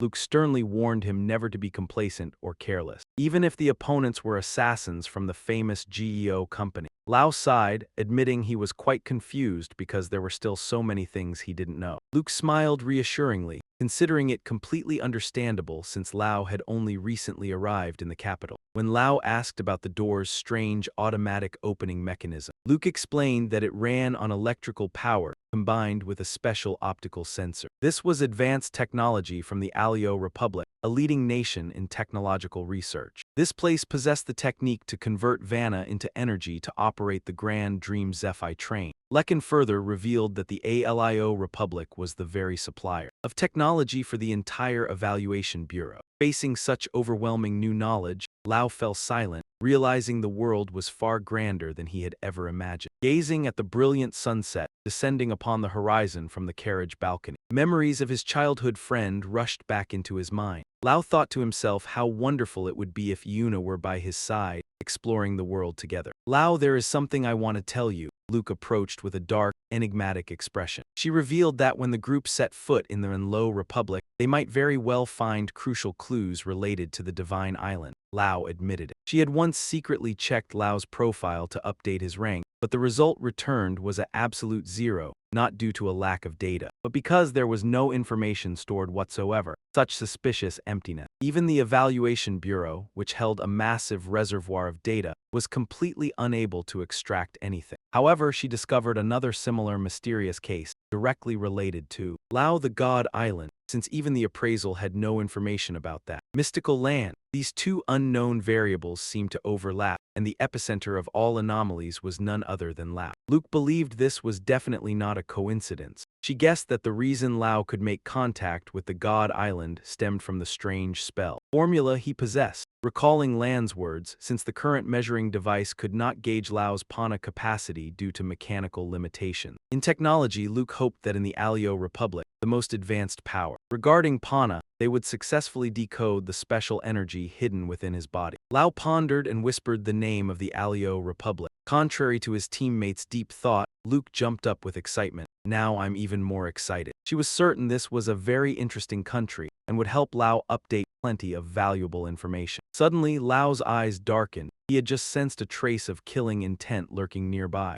Seksu appeared right behind him and spoke up. "Lao, you noticed it too, right?" He nodded slightly to Luke's bewilderment. Seksu instructed him to act naturally as usual since the train was about to depart, while leaving a cryptic remark that she would not give advance warning when the enemy strikes. Lao was briefly taken aback. Right at that moment, the announcement chime echoed throughout the station. "Welcome passengers aboard the Dream Zephyr train." As the massive train began to roll, Lao suddenly felt an immense danger rushing right beside him. His pupils dilated in shock as a beam of light, like a wind-cleaving attack, hurtled straight toward him. A sudden jolt of the train carriage sent Lao crashing to the floor. This unexpected incident accidentally saved his life. For if he hadn't dodged in time, the stranger's razor-sharp slash would have taken his life in an instant. Standing nearby, Luke froze in terror as the assassin appeared right before her eyes. Suppressing his pain, Lau looked up at the attacker with a wary gaze. The stranger was clad in a bright red suit, clutching twin daggers that radiated overwhelming murder lust. He smirked dangerously and said, "Lucky kid. Next time I won't hold back." In another development, let's rewind time to learn about the training process of the genius archer. The Maxman clan had a tradition of conducting extremely grueling archery training deep in the forest. Eddie's father led him into the vast wilderness and sternly assigned the mission. "All right, Eddie, find a way to survive on your own in this forest for a whole year." Watching the small figure of his nephew gradually disappear behind the trees, the uncle worriedly asked if the boy would be okay. The father simply replied nonchalantly that carrying his bloodline, he would definitely pull it off. Throughout that time, Eddie had to teach himself everything, from concealing his presence to penetration shooting techniques. His father believed that upon his return, Eddie would become a top master. He even invited a ranking appraiser to wait in advance. However, reality took an unexpected turn after half a year. Instead of practicing archery, Eddie turned to studying various mushroom species. He tasted each type to test toxicity and found ways to cultivate edible mushrooms, even using poisonous ones to repel wild beasts to expand his garden. A year later, Eddie returned home fully grown, meeting his father's expectations. He excitedly showed off, "I'm back, father, look at this. I call them steak mushrooms, they're delicious," he said, carrying a pile of mushrooms in his arms. Shocked to his core, his father roared in utter helplessness, "You little brat. You survived for years just to grow mushrooms, not to master archery." And that was precisely why Eddie later excelled, rising to 19th place in the field of mushroom cultivation. Looking down at Law, who was slumping over, the red-clothed assassin gloated arrogantly, "You're beyond saving today. I'll grant you a swift death." Brandishing his pair of flaming daggers, he prepared to finish off his delicious prey. Yet, Law didn't flinch in the slightest. Crouching low, he swiftly grabbed the hilt of his sword. Then he suddenly hurled it forward in a lightning-fast counterattack. But that was actually just a carefully calculated feint. The unexpected object flew straight at him, completely blocking the enemy's vision. Capitalizing on the opening, Law closed the distance and landed a heavy strike on his gut, making the assassin howl in pain. Instantly, Law spun around and smoothly caught the sword falling from the air. With masterclass finesse, weapon in hand, he stood firm, facing the enemy head-on in the narrow train corridor. As the train shook violently, he gave his opponent no time to recover. Infuriated, the assassin erupted with fire energy and launched a relentless onslaught, sparks flying from the fierce clashes between sword and daggers. Countless sparks flew as the metallic clashing echoed throughout the space. The enemy was extremely agile, somersaulting through the air to strike from above, but Law blocked every blow seamlessly. He landed immediately, pouring all his strength into his legs to rush in with blinding speed and overwhelming murder intent. Law reacted with lightning speed, launching a devastating punch straight into his abdomen that slammed the assassin hard against the train wall. Law silently noted that the man only aimed for his solar plexus. Not bad, he thought. The assassin collapsed, completely unable to resist the young man's overwhelming power. Running over anxiously, his companion asked, "Law, are you okay?" He calmly replied, "It doesn't hurt." But his sharp senses immediately put Law on high alert. Sensing two more presences, he shouted Seisu's name and kicked open the door to the merchant's luxury compartment. Inside, Seisu had already single-handedly taken down two other assassins. She casually looked at Law with a cold expression and told him he was late. The group gathered in Thomas's room to discuss the situation. Lux remarked, "They ambushed us as soon as we set off." Facing the enemy's audacity, Seisu noted that their actions were far more extreme than expected. Perhaps they should temporarily pause their journey. Hearing this, Thomas panicked and immediately rejected the idea. "No, this deal must succeed at all costs." Seeing the client's strong determination, Seisu conceded, "Fine. We will quietly clean up the assassins so the train journey isn't interrupted." Law looked on in shock as Seisu dragged the tightly bound assassins toward the window, wondering if the enemies had broken in from there. Without a second thought, Seisu tossed them all right out of the speeding train. She calmly explained her drastic action. "It might look a bit brutal, but this is the optimal solution. We don't have enough manpower to guard and interrogate them. And if we slip up even a little, these guys will cause trouble. So it's best to throw them far away." Law asked worriedly if throwing them out like that would kill them. Seisu nonchalantly reassured him that falling from that height was nothing. She did this all the time, so he should just trust her. Turning to Thomas, Seisu demanded that he sit still so the group could discuss things, adding that he had to inform them first if he wanted to go anywhere. Once the merchant left, Seisu asked Lux for an appraiser's perspective on the assassin's strength. Lux pondered and analyzed. Based on the criminal rankings, he's probably ranked around 500, though experienced and flexible enough to rival a 300th ranked knight. His actual skill doesn't amount to much. She asserted that if Law hadn't slipped at the very beginning, he could have finished the match in the blink of an eye. At that time, as long as they remained vigilant against the ambush. Surprisingly, these assassins were only on par with low-tier 3-digit knights. When confident, the whole group had more than enough capability to handle it themselves. Zesu enthusiastically nodded. In agreement with the task, she felt fortunate to have an assessor providing an objective judgment. Seeing Lao remain quiet, Zesu curiously asked for his thoughts. Lao finally confessed that dealing with them was truly not easy at all. Zesu explained that it was an unavoidable feeling when first reaching the stage of single digits. Facing Lao's hesitation, Lutz began explaining this special term in the ranker community. It was a massive boundary dividing the digit tiers on the leaderboard. Even if separated by just a single unit, such as rank 199 or rank 10 and 9, the gap in actual strength was a vast chasm. An immense chasm. The intense desire to shorten the digits in their ranks had unwittingly created that vast gap. Lao was currently at rank 1084, meaning that the doorway to the 3-digit realm was looming right before his eyes. From this point on, the world he stepped into would be a true demon realm, a place teeming with madmen hunting for 3-digit ranks. The structure of the work consequently became far more brutal. Seeing Lao still hesitating, Zesu suddenly spoke up to remind him, "Did you forget what you once said?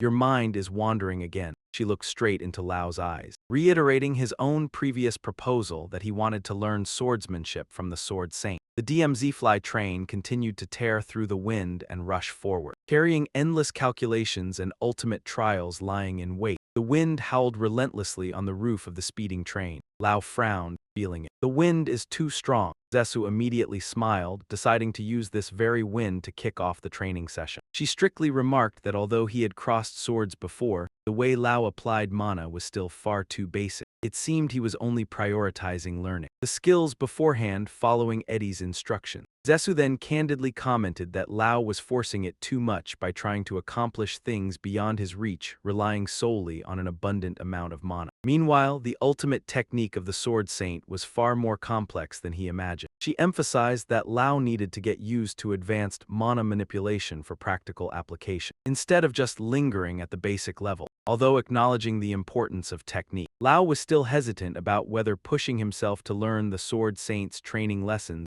would truly help him increase his power. To shatter this skepticism, Zesu placed her hand on the hilt of her sword and admitted that in the previous clash, she had been overly excited and accidentally lost control. In just the blink of an eye, the female knight's figure completely vanished from Lao's sight. Before his shock could settle, Lao flinched in surprise as he found Zesu already standing right behind him. She coldly explained that this was the true, precise move of the Sword Saint style, freely swinging the sword at speeds far beyond the human eye. Zesu affirmed that compared to an authentic Sword Saint lineage swordsman, Lao was currently far too slow. However, she reassured him that as long as he followed the instructions correctly, he would naturally master the third form. That was the renowned explosive slash of the leaf direction, a legendary technique in the Sword Saint style that Lao had heard of before. Zesu solemnly revealed that what she could recreate stopped at the explosive slash. As for the fourth and fifth moves, they were too tricky, so much so that no matter how hard she tried to learn and follow along, she couldn't master them. Being unable to reach the peak of her idol made Zesu extremely frustrated. Left with no choice in her frustration, she decided to hand over the responsibility to Lao. "Now, let's begin training." As Zesu spoke, she took out a rope from her person. She declared loudly that their first lesson would begin with this rope. In the memory, Adon stood before a towering cliff, calmly explaining an ultimate secret technique to Lao. This was an exceptionally special technique among the Grandmaster sword skill. Although its range was somewhat limited, it would help him subdue a wider variety of enemies. Lowering his stance, he called out loudly,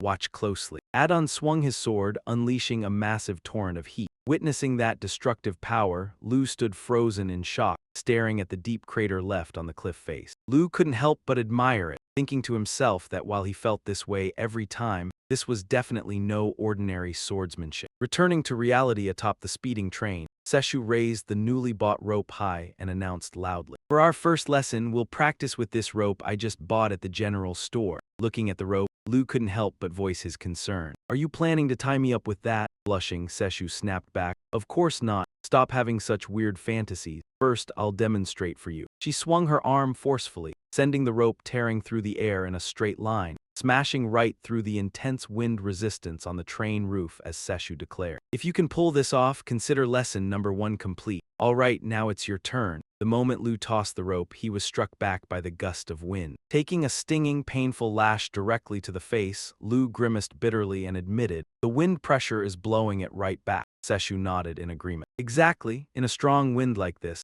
you must have extraordinary speed to throw such a small, lightweight rope all the way." Lightly catching her breath, she continued to explain the principles of energy manipulation in greater detail. Vana unleashes its maximum power when the flow is greater. You can channel momentum into it like a flowing current or unleash it explosively into your hands, feet, eyes, or hands any place and at any moment necessary. By doing so, you can instantly boost Vanna's output. Seshu asserted that this was the core skill Lu absolutely had to master. Specifically, it was the ability to unleash maximum output in an instant to explode one's own power. Preparing to throw the rope, Lu focused intensely, telling himself to channel Vanna into his arm with perfect timing right as he acted. However, it was easier said than done. Doing it was the hard part. Despite trying to gather the radiant green energy, the rope still flapped around wildly in midair. Seshu explained, "That moment easily becomes chaotic because Vanna originates from the center of your chest. It requires you to calculate with extreme precision the exact timing for it to reach your limbs." Lu began to realize things were far more difficult than expected, wondering to himself if he could just use more Vanna to compensate. Just as he was about to unleash a surge of deep green energy, Seshu shouted loudly, asserting that this was strictly forbidden. She warned that using Vanna recklessly would prevent Lu from ever mastering precise control and would form an extremely dangerous habit. Seshu explained that the furious slash technique he aimed for consumed a massive amount of Vanna. If the first lesson took only 1 part, that supreme technique would consume 10 parts. That extreme severity would instantly exhaust someone like Lu if he suddenly exploded 10 times the Vanna. She emphasized that this lesson was also meant to teach optimal Vanna control, something she herself had not yet perfected. However, Lu casually replied that he could use dozens of times that amount of Vanna without worrying about running out. Faced with this shocking declaration, Seshu went silent and demanded Lu reveal his full power for her to verify. Lu decisively agreed immediately.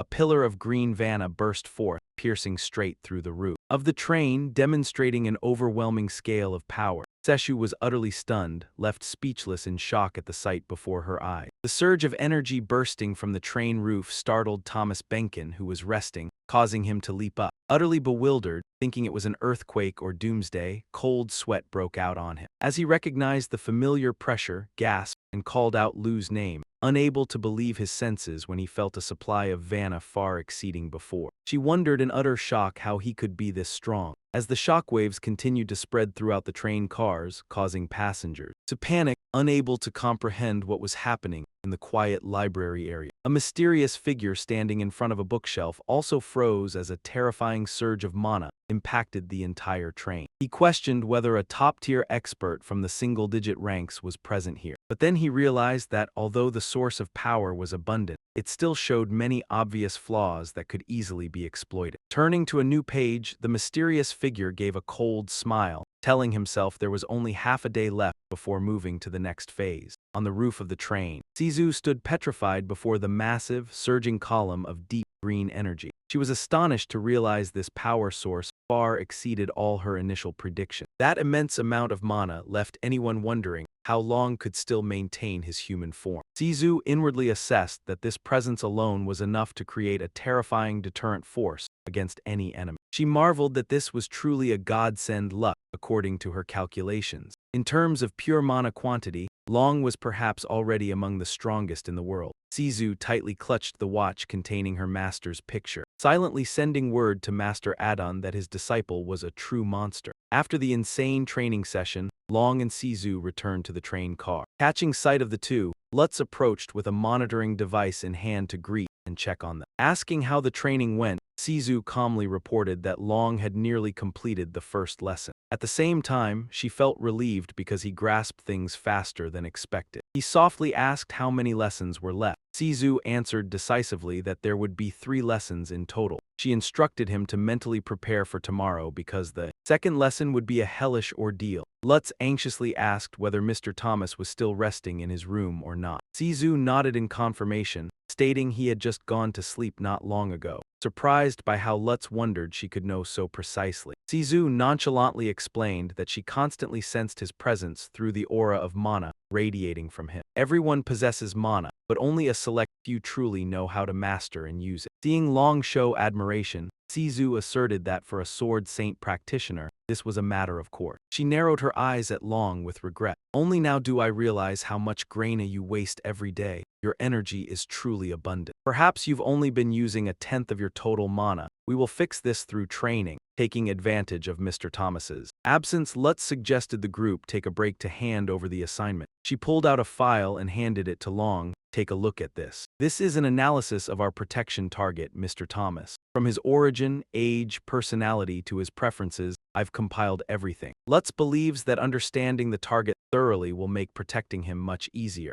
Reading through these lines, Long was extremely impressed by his companion's professionalism. He wondered if these kinds of trade secrets were widely shared internally within the association. Sizu confirmed that every recruit belonging to the Masonite Order had to learn this right from their first year. The file revealed the name Thomas Benkin, a powerful merchant ranked 33rd in the world. At 46 years old, he was the second-generation chairman of the Benkin Trading Group. The entity owning the famous department store chain was originally Benkin Pharmaceuticals, a small company founded by Thomas's father, Mr. John. Thanks to his father's exceptional leadership, the company made a rapid breakthrough. Thomas himself was no less capable, carrying the team to expand from 3 to 8 stores, turning this place into the country's largest department store chain. Hearing that list of achievements, Lu silently admired him. So he's really a wonderful person, huh? Setsu nodded in agreement. Not only capable, but he's also a very good person. After all, he is a top 33 merchant in the world, Setsu added thoughtfully. He is very vigilant, but also quite hot-tempered. Recently, he has gone through many terrifying events, so I feel a bit stressed. She assessed that Thomas suspecting the whole group's competence when they first met was a clear expression of those 2 traits. Currently, he is staying quietly in his room, but sooner or later he will insist on going out. It was her turn as she shared the latest intelligence. I researched the assassin group that just attacked us while searching the Evaluation Bureau's database. I found a few pieces of information that match quite well. Suddenly, Lu wondered about something in the past. Couldn't we call for rescue using the communication device when fighting the Deng Kun? Lu immediately crushed that thought. Dream on, life isn't that easy. Places like the Azam Forest are listed as rated danger zones, so there's no signal at all. Even so, updating the rankings uses an entirely different channel for security reasons. People have to use a dedicated encrypted line to update rankings. Long-range communication devices use simple signal, which is why they can reach farther than usual. Returning to the main topic, Setsu pointed out that the 3 assassins who attacked them had coordinated with extreme synergy. Normally, people only hire separate individuals to limit leaving traces, but this precise synergy proves they were hired as a professional team. She pulled out a device to analyze. It's very difficult to identify a solitary assassin, but an organization is different. If you want to go far, go together. If you want to die together, just go as a team, based on their operational range, skills, and weapon manufacturer. Setsu asserted that the mastermind behind this was Disuda. This is a branch of Disudola, the organization ranked 6th on the criminal leaderboard.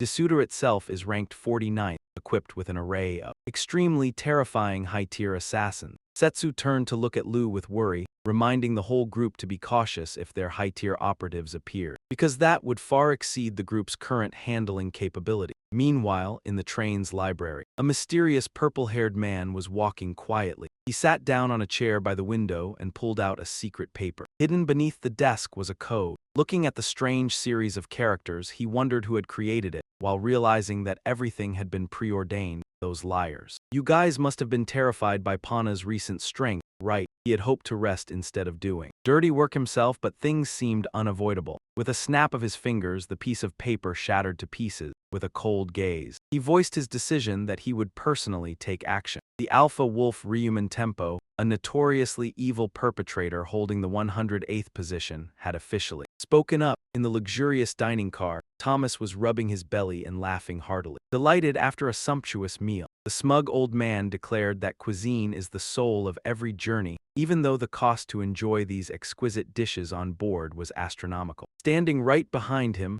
Lou remained despondent after having to sample every single dish to test for toxins. He sighed, bemoaning that this job was too much to handle. Seeing Setsu just sitting and observing, Lou asked curiously why she wasn't eating. She nonchalantly replied that as an evaluator, she didn't need to be overly picky. Setsu believed that experiencing the cuisine alongside bacon would help deliver the most accurate assessment, though she begged off participating in the poison testing. Thomas stood up and announced he was going shopping to aid his digestion, not forgetting to remind the whole group to protect him very carefully. In the high-end department store area, the rank 33 merchant continually marveled at the luxury goods, picking up the latest model porcelain vase to admire. The old man clicked his tongue in praise of the craftsman, yet could not help but lament the indulgence of the train for displaying such extravagance. Lou whispered to Seshu, wishing the old man used his head a bit more. Learning to exercise better self-control, Seshu slowly explained that she had originally wanted to provide room service to ensure safety. But if this guy loses his temper, it'll be even more troublesome. So this display of tolerance is a necessary step to control him in emergency situations. Seshu immediately ordered the guards along the aisle to keep watch on Thomas, while she herself would directly patrol around the carriage. As soon as Seshu left, Lu curiously asked Lo about his recent grueling training. Lo admitted that his new master was very strict, but not unreasonably harsh in fact, since learning how to channel prana efficiently. His physical stamina was even greater than before. Hearing this, Lux's expression turned deep in thought, and she pressed on, asking whether he had ever fallen into a state of mana exhaustion outside of casting spells. Receiving a shake of the head from Lo, Lux was thoroughly astonished and asserted that this was indeed extremely strange. Normally, any process of energy training drains the body repeatedly,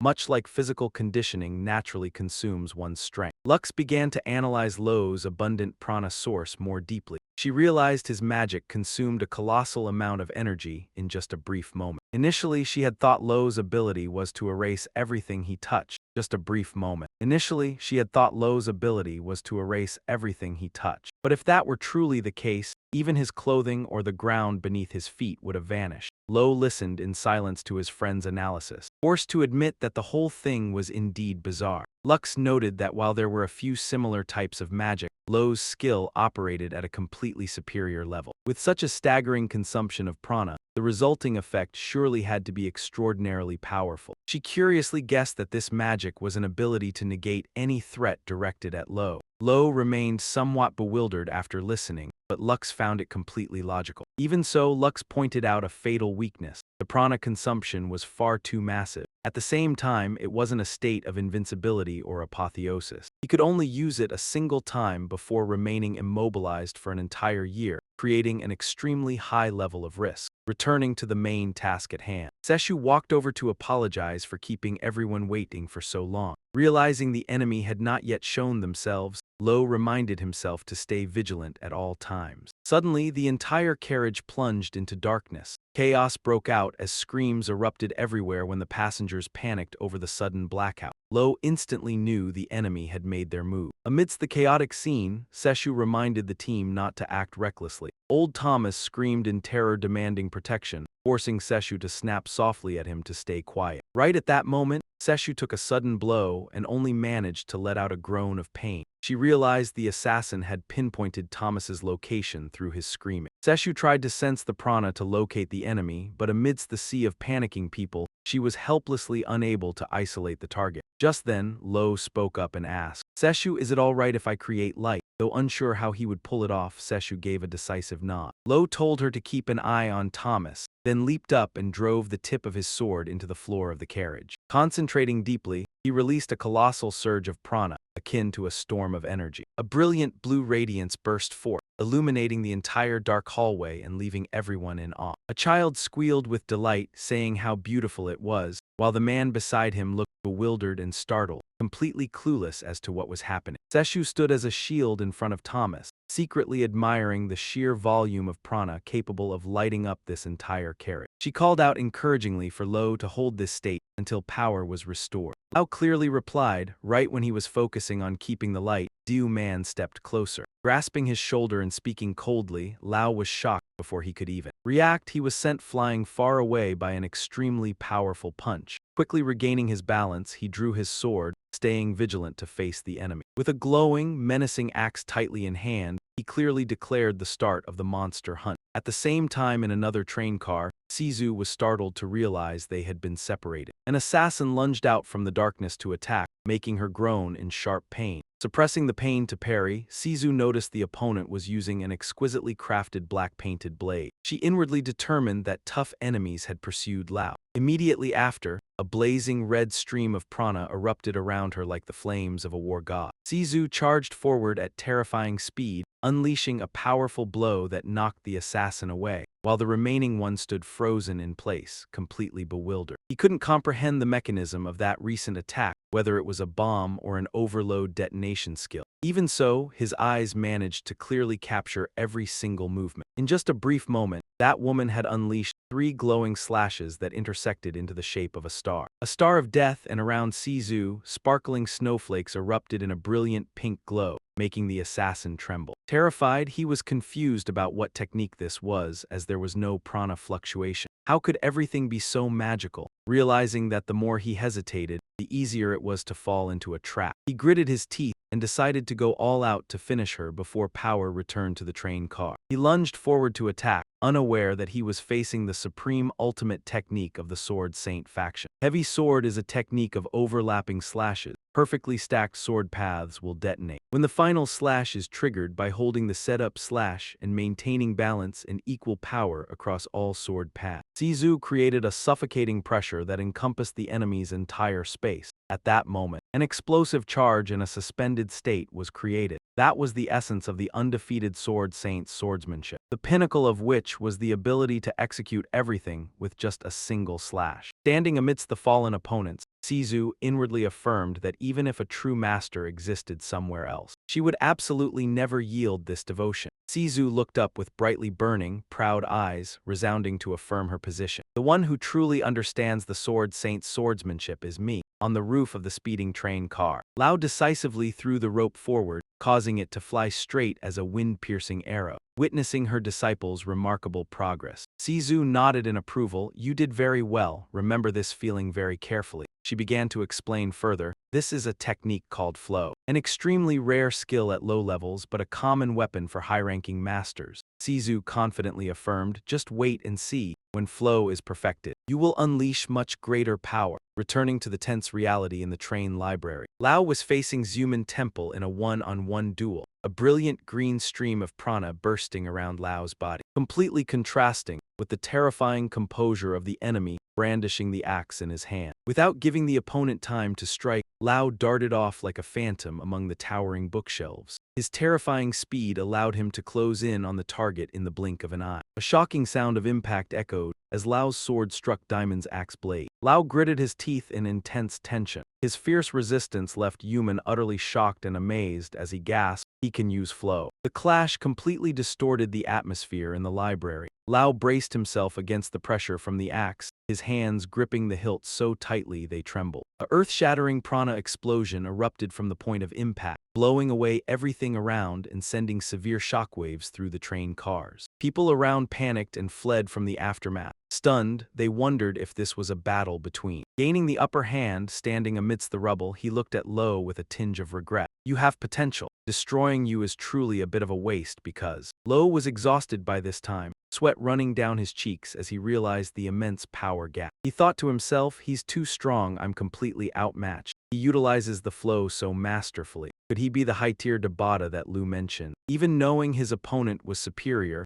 Lo still tightened his grip on the hilt, deciding to face him head-on rather than run away. He channeled prana into his feet, attempting to apply the technique he had just learned. I will use the flow too. Lo dashed forward like a flash of blue lightning, but was still dodged with ease. Witnessing the recruit's efforts, Yuman frowned and commented, "Incomplete, huh? Planning to be a kamikaze." Yuman's eyes deepened as he observed the bright blue prana swirling around. Lo, inwardly admiring his extraordinary energy capacity, while wondering why such a genius hadn't received formal training. Yuman speculated, did he grow up in a peaceful environment, avoiding combat? He swung the heavy axe in his hand vigorously. Coldly, he assessed Lo as merely a monster trapped inside a clumsy shell, making him very easy to defeat. He clearly affirmed, if your flow had been perfected, things would have been much more troublesome. The battle continued to explode violently between the towering bookshelves. Lo repeatedly charged in to attack, but every sword stroke was neutralized by Yuman, skidding long across the floor. With heavy panting, Lo began to realize his fatal flaw and knew where the problem lay. First, he could not control the flow yet. The second issue was the break. In his technique, Lo bitterly realized that currently, he could not combine the flow with the Than Phi sword style. Pausing for a moment, Yuman coldly remarked, even if it's advanced swordsmanship, having only that is no different from letting a treasure gather dust. Turning around, he swung a devastatingly powerful axe blow. Giving his opponent no room to breathe, he glided like a phantom and continuously unleashed a barrage of attacks to overwhelm the opponent. Lo was forced onto the defensive, taking heavy blows one after another that gradually exhausted his body. Forced into a weapon lock position, Lo gritted his teeth, realizing the sword would break if held at this angle. He was then knocked back, creating a large distance on the train floor. Looking at Yuman standing calmly ahead, Lo realized that Guy was controlling the match. He told himself that no matter how strong the opponent was, he wouldn't lose, as he had fought many who far outmatched him before. He reminded himself inwardly that the Than Phi sword style was inherently unpredictable. His eyes blazed with blue electricity, and his entire prana exploded as he executed his ultimate technique. Combined with Fong Ik Lian Hoa, it created a massive storm of sword aura surging toward the enemy. Yuman saw right through the attack and sneered inwardly, still the same old trick. How foolish. However, he soon noticed something unusual as countless high-speed slashes rained down like a barrage of bullets continuously compressing at every impact point. Though knowing he couldn't dodge forever, Yuman still roared with confidence. Trivial, he deduced that Fong Ik was fast, but each individual slash was too weak to generate destructive power like Lian Hoa, no matter how many times it hit. Yet, Lo had planned ahead, thinking to himself that this was enough to pin down the opponent and dodging a single slash would be impossible. Yuman realized in shock that he had fallen into a trap. With only enough time to blurt out a curse, Lo instantly concentrated all his prana into a single point, delivering a slash containing all his power directly into the assassin's chest. Standing behind, Lo panted from exhaustion but still tried to sheath his sword, thinking to himself, "Open your eyes and look, I won." However, at the very moment victory seemed assured, a sudden sharp pain squeezed Lo's heart, leaving him stunned. He collapsed as Yuman, lying on the floor amidst the thick smoke, let out a malicious smile. The poison has begun to take effect. Once hit, there's no escape. He smugly revealed the horrifying truth. The battle axe was laced with a lethal poison, and a mere graze meant death. Lu remembered the scratch on his shoulder with utter shock, painfully realizing he had been poisoned back then. In desperation, Lu forced himself to ask for the antidote, but Yuman coldly pulled out a small vial and crushed it right before his eyes. The glass shattered, the green smoke dissipated, and the assassin roared madly, "Die already, you monster!" Right at that moment, Lut and Sesu rushed over in a panic. Seeing their teammate's pale face, Sesu was horrified to realize Lu had been poisoned. Lu could only respond with a faint, weak breath. Sesu stared at the broken glass at the assassin's feet, grinding her teeth in resentment because he had destroyed their last ray of hope. Anxiety boiled within her heart, for the medicine on the train could not cure such a deadly toxin. "We must hold out until the next station," Lu ordered in a heavy voice. "You two stand back a bit, I want to try something." Before the astonished eyes of the two girls, Lu closed his eyes tight, gathered all his inner focus and began to chant softly. Ancient incantations. The ancient spiritual bloodline caused the gentle breeze to stop and the fog to vanish. Witnessing this scene, Lut suddenly felt a glimmer of hope. That was it. Perhaps Lu's secret technique could neutralize the poison. Amidst a brilliant radiance,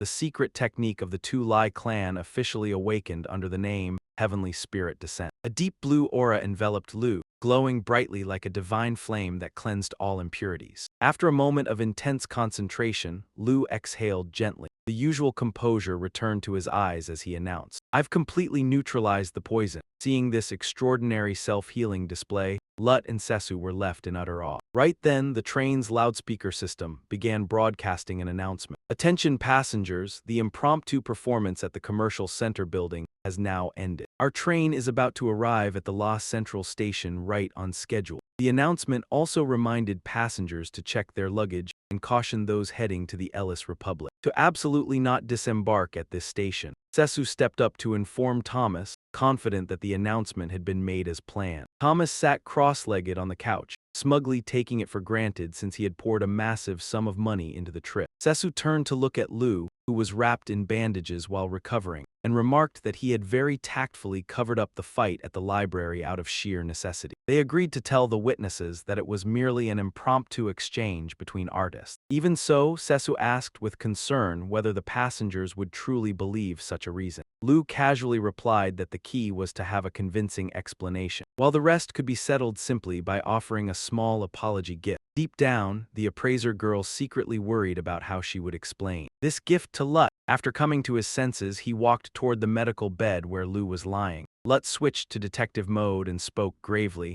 Lu, through this incident, I have realized the true nature of your secret technique. She explained that the core of his heavenly spirit descent was actually survival instinct. It automatically eliminated any factor threatening Lu's life, ranging from attacks directed at him to things that caused pain or destruction. Eliminating those hazards was the core power of the secret art. The mysterious girl concluded that this was an ability capable of breaking all rules, but the price to pay was far too high. She looked at Lu and asked if he could move yet. Lu lay motionless, answering wearily, "My body feels as heavy as lead." Lut continued her analysis. The most important thing is how you utilize this secret art. From what I observed, the duration of this power lasts for only about 5 to 10 seconds, and during activation, Lu is completely invulnerable. 10 seconds of godhood means you must finish off your opponent within those 10 seconds. Lut sternly reminded Lu to keep in mind that victory could only be guaranteed if he timed the fight perfectly. Looking toward his two companions, Lu mused thoughtfully,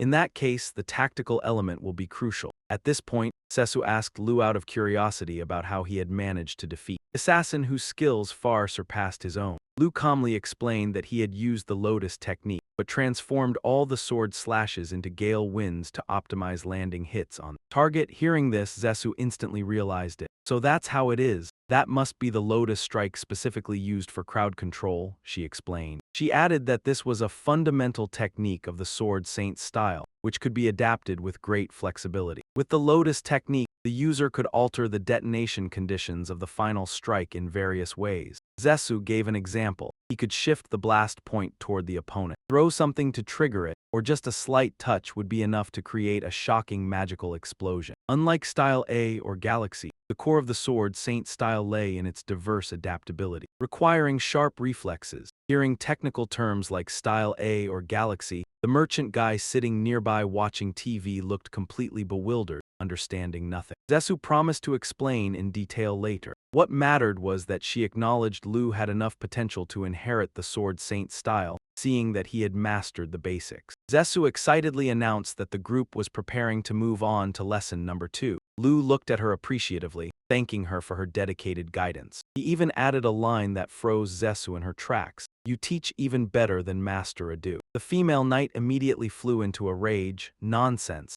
Master Adu's teachings are the absolute pinnacle of the world, Sesu shouted in fury. Are you teasing me on purpose? You're just showing off that you were directly and meticulously taught by Master Adu, aren't you? Is that right? Lu was squeezed until he choked, hastily trying to explain. No, Adu taught very casually. I was genuinely complimenting you. Hearing that, Sesu finally cooled down and released him. She pondered and reasoned that Lux defeating a high-ranking enemy from Des Bada would cause the enemy faction to temporarily retreat to preserve their forces. Lu nodded. If so, that's great. However, when Sesu brought up the phrase high-ranking from Despada again, Lu suddenly froze with an extremely grave expression. She looked directly at the two of them and flatly denied there's no way he belonged to the high ranks of Despada. He was just an ordinary henchman. This revelation left both Lu and Sesu deeply shocked. Sesu asked hesitantly, are the high ranks of Despada really that strong? Lu looked out the window filled with anxiety. From the moment we were ambushed, we had actually already lost. If that guy was truly a high-ranking figure, then the moment the power went out, our heads would have left our shoulders. Her warning caused the surrounding atmosphere to sink into a heavy pressure. Everyone be careful, the battle isn't over yet.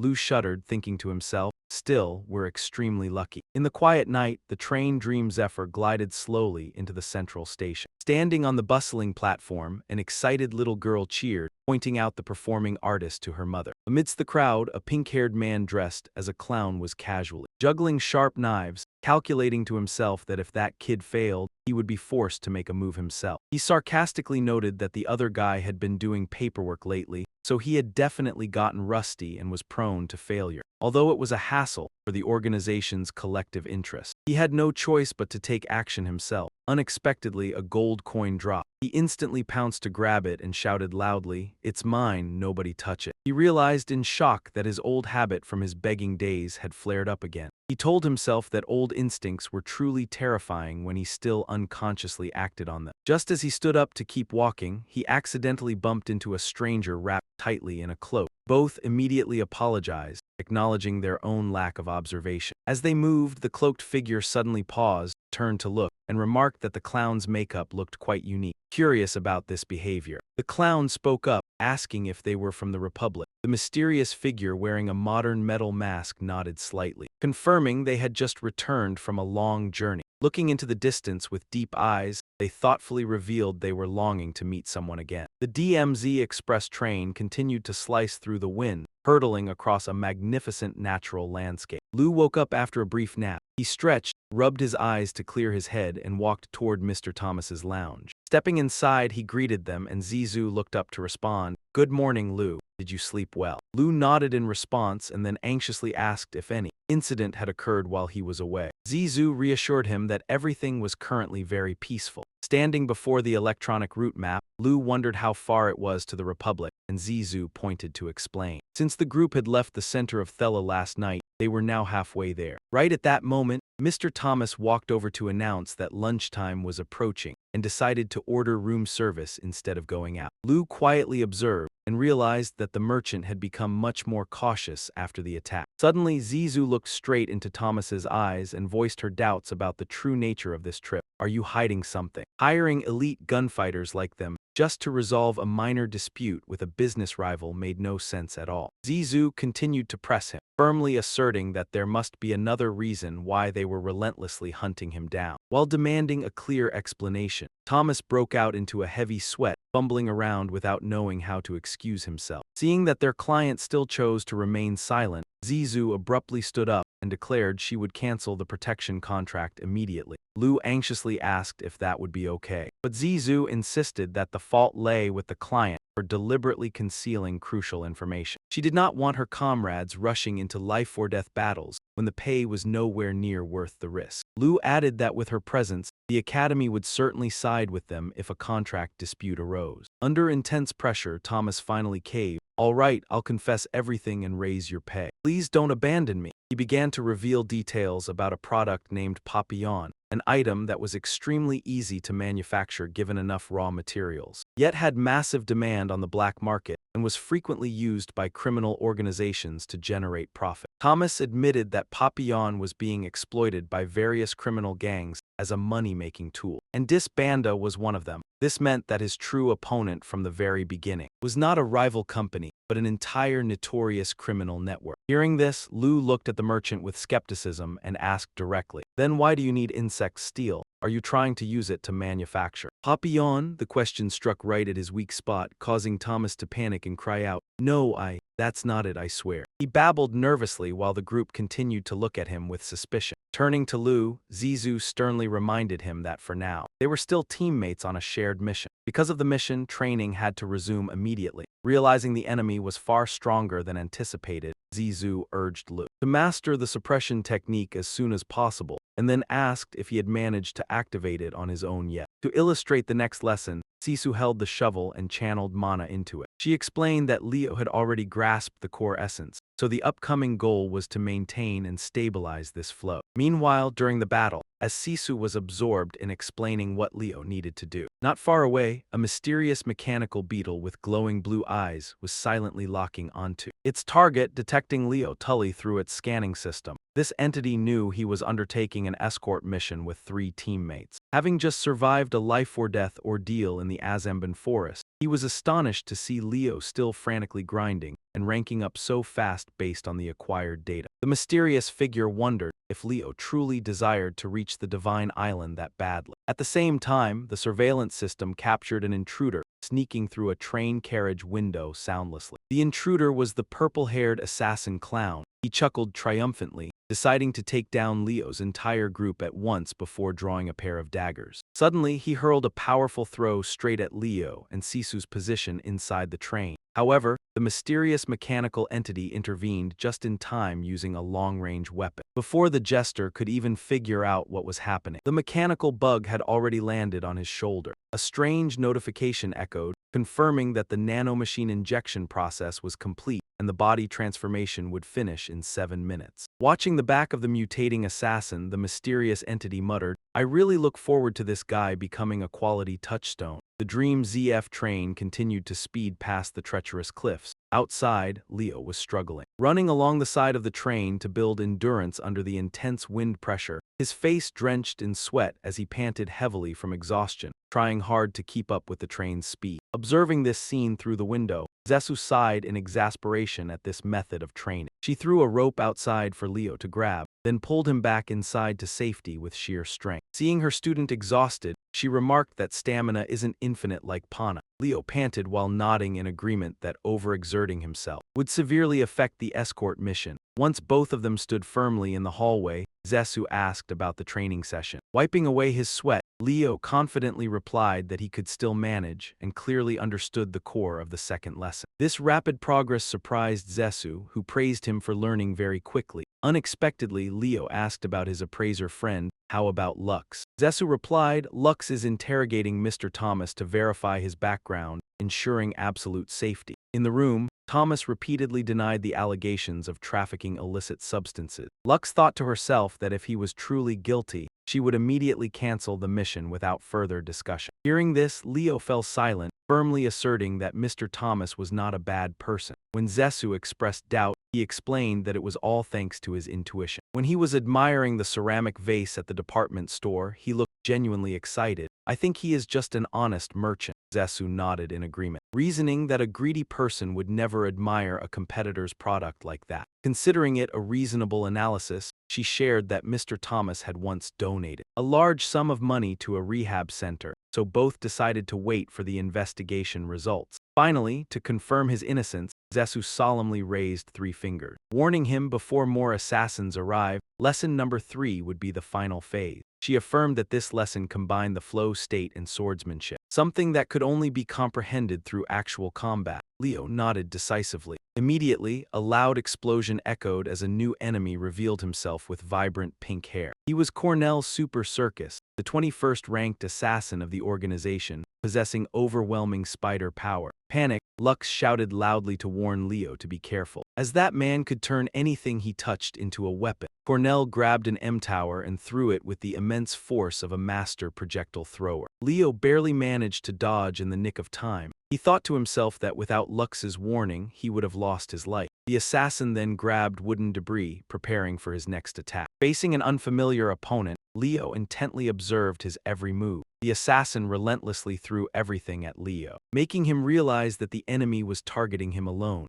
Zesu was also surprised. Why didn't he care at all about their main target, Thomas? Leo turned to ask Zesu, "Lesson number 3 is actual combat, right? I'll practice the flow with him." Zesu instructed him to hold him off, saying she would regroup as soon as the area was secure. Leo replied briefly and watched her take Lux away to protect the client, leaving him alone to fight the dangerous enemy. The objects rushing through the wind were all deflected effortlessly by Leo using his sword. Cornell continued, unleashing powerful throwing attacks, making the surrounding space tremble violently. Leo utilized Pana nimbly under his feet, gliding and dodging as lightly as flying. Under immense pressure, Leo erupted with a massive aura of blue prana that enveloped his entire body. His eyes shone coldly as he stared straight at the enemy, inwardly declaring he would turn him into a stepping stone to the island. Cornell Super Circus was originally a poor orphan taken in by a circus, not to perform, but to serve a brutal human trafficking ring. His childhood was locked in dark iron cages alongside other miserable souls. To escape that hell, Cornell secretly learned juggling techniques and strived to replace the clumsiest performer. Whether awake or asleep, he practiced endlessly, knowing that if he stopped, he would be discarded. When the circus disbanded, he continued juggling on the streets to make a living. Rising from absolute poverty, he clawed his way up to become the world's 21st ranked assassin. Having taken the lives of countless prominent figures, cruel fate nevertheless turned him into a soulless puppet under the control of a mad scientist, driven by innumerable mechanical components. Connell's shooter lunged forward, launching a savage attack at Lo. Emitting a bone-chilling aura, he swung his arms, throwing razor-sharp projectiles at gale-force speeds. Lo focused with utmost concentration, sidestepping to dodge. The violent impacts shattered furniture and even brought down the large chandelier hanging from the train ceiling. Connell continuously unleashed devastating throws infused with radiant purple electricity. Spotting an opening amidst the rain of projectiles, Lo let out a decisive roar. "There it is, I'll take him down before he can reload." Capitalizing on his opponent's lost momentum, Lo funneled prana into his legs, utilizing the flow to close the distance in an instant. But Connell was no pushover. He channeled his full force into a heavy slam onto the train floor, creating an explosive pressure that shattered the floor and sent debris flying everywhere,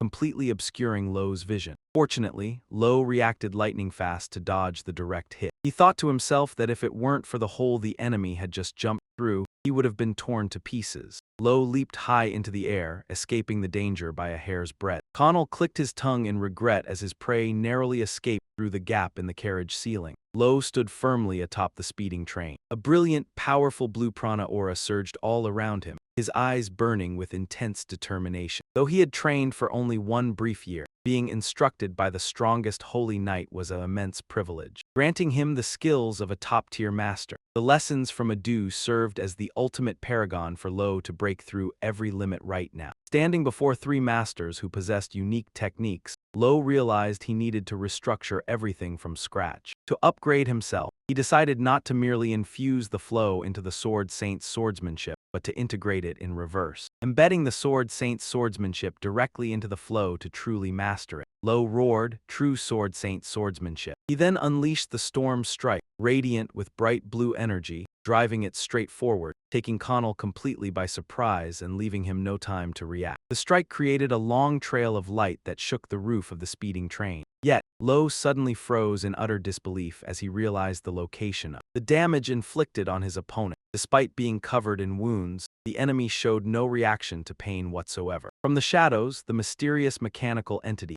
quietly observed the ongoing events through a data screen. He acknowledged that the Sword Saint's swordsmanship was quite fascinating, but it was not what he wanted to see. He coldly issued a command, "Come on, Lo Tully, show me your ultimate technique." Instantly, Connell's body transformed, exploding with a surge of demonic purple energy. A massive pillar of purple lightning shot straight into the sky. Lo stood alone on the train route, facing the terrifying power surging toward him as Connell unleashed a brilliant display of purple lightning. This left Lo astonished to realize his enemy possessed two distinct colors of prana. It was too late to realize his opponent had been hiding his true strength, but he immediately refocused on the battle, as the enemy had already begun unleashing a barrage of weapons toward him. Facing the incoming rain of daggers, Lo channeled his energy into his blade and shouted loudly, "Storm Slash!" Every single hidden weapon was instantly deflected away. Lo surged forward, determined to end the fight, but a massive tree trunk suddenly came flying at him,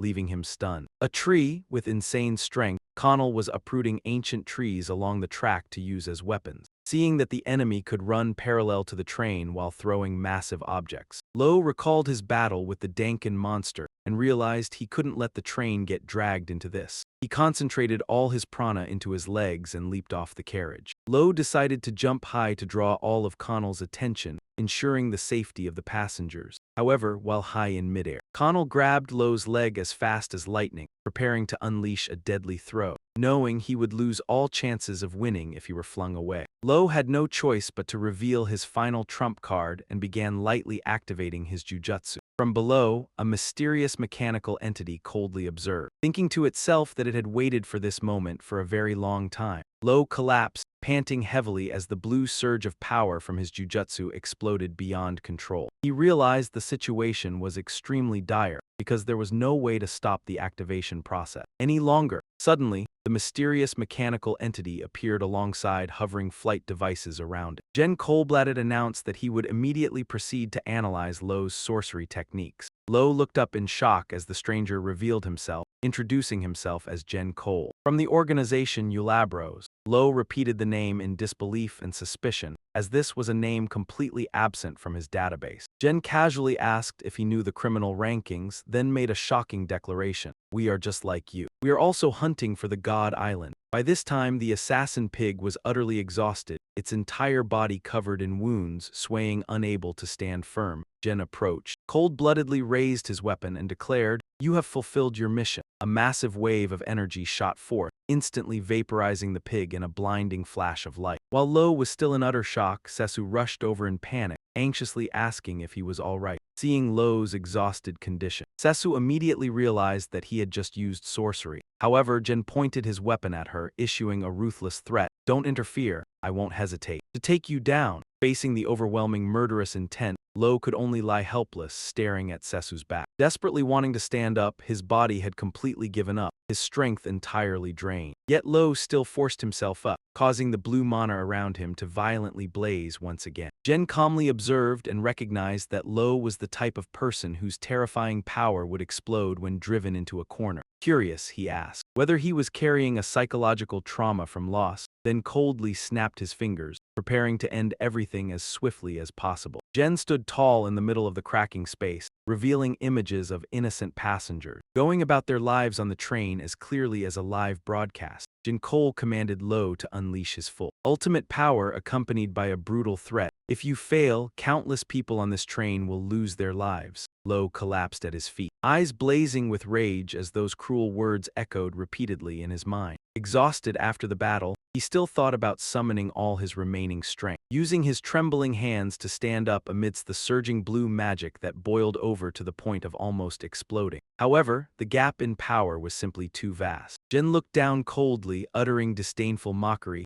"How disappointing." Right at that moment, Sesu Orlaya suddenly charged forward, swinging her sharp blade directly at the assassin's head. Jen nonchalantly activated his energy shield, causing a triangular magic barrier from his mechanical mask to block the attack, leaving Sesu stunned by its extraordinary toughness. Without hesitation, she stepped back to build momentum, pointed her blade at the enemy, and fiercely demanded to know about his organization and purpose. Jen merely replied, pointing his weapon at her and nonchalantly wondering if Setsu's death would truly make Lo enraged or not. That arrogant indifference infuriated Sesu. "You don't even know how to talk like a decent person. What a brainless fool." The peak showdown officially erupted between the 305th ranked knight Sesu Orlaya and the top expert, second-ranked Vanna user Jen Cole. Meanwhile in the hallway, Lutz was supporting the exhausted Lo, walking heavy step after heavy step. She asked anxiously to confirm whether that man was the one who caused the train to lose control. Lo nodded weakly through his rapid breathing. Seeing her companion completely depleted, Lutz realized he had just used sorcery and desperately needed rest. She suggested taking him to the medical ward for treatment, as it would be much safer than this area. When Ro asked about Mr. Thomas's situation, Luce reassured him that she had hidden the old merchant safely. Safe in a private room in the Silver Building,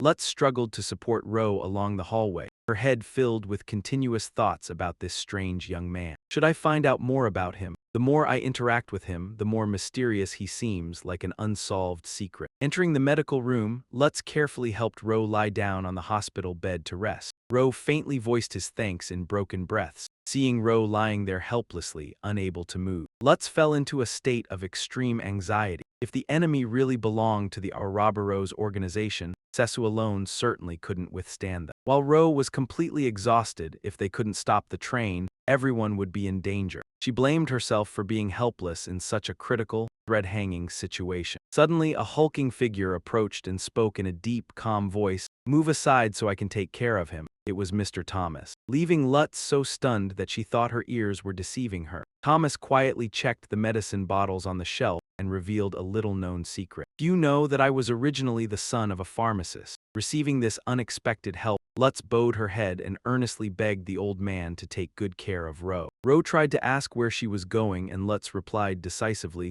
"To stop this runaway train, I'll do the only thing I can." Lutz dashed down the hallway, amid emergency loudspeaker announcements, requesting passengers to prepare for impact and move to the rear. Amid the chaotic crowd, she suddenly blocked a man's path and shouted out loud, "Hey you're a professional mechanic, aren't you? I need your help to stop this train right now." The man was stunned, not understanding how she knew his identity so well. She silently calculated that just by looking at the rankings, she would know which ranker was suitable to handle the current situation. She shouted loudly to seek help. "Is anyone here a mechanic ranked 40 or higher, or a scholar? Or a Ghana scholar ranked 120 or higher?" Sadly, she noticed that there was no emergency alarm button here. At the same time in the medical room, Mr. Thomas Bacon was attentively taking care of Ro on the hospital bed. The old man spooned the medicine into his mouth and instructed, "Open wide now, be careful not to choke." After swallowing the dose of medicine, Ro quietly looked at the man opposite him. Thomas then spoke in a deep, solemn voice. "You're suspicious of me, aren't you?" The old man admitted that he had placed a fake request, just as the female Knight C. Sesu had said, and then self-deprecatingly remarked that in Ro's eyes, he was just a villain trying to profit from drugs. By selling armored insects, the profile indeed sounded hard to defend. But Ro calmly replied, "No, I don't suspect you," he explained. "Because I am also a ranker, I understand very well that the position of a rank 33 merchant is an extremely impressive achievement. No one can reach that level easily." Thomas looked at Ro with eyes full of appreciation. The old man handed him a medicine bottle and earnestly entrusted, "Please protect me." "Adventurer," the old man asserted firmly that someone like Ro could never fall in a place like this. Thomas himself had experienced a childhood haunted by poverty. Standing in front of the old, run-down pharmacy, the young boy's mind back then craved only one thing: money. His father was an extremely kind person but lacked a business mindset, leaving the family constantly in hardship. In the end, his mother couldn't bear it and left, leaving the father and son to endure the world's mockery. They became the laughingstock of the entire neighborhood, regarded as a foolish family. In desperate poverty, Thomas realized a harsh truth: medicine, if used incorrectly, turns into an addictive drug. Craving money more than anything else, he decided to launch a business based on his own medical knowledge. Learned from his father, Thomas began recruiting local thugs,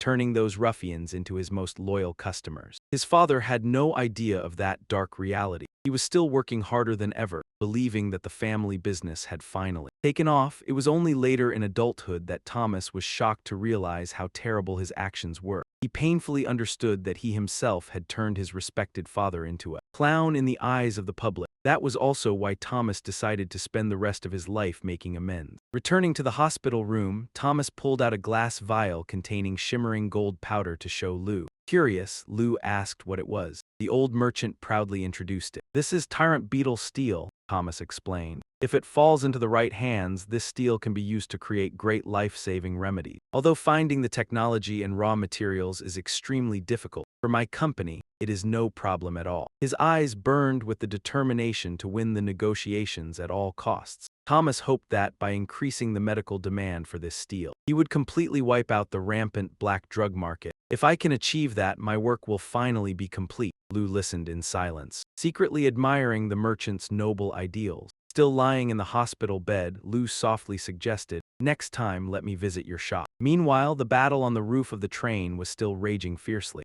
Seshu gritted her teeth, struggling to break through Jen Contour's solid defense. He mocked Michael about the phenomenon of pana compression and coagulation, basic knowledge in the Republic, yet far beyond her reach. Seshu gathered power into her legs, which were glowing with energy, and coldly retorted, "Don't worry, this isn't a classroom anyway." Seshu charged forward to attack with terrifying speed, but Jen swiftly drew his gun and launched a fierce counterattack. Jen nonchalantly exposed the fatal weakness in her technique. Your flow technique relies entirely on speed and counter-reaction, he casually observed. Striking like this is way too easy to counter, kid. Go back and practice more. Your Lona is so boring it makes me sleepy just looking at it, facing such a powerful enemy. Seshu gritted her teeth, internally acknowledging that he was extremely formidable and possessed a very special power. She immediately took a stance, her sword shining with a powerful pink light. This was the Wasteland Solidification Blade, a unique skill bearing terrifying destructive force. Due to the immense pressure weighing on the blade, the mandatory rule was to release it using dual swords. When coated in pana, the blade is specially used for blunt impact. This is the only technique of the sword saint style that isn't used for cutting, but rather for a strike with massive blunt force. Seshu's eyes shone with determination. She shouted loudly, "Solidification blade!" Instantly, Jen activated a triangular energy barrier to take a defensive stance. Seshu launched her decisive blow, Wasteland, creating a massive energy explosion that shook the speeding train. As the dust and smoke cleared, Jen was still standing firm, even though his mechanical body was leaking electricity and damage.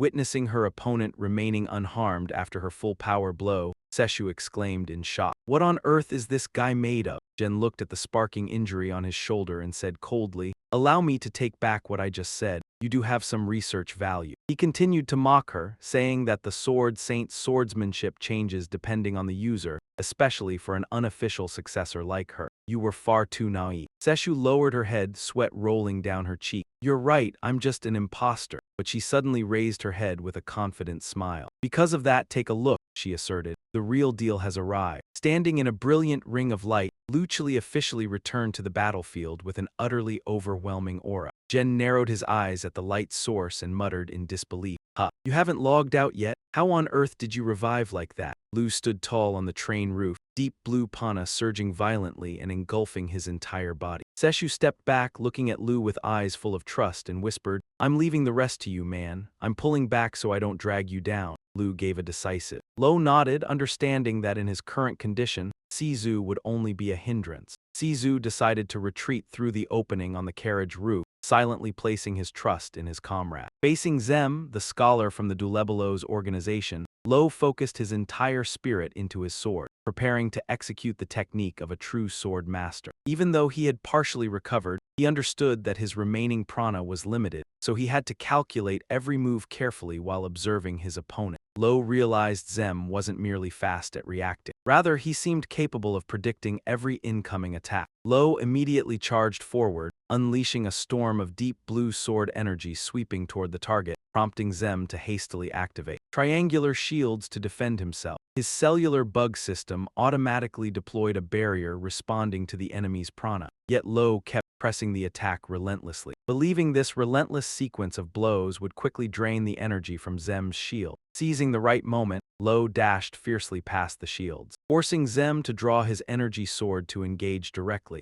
Stepping back, Zem casually remarked, "You truly live up to being a descendant of the Ba Ban. You fight quite skillfully." Hearing the name Ba Ban stunned Lo. He demanded, "What is Ba Ban? What nonsense are you talking about? Speak plain language." Zem strolled closer, affirming that with his current strength, Lo was qualified to learn the truth, even if his power was still somewhat lacking. But his growth potential was immense. To show his sincerity, Zem revealed the mysterious connection between Lo and the island of the gods, then posed a suggestive question. "Tell me, is your village named after that?" Lo paused. Zem coldly unveiled a shocking truth. The Kai Ho Lai tribe had never existed in the first place. Long ago, a tribe named Ba Ban rose up to fight against the brutal atrocities of the island of the gods. However, the Ba Ban tribe suffered a crushing defeat in that war. To survive, they were forced to split into 9 branches and hide everywhere. Zem asserted that this was the reason Lo's village had become a target. These words matched perfectly with the story Lo's father used to tell about their ancestors being defeated and scattered, one of whom founded the Thai village. Though still unable to fully believe it, Lo cautiously asked, "Even if what you say is true, tell me about the crimes of the island of the gods." Stop dropping hints and beating around the bush. Zem walked casually, stating he would only reveal details if Lo agreed to join the Durrebelos organization, while emphasizing that those atrocities were still continuing to this very day. He recognized the burning desire in Lo's eyes to reach the mysterious land, but also coldly warned that a reckless fighting style would ensure he never survived long enough to reach his destination. Zem mockingly asked how long he intended to continue fighting on such a tightrope. Lo gritted his teeth, his eyes burning with rage as he glared at the mechanical scholar, and decisively replied, "What you're doing is no different from the island of the gods. Treating other people's lives as meaningless is the worst thing possible." A surge of blue prana burst intensely around his body as Lo gripped the hilt of his sword tightly, majestically declaring that the two sides would never stand on the same front. Zem casually responded that sacrifice was necessary for the greater good, while expressing disappointment that Lo failed to understand that. Immediately, he manipulated the energy shields to surround Lo. Zem coldly pointed his weapon at him. "I have no interest in fools. It seems you need to be re-educated." Looking at the cracks leaking electricity across Zem's body, Lo realized they weren't clean design cuts, but damage from Sizu's previous attack. Lo immediately channeled all his prana into his blade, glowing a brilliant blue.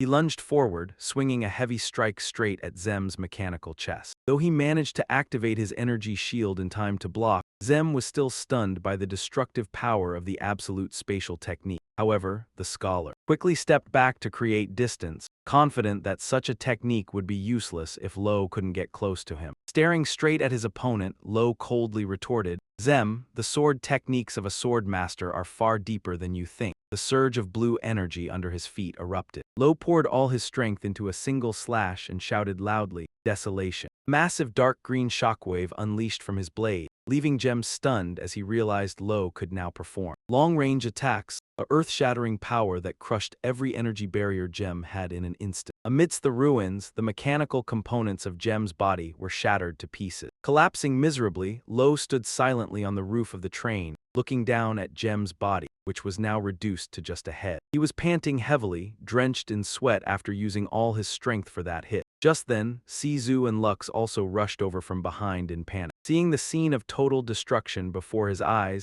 Sizu couldn't hide his amazement. "Unbelievable, did you just finish off the final boss?" The mechanical head lying on the ground suddenly glowed and Jem's cunning voice echoed once more. "Oh, so you've realized it." Lux froze, flabbergasted, while Sizu was utterly shocked. "How can you still talk big when your head's been cut off?" "Quite amazing, isn't it?" Jem nonchalantly remarked that the female appraiser over there seemed to have found the answer. Lux stared fixedly at the object before her and blurted out. Jem nodded in confirmation. "Correct, I am merely a remote-controlled puppet of the Wana system, also known as Panties." Lux immediately questioned him to ensure everyone's safety. "If I win, you'll stop the train, right?" In response was only an icy silence. "Did I ever promise that?" Sizu cursed in rage, but he merely casually claimed he was just joking. Jem affirmed that he no longer needed to intervene. Immediately, flames burst from the braking system as the train began to slow down thanks to someone's intervention. Lux deduced that there might be talented mechanics on board stepping in to help. She explained that the destination was the Republic of Aleo, a leader in VANA technology. So it was fortunate that many skilled experts wielding this power were present here. Jem declared, "Now, I will transfer my connection to another device." This recent period was indeed far more interesting than expected. Seeing his intention to retreat, Lux immediately rushed forward and shouted, "Hold it right there." But Jem only left behind a threatening remark that gave everyone goosebumps. "Curiosity will only deepen your trauma if you know too many secrets." Lux stood rooted to the spot in silence as the assassin vanished along with his cryptic message. "Let's meet again." In a pitch-black room bathed in machinery, a mechanical entity wearing a green hooded cloak was quietly monitoring everything through a screen. He clasped his hands together, gleefully concluding that this was a tremendous harvest, as he conducted a deeper evaluation of Lux's true strength. Although his technique still has flaws at this pace, it's only a matter of time before he reaches the Bible power. "We must maintain observation. Everything is proceeding according to the leader's plan," he mused to himself when suddenly a decisive sword strike flashed, decapitating the scout puppet and sending it tumbling across the floor. The stranger mocked, "You're far too careless. Being inside this Panny's body must have made you forget the sense of danger." The mechanical head on the floor trembled violently and spoke up. "Who are you to dare stand in my way?" Who am I? Why don't you guess? GM was shocked to recognize this overwhelmingly familiar energy signature. This VANA power is Bible. No, wait, could it belong to the Julie clan? The stranger gradually revealed herself as a girl with vibrant pinkish-orange hair, coldly interrogating him. You haven't laid a finger on a single hair of Lux's head, have you? She nonchalantly analyzed that since Jem had dispersed his body into VANA forms across the world, existing as pure consciousness must certainly feel very novel. Jem was stunned to realize she could trace his Pana source backward with such astonishing precision. In the blink of an eye, the girl nonchalantly replied, "Why be surprised? With the power from the Bible, such things are completely feasible." Right? Seeing Jem so blatantly outmatched, who could stand a chance against her? Grasping her sword hilt tightly, she solemnly declared her objective. "That is why I came here to take your life." She began chanting incantations. The wind whispered and the clouds dispersed, leaving him in utter shock as he realized he had made a fatal mistake by allowing her to approach this device and use it as a medium. The girl possessed the ability to completely erase every existing instance of him. In a desperate effort, Game ordered the mechanical bug to switch to automated mode to broadcast news back to the leader, reporting that the Divine Island possessed the ultimate chess piece.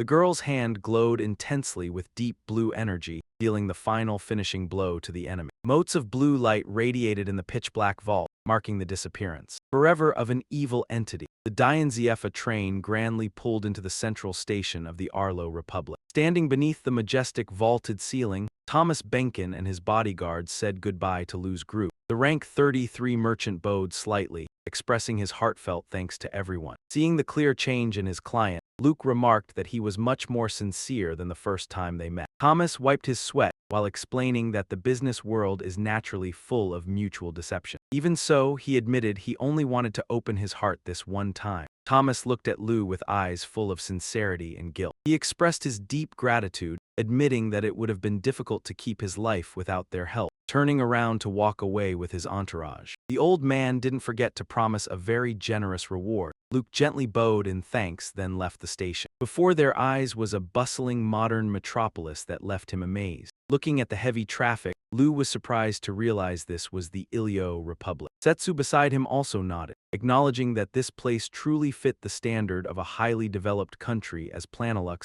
explained the technology of the Electronic Appraisal Institute. Ilyo Maza, he mentioned he had been here a few times to attend top-tier advanced technology seminars amidst the bustling streets. Lu fell silent, marveling that this place was completely different from the realm of 10,000 leaves. Luke eagerly led the way and suggested the two of them head to the Appraisal Institute to update their ranks. Setsu unexpectedly asked if she was allowed to, and Luke affirmed with a smile that she was completely capable after everything she had demonstrated. Finishing the procedures, Luke excitedly handed the result report to Lu and sent his sincere congratulations. Finally, he had reached rank 3 with few remaining. Looking at the new number, Lu pondered because the increase wasn't as high as expected. Luke immediately reminded him that achieving this result was already a record, because it takes most people anywhere from a few years to a whole decade. Luke proudly declared that this rank promotion proved Lu's true talent was the real deal. He also congratulated Setsu when her knight rank jumped drastically from rank 305 straight to rank 188 in the world. Looking at the number on the screen, Setsu closed her eyes slightly with a satisfied smile and told herself that this result wasn't bad at all. Seeing Setsu standing amidst sparkling flower petals with a fulfilled look, Lu secretly thought she looked truly happy right now. Back at the office, Luke asked curiously about their next plan, to which Setsu answered straightforwardly that she would go to the Holy Land of the Knights. She revealed the reason for her sudden trip was wanting to seek an opportunity to break her limits in a new land, full of determination. Setsu clearly stated she wanted to ask Master Adol to take her in as a disciple to teach her martial arts. Lu watched her quietly, understanding that although the journey ahead would be arduous, Setsu still believed she would learn many things. As she was about to step out the door, Setsu paused, turned around, and asked Lu if he wanted to send any message to him. After a moment of thought, Lu looked up with firm eyes, leaving a message that he was on a journey to conquer the entire world.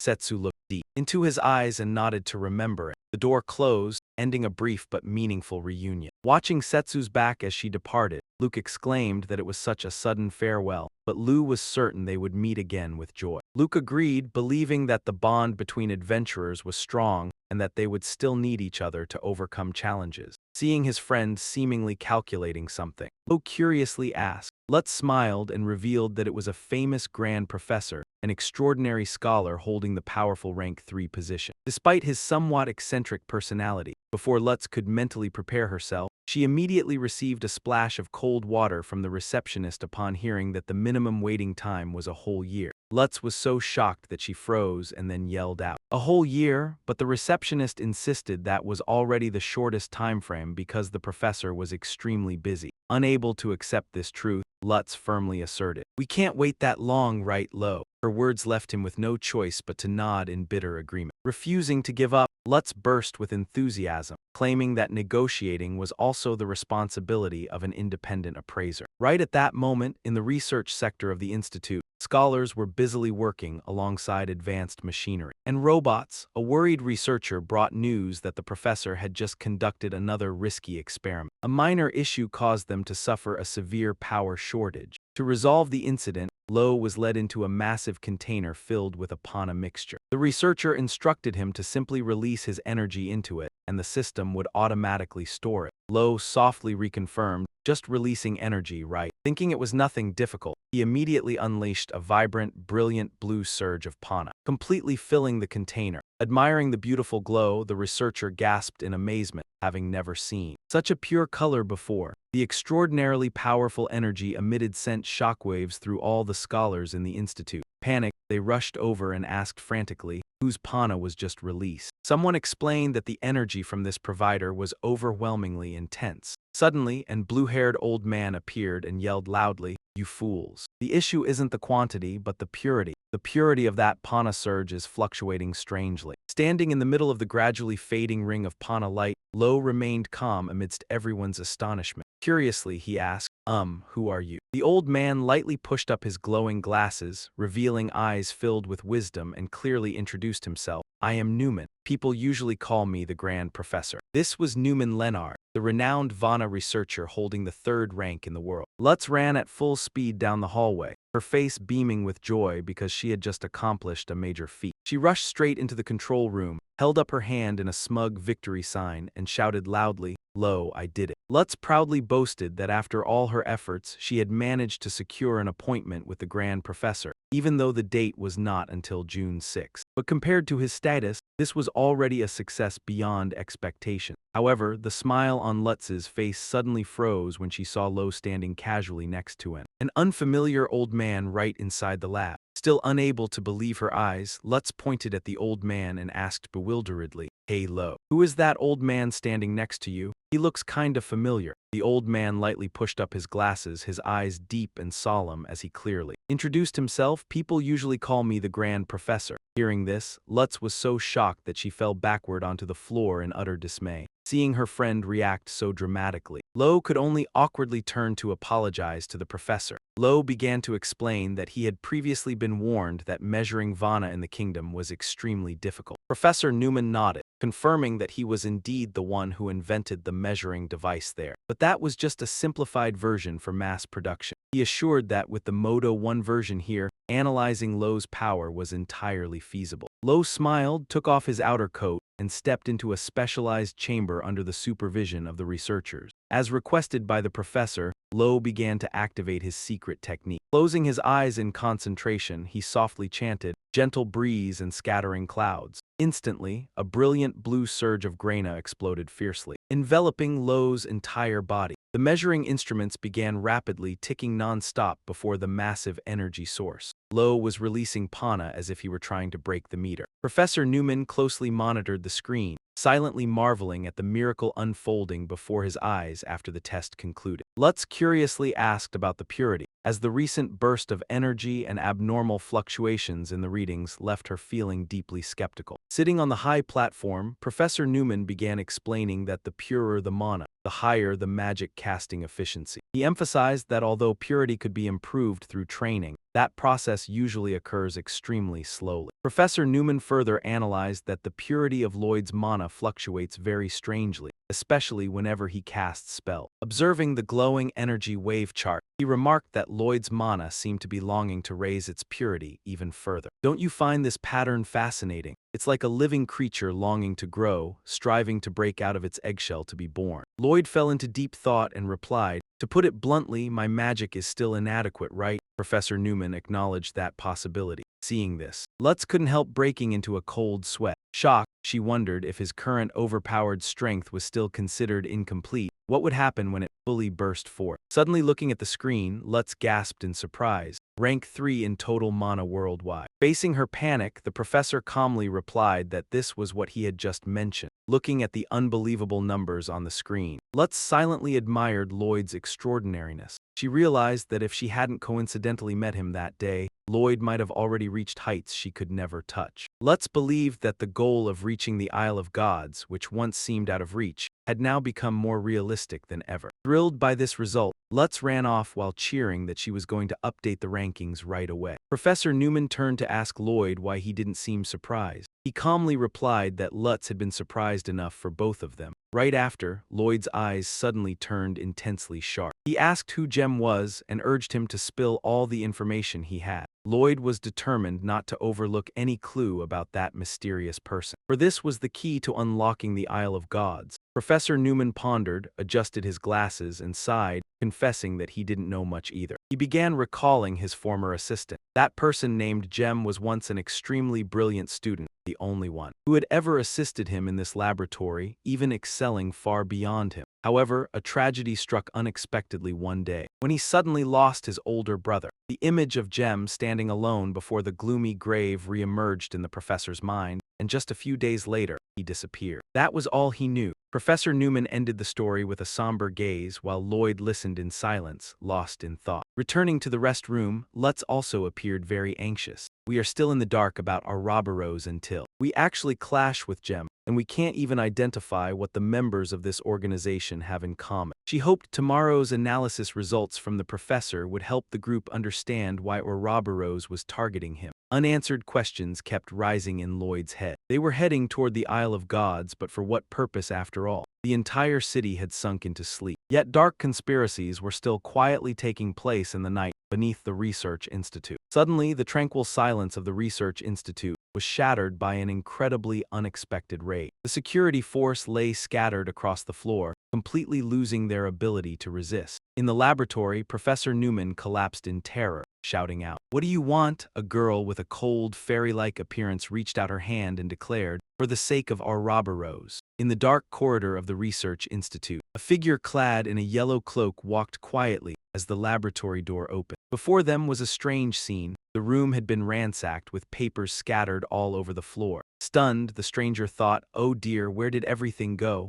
Looking closer, ground coffee mixed with a strange layer of dust on the table. Checking it briefly, he said with regret, "They sure are fast. Time to play hide and seek again. What a hassle." The next morning, Lau and Lux returned together to the Trey Research Institute, which appeared peaceful as usual, but the researchers were running around in a panic, shouting loudly, "Hurry, call for reinforcements from the nearby sectors. We can't waste a single second." Seeing the chaos, Lau asked with worry, "What is happening?" But even Lux could only shake her head helplessly. A researcher rushed over frantically to deliver the bad news. "The Grand Professor has been attacked." The news left both of them shocked and stunned. "What?" Stepping deeper into the scene marked by signs of a struggle, the mechanic confirmed that the professor had been taken. In response to Lau's question about clues, he unexpectedly revealed, "I know where he is. I installed a tracker on the professor's glasses." It turned out that because Grand Professor Nam Man often had the habit of wandering aimlessly whenever he was deep in thought, the staff had secretly attached a tracking device to his glasses to prevent any risk. Looking at the tracking screen, the mechanic said with a tense expression that the professor wasn't simply walking around. Pointing at the map, he warned that the enemy was very strong, so rushing there without a plan would be extremely dangerous. However, with sharp, resolute eyes, Lau firmly declared, "We're still going." Faced with such determination, the mechanic could only place his trust in them. "I'm sorry, we'll have to rely on you too." Before they set off, he handed Lux a special device.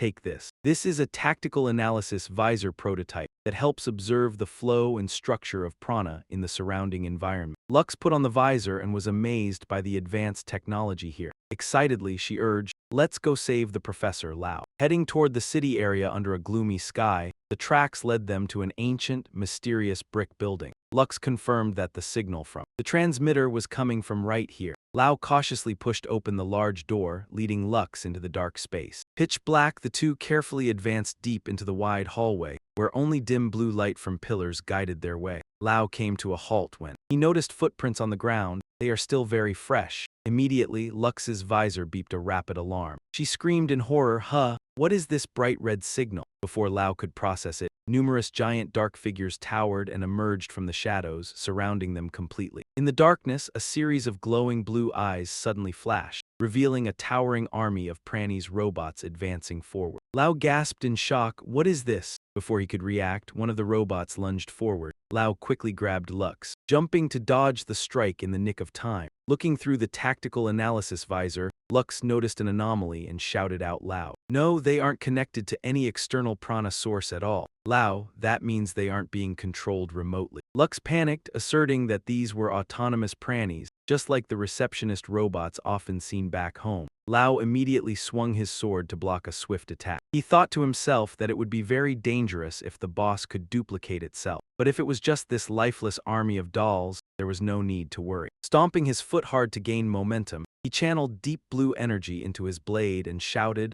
"Ruined cherry blossom." A earth-shattering blast of radiant blue prana erupted, wiping out an array of robots in the blink of an eye. Although one wave was defeated, the robotic forces kept pouring out continuously, making Lau worry. Just at the stalemate, Lux observed through the analysis visor and discovered a crucial clue. There are two prana signals completely different from these prannies over that way. Lau replied decisively, "Got it." Both sped up rapidly along the grand hallway, leaving behind the roaring army of robots chasing after them. Lu continued pointing ahead, urging, "Right after this corridor." Leo replied with intense focus and charged straight toward the target. The target was waiting at the end of the hall. As Leo and Lu were running with all their might, the ground suddenly shook violently. Lu gasped in panic. "Is the wall closing in?" She quickly used her lens to search for weaknesses, but then realized with shock that prana source energy was leaking and spreading all over the surface. She shouted a warning to her companion, "Leo, this wall isn't mechanical. A wall that can use prana too. Hack game is cheating way too much." To Leo's astonishment, Lu quickly explained that although the cause was still unclear, the stone wall itself was being covered by this energy source, in a hanging-by-a-thread situation. As the panties were closing in right behind them, Leo gripped his sword hilt tightly and prayed in silence,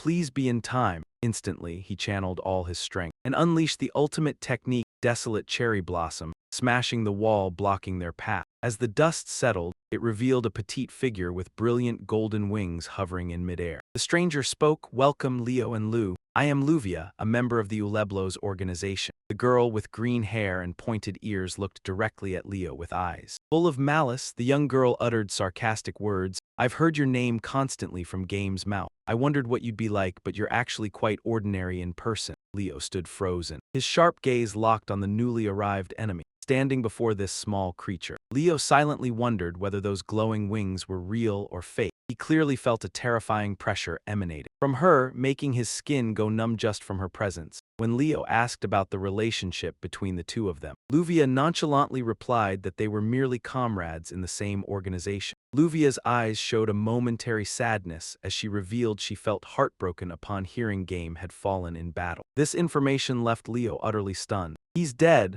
Luvia explained that Game, the true host, had indeed perished, and the cellular bug he released in his final moments had reached her first before she could fly back to their leader's location. That was why she knew every single detail. About Leo, Luvia seemed quite impressed that he managed to trek all the way here. He simply replied calmly that he was following the signal track from the transmitter. Luvia nodded, remarking that the great professor was very thoughtful to always carry a transmitter for emergencies. However, Leo immediately corrected her. saying it was just a mandatory measure because the old professor had a bad habit of wandering off. After a tense silence, Leo decisively took a battle stance and ordered, no matter what, hand the professor back. Luvia coldly refused because she still had work to do. Suddenly, a brilliant yellow aura burst forth intensely from Luvia's body. Leo was shocked to realize his sword seemed to be completely frozen. He panicked as he couldn't move his weapon at all, while Luvia smirked in defiance. "You can't draw it out, can you?" Luvia warned Leo not to assume that game lost by his hands. While reminding him not to underestimate Uleblos, Leo gritted his teeth, struggling helplessly with his sword. "The sword really is frozen." He hurriedly observed through the analytical lens, only to realize in shock an abnormal phenomenon. Pana energy was intruding and covering Lu's entire sword. Gritting his teeth in frustration, Lu summoned all his remaining strength to pull out the sword suppressed by the invisible pressure. Suddenly, a surge of deep blue Pana erupted violently like a storm, illuminating the dark space. Luvia looked bewildered at the radiance and uttered that it was useless. Yet through the tactical lens, Lu was astonished to realize Leo's Pana source was bursting forth with extraordinary power, just like when he performed secret arts. Breaking into a cold sweat, unable to believe her eyes, Luvia also gasped in disbelief. Amazed amid the brilliant aura, Lu let out a roar. Swinging his sword powerfully, he unleashed a massive slash. The overwhelming pressure from the strike made Luvia stagger back in the face of the young man's explosive strength. After the powerful attack, Lo was breathing heavily. He stared intently at his opponent with a sharp, wary gaze, facing the harsh reality. Luvia fell silent, then slightly bowed her head to apologize for underestimating him. She looked straight at Lo with sharp, calculating eyes and suddenly proposed a deal between the two sides. Lo asked back, bewildered about the deal. Luvia smirked and replied that she couldn't release the professor just yet unless Lo fulfilled her demand. While Lo was lost in thought, Luke quickly rushed over to stop them, demanding confirmation that the professor was still safe. Otherwise, this deal would be completely meaningless. Luvia smiled slyly in agreement. She led Lo and Luke deep into a vast stone chamber with high, towering walls. However, instead of a horrific torture scene, what lay before their eyes was Professor Namen, who was extraordinarily thrilled and excited. The old man was enthusiastically dancing among a pile of modern machinery, cheering and delighting in the high-end equipment. Witnessing the great professor immersed in his scientific frenzy, Lo and Luke could only stand there frozen. Suddenly, Namen turned around, glared at the two with an annoyed look, snapped to ask who they were, and shooed them away so he could work. Right after that, he went back to cheering enthusiastically and plunged back into the pile of equipment. Watching this half-laughable, half-crying spectacle, Lo bewilderedly asked once more whether the professor was actually kidnapped. Luke could only sigh and reply that things seemed fine as they were for now. Luvia smiled and explained that he was Gam's replacement, promising to take good care of him. Returning to the main point, Lo asked in a low, serious voice about the terms of the deal. Luvia remained silent for a moment before revealing shocking news. Gam's assassin was a hitman from the Divine Island. This news left both Lo and Luke utterly stunned.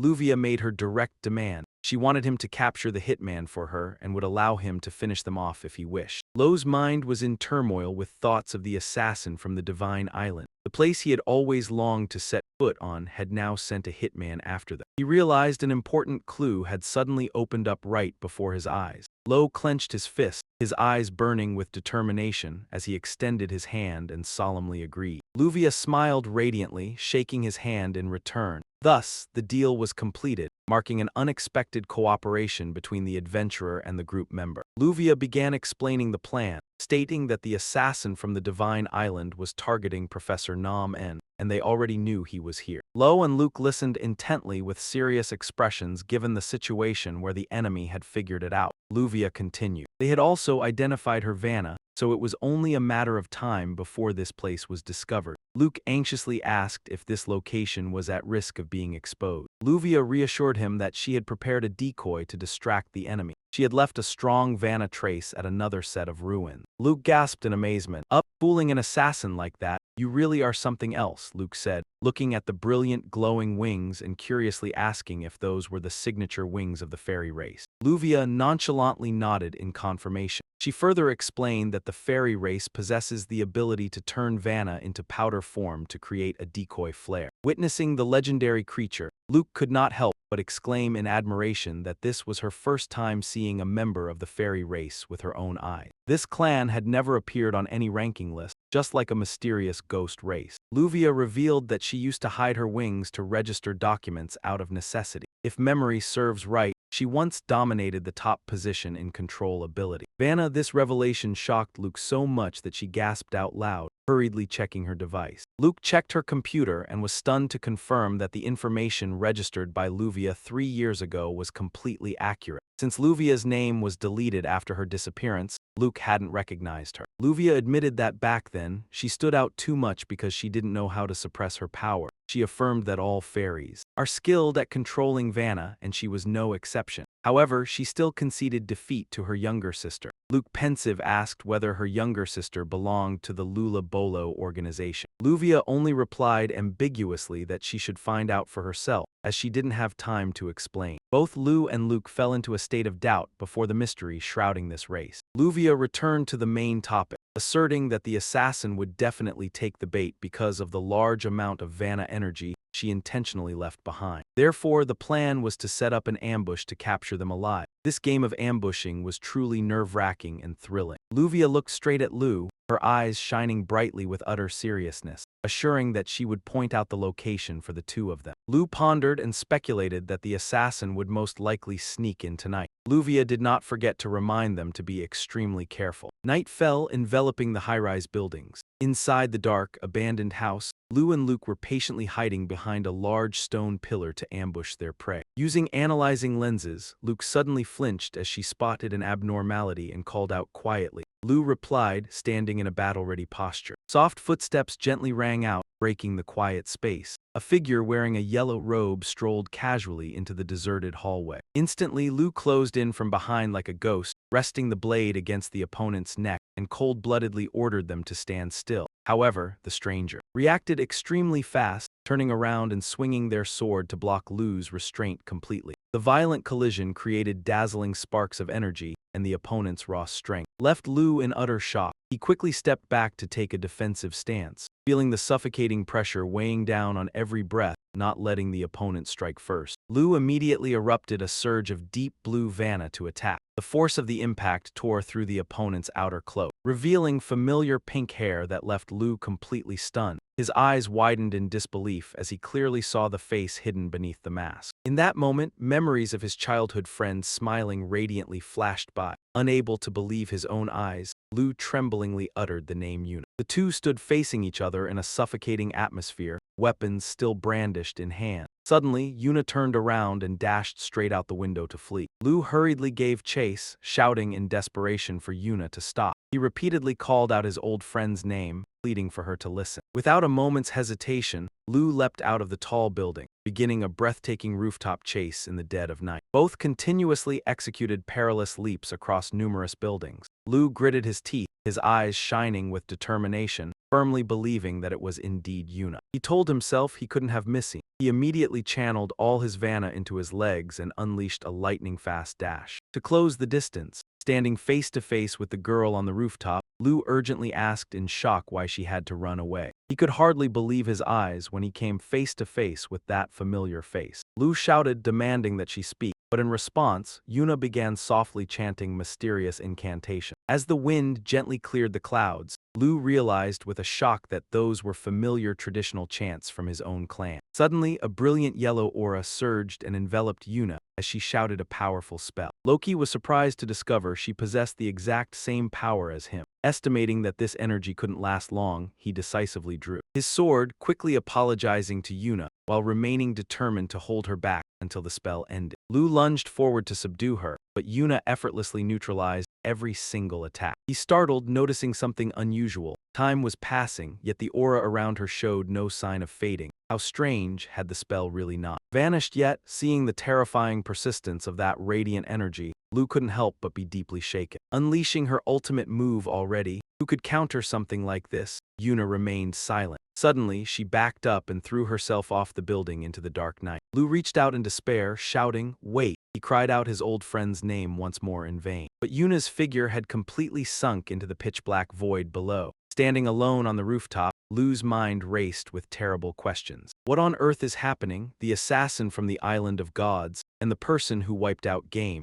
Could it really be Yuna? Lu clenched his fists against the wall, standing frozen amid a violently surging deep blue aura. Heartbroken and choking on the harsh reality he had just faced, he returned from the futile chase. Lu and Luke walked in silence toward the ruins where Luvia was sitting. Casually sipping her tea, she saw the two return, slowly smiled to greet them and congratulated them. They were back, however, a single glance at Lu's dark face was enough for Luvia to know the outcome immediately. Just look at that face, a total waste of effort. Pent-up anger exploded as Lu rushed forward and grabbed Luvia's collar, cutting her off. Luvia maintained her composure and calmly reminded him, "Hey, don't get violent and ruin your image." Ignoring the warning, Lu roared in fury, "Answer me. What is your true goal?" He demanded in resentment, "Did you know I was looking for Yuna?" The sudden outburst left Luvia visibly shocked. She quickly told him to calm down, claiming she was completely unaware. Lu slowly released his grip and lowered his voice, explaining that he had just clashed with the assassin Luvia mentioned. But the cruel irony was that the person turned out to be someone he knew. Lu revealed that she was sent to the Island of Gods and was his childhood friend. This shocking truth altered the look in Luvia's eyes.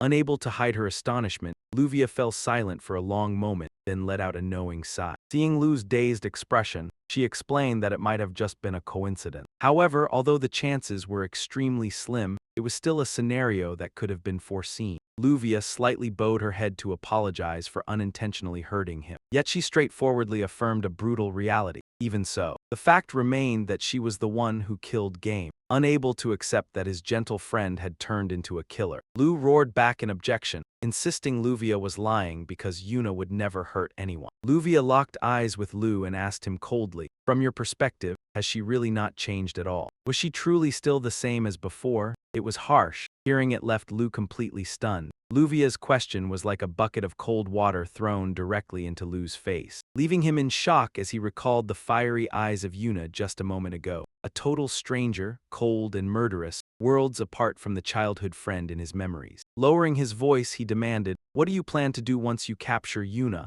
Luvia slightly lowered her head, her voice dropping grimly. "At first, I intended to take revenge. But now I'll stop because seeing her strange attitude would probably make you sad." Lu pressed further in a heavy tone, "Who on earth are you people?" Enraged, he continued, "First, you casually threaten people's lives and then you talk about avenging your comrade. What kind of game are you people actually playing?" Luvia remained silent before his intense questioning, a dark, unpredictable glint appearing in her eyes as she looked up at the night sky full of stars through the skylight. Luvia softly uttered, "Eulabalos is just a gathering of weaklings huddled together out of fear, people rejected by the world who have lost their place." Her gaze turned sharp and cold, more resolute than ever. "That is why we will not stop committing crimes. Because if we don't, our long-cherished wish will never come true." Lu could only stand speechless before Eulabalos's extreme ideology. Suddenly, a loud explosion reverberated, shaking the entire building and causing the ground to tilt violently. Stunned and shocked, Lu gasped, "What's going on?" Luvia also looked panic-stricken toward the sound. "Is it the professor again? What on earth is he doing?" A massive explosion burst from within, spewing thick smoke and dust from the research area.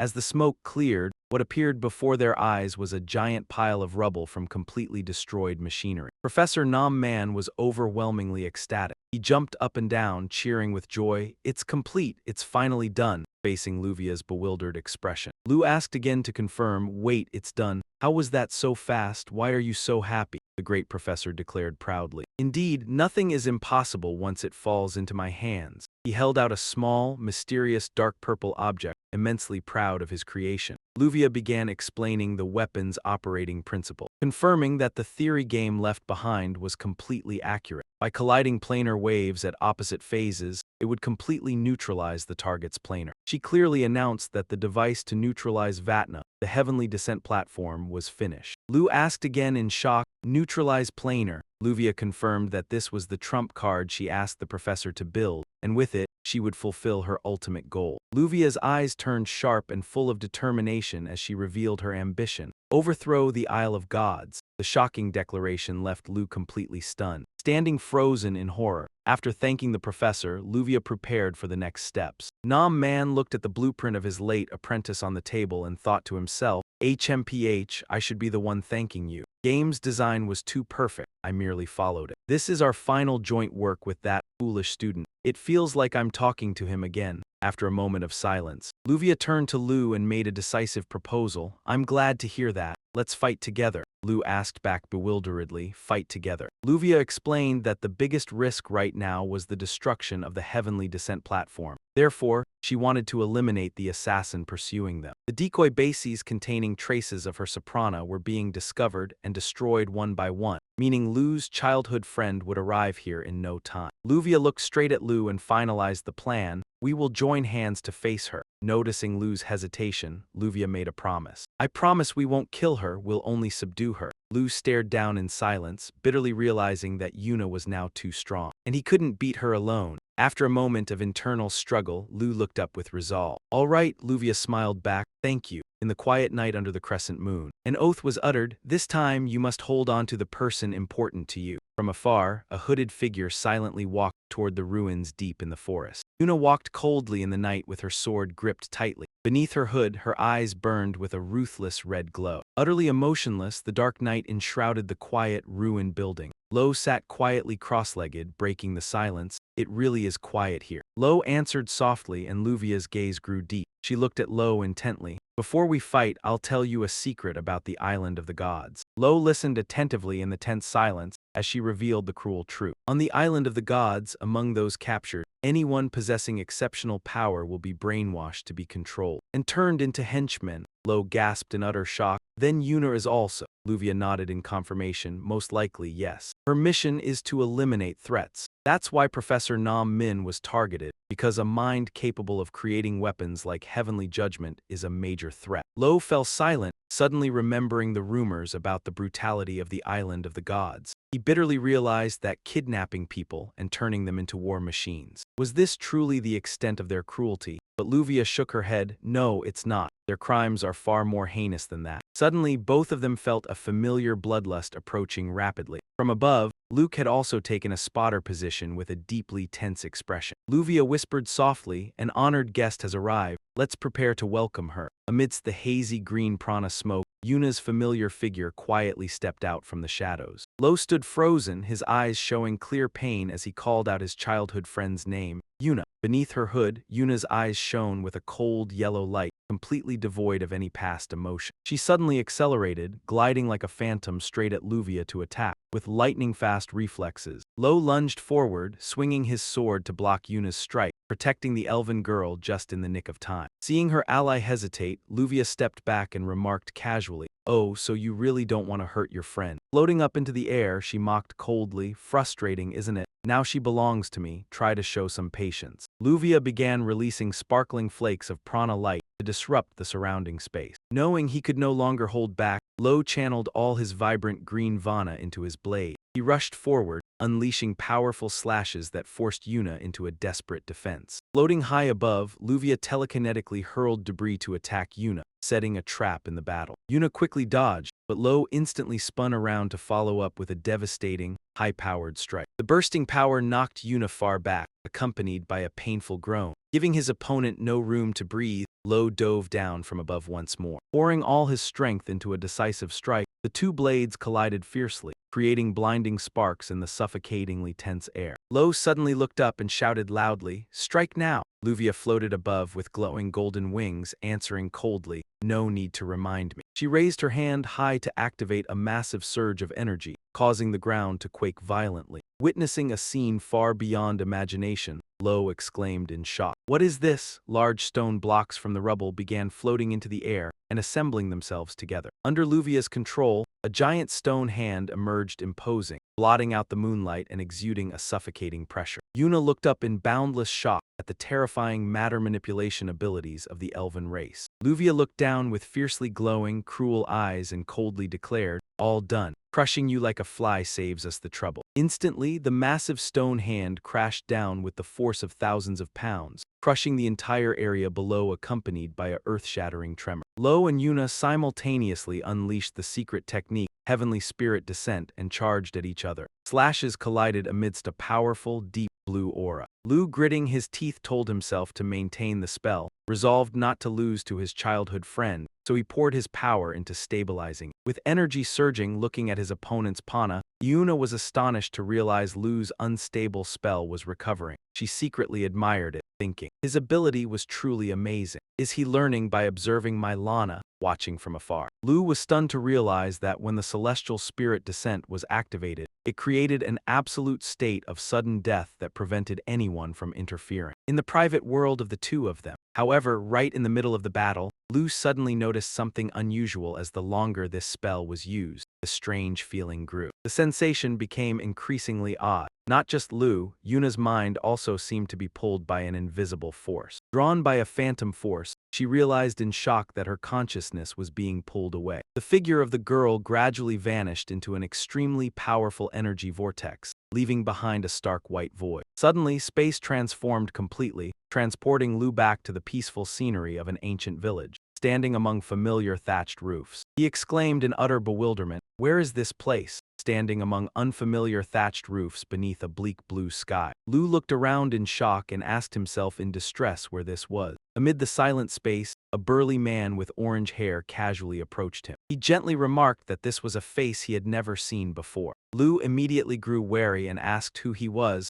wondering if he was trying to rope him into a multi-level marketing scheme. "Ah," the man calmly replied, introducing himself as Enhem Hut before smiling in welcome. "Welcome, brother, this is Ba Bo, a world created to resist the gods." Hearing this name, Lu froze as he recalled the things Jen had told him about their ancestors. Enhem Hut took Lu for a walk around the village while gently explaining, "The souls of our Ba Bo tribe are deeply connected. When the purity of Pana reaches its peak, one's mind will be sent here." Lu suddenly realized that everything stemmed from the purity of the energy within him. Enhem Hut looked at him admiringly. "This banana color is beautiful. Recently, a girl with a similar Pana color also came here. She's about your age," Lu exclaimed in sheer shock. "Do you know Yuna?" Enhem Hut nodded in confirmation that the girl named Yuna came looking for power. He remembered clearly because she had very sad but deep eyes, and she didn't seem to truly crave it. Lu questioned the power Enhem Hut mentioned, and the burly man pointed toward the blazing sun high above. He explained that over many generations, the Ba Bo tribe had engraved their souls and accumulated rays of hope here to prepare for the war to overthrow the gods. Lu was stunned to learn that anyone who connected with Ba Bo could borrow a portion of that energy. Those who fall before completing their path are granted the right to merge into one with this world. That is the secret art of the Ba Bo tribe named Z-Century, the record of the war to reconstruct the era of humanity. Enhem Hut revealed in a deep voice that the gods were terrified of this power, so they always sought to eliminate the Ba Bo descendants to prevent future trouble. So even the gods fear the Ba Bo descendants? Stepping closer, he asked whether Lu truly needed power right now, assuring him that he was fully capable of receiving it. Lu's eyes turned sharp and full of resolve, looking straight at his counterpart. He answered decisively, "Lend it to me quickly. I need to save my lover right now." Enhem Hut nodded in agreement but didn't forget to issue a grave warning. He instructed Lu never to take the full power, as his body wouldn't be able to withstand it, and this spiritual world would completely vanish. The moment he extended his hand, a surge of deep blue energy erupted and enveloped Lu, causing him to blaze in divine Pana with fiercely glowing eyes. Returning to reality, witnessing this terrifying transformation left Lu so stunned he was rendered speechless. In the middle of the battlefield, Lu stood firmly amidst a surging, storm-like blue aura. Even Yuna froze in shock, unable to believe the tremendous power her childhood friend now possessed. Always gripping his sword tightly, his entire body was engulfed in the blue flames of the Bible clan. Ready for the fateful battle, Lu's Panason erupted violently, exuding a horrifying pressure that shook the entire space, watching from afar. Luvia worriedly asked whether both of them were truly safe in the face of this immense power. But upon analyzing through the lens, he realized Lu's secret art only eliminated those who threatened him. Since he and Luvia were not a threat, they were completely unaffected and unharmed. The sole target being aimed at right now was Yuna. Standing at the center of the energy vortex, Yuna painfully realized her spell was being overwhelmed and gradually erased. She was shocked to understand that Lu had truly connected with Babel, and the source of energy he drew was impossibly vast. As Lu stood tall in the halo with a cold expression, he silently understood how powerful he would be once he took things seriously. A earth-shattering prana explosion erupted, completely swallowing Yuna's silhouette in a blinding light. As the energy slowly dissipated, quietness returned to the night space. Lu collapsed to his knees, gasping for air from exhaustion after going all out. On the opposite side, Yuna lay unconscious on the ground, her sword slipped from her hand. Lu looked worriedly toward his close friend, secretly hoping that his previous attack was only enough to subdue her without causing severe injury. He slowly approached, intending to reach out and check on her condition, when suddenly Yuna's eyes snapped open, glowing intensely. However, Luvia appeared right behind her like lightning, carrying a neutralization device. Coldly ordering its activation, the decisive blow was launched to end the battle as a massive beam of golden light from the prana suppression device struck directly down at Yuna's position. Yuna was terrified as she felt a strange stream of energy surrounding her. She only had time to utter a gasp of surprise before being swallowed by the light and passing out. Yuna was knocked out in a split second, poor thing. Luvia leisurely approached her prey. She casually explained the weapon's weakness. This weapon could only lock onto a fixed location, in the middle of an actual battle. It only takes effect when the opponent is backed into a corner and rendered completely immobile. Seeing that Yuna had passed out, Lu finally felt a weight lifted from his shoulders. I saved her. At last I can talk to Yuna. But Luvia immediately poured cold water on his hopes. Pour your heart out. Dream on, sweetie. Come back in about 2 years. Lu asked back in bewilderment. Huh? Luvia coldly confirmed that although she promised to spare Yuna's life, she never committed to handing her over right now. Luvia looked at Yuna, even intending to detain her for 3 years to study this precious subject who had returned from the island of gods. She declared decisively, there's no way I'm letting her go that easily. Facing the treachery of the Ouroboros organization, Lu raised his voice. You people are always pulling strings and using dishonest tactics. I guess I knew from the start that we were never walking the same path. He tightened his grip on his sword hilt, a fierce blue prana surging around his body. Lu's eyes glowed with rage as he declared clearly, our deal ends here. I will bring Yuna back with my own hands. A life-or-death battle officially broke out between the two. Allies just a moment ago, Lu and Luvia turned on each other faster than anyone could have expected. On one side was Van Nitori, the adventurer who had just made a spectacular breakthrough to an impressive 224th rank. Impressive. On the other side is Luvia, a genius standing at the pinnacle of the world in power manipulation. Their fierce clash erupted in the silent dark night. By leveraging the elf tribe's peak Vana manipulation skills, Luvia continuously launched massive wooden pillars straight down at Lu with heavy weight. Trapped inside the collapsed wooden encirclement, Lu immediately channeled all his power into his legs. The battle grew increasingly fierce as Luvia soared into the sky. Using her spiritual power,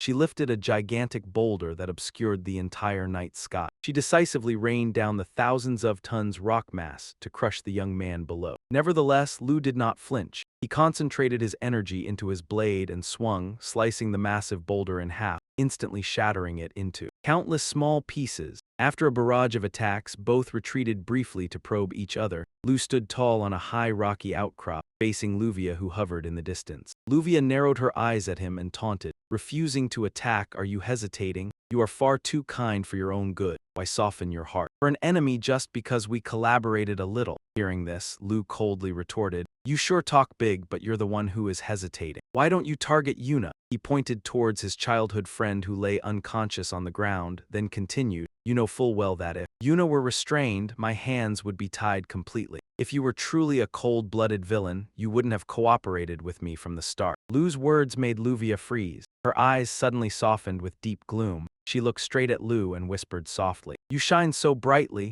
so blindingly that it makes me feel disgusted. Luvia began to reveal the painful truth behind this criminal organization. The members of Ulai Bolos are actually just like you. We are a gathering of people whose loved ones and friends were stolen away by the island of the gods. Lu gasped in shock. just like us. Luvia nodded, her voice trembling as she spoke of her allies under the name Ouroboros. Jen lost his elder brother forever, while my younger sister was also taken away by them. This shocking truth left Lu completely stunned. His eyes widened in disbelief at the shared pain that everyone was enduring. Luvia emphasized that Ouroboros gathered like-minded individuals to win back their loved ones. They were willing to sacrifice everything, accepting all infamy just to overthrow the island of the gods. Lu fell silent. He finally understood why Jen had once desperately invited him to join. Looking at the organization's Ouroboros emblem, he wondered whether he and this group shared the same ideal. Despite deeply sympathizing with that pain, Lu tightly gripped his hilt and resolutely declared his determination to protect Yuna, refusing to hand her over to anyone. A surge of blue vana blazed around him. He affirmed that Yuna was the most important person in his life. Luvia did not back down either. She spread her brilliant golden wings majestically and replied that she would absolutely not step back. I also have a younger sister who is more important than anyone else. Luvia erupted with a golden surge of vana that filled the air. Amidst the softly falling leaves, she asked if Lu remembered the first time they met. Luvia stated that she controlled the panties by transferring vana into matter, turning them into her own limbs. Even Jen's biological control technique using cell bugs was proven to be inspired by her very own energy source. Luvia's eyes shone with immense power. She declared that the scale of Jen's power couldn't possibly compare to hers. The entire city was submerged in a brilliant golden mist spreading from the elf girl's body. The ground began to shake violently, sending citizens into a panic, thinking an earthquake was taking place. But the reality was even more terrifying. Giant buildings and debris were lifted high into the air, floating in the sky to everyone's horror. Stunned, they looked up into the sky where Luvia was casting an earth-shattering grand magic. All the wreckage, from houses and vehicles to giant gears, was drawn into a massive sphere of energy. Beginning to recombine into a monumental entity, a giant stone golem towered in the pitch-black night, so tall it obscured 1,000 stars. Standing at the foot of the behemoth, Lodge looked utterly insignificant, while Luvia hovered in front of it with a triumphant expression, witnessing a power that defied all laws of nature. Lodge could only scream in horror, "What on earth is this? Are we fighting or running a construction site?" Luvia looked toward Lux and said softly, "Thank you, thanks to you I have awakened. I will hesitate no longer." Immediately, the golem gathered an immense amount of energy in its chest, unleashing a beam of blinding golden light carrying destructive power aimed straight at Lux. Facing the lethal blow, Lux's mind raced continuously. Flash blade won't work, heavy blade is too slow, even explosive blade. Can I even deflect this? Damn it, what should I do against this? A horrifying explosion erupted, carving out a massive crater visible from high above. Even so, Lux remained standing. Thanks to a deep blue protective barrier, he thought to himself that there was no other choice but to steel himself and endure it. Floating above, Luvia observed and calculated. How much longer can that power last? By her estimation, it would run dry after just a few more uses. Lux had defended against the attack using a magic spell. Or more accurately, that magic spell was gradually being drained from his body. The power borrowed from Babel was almost depleted, just as Luvia predicted. He could only use it 2 or 3 more times.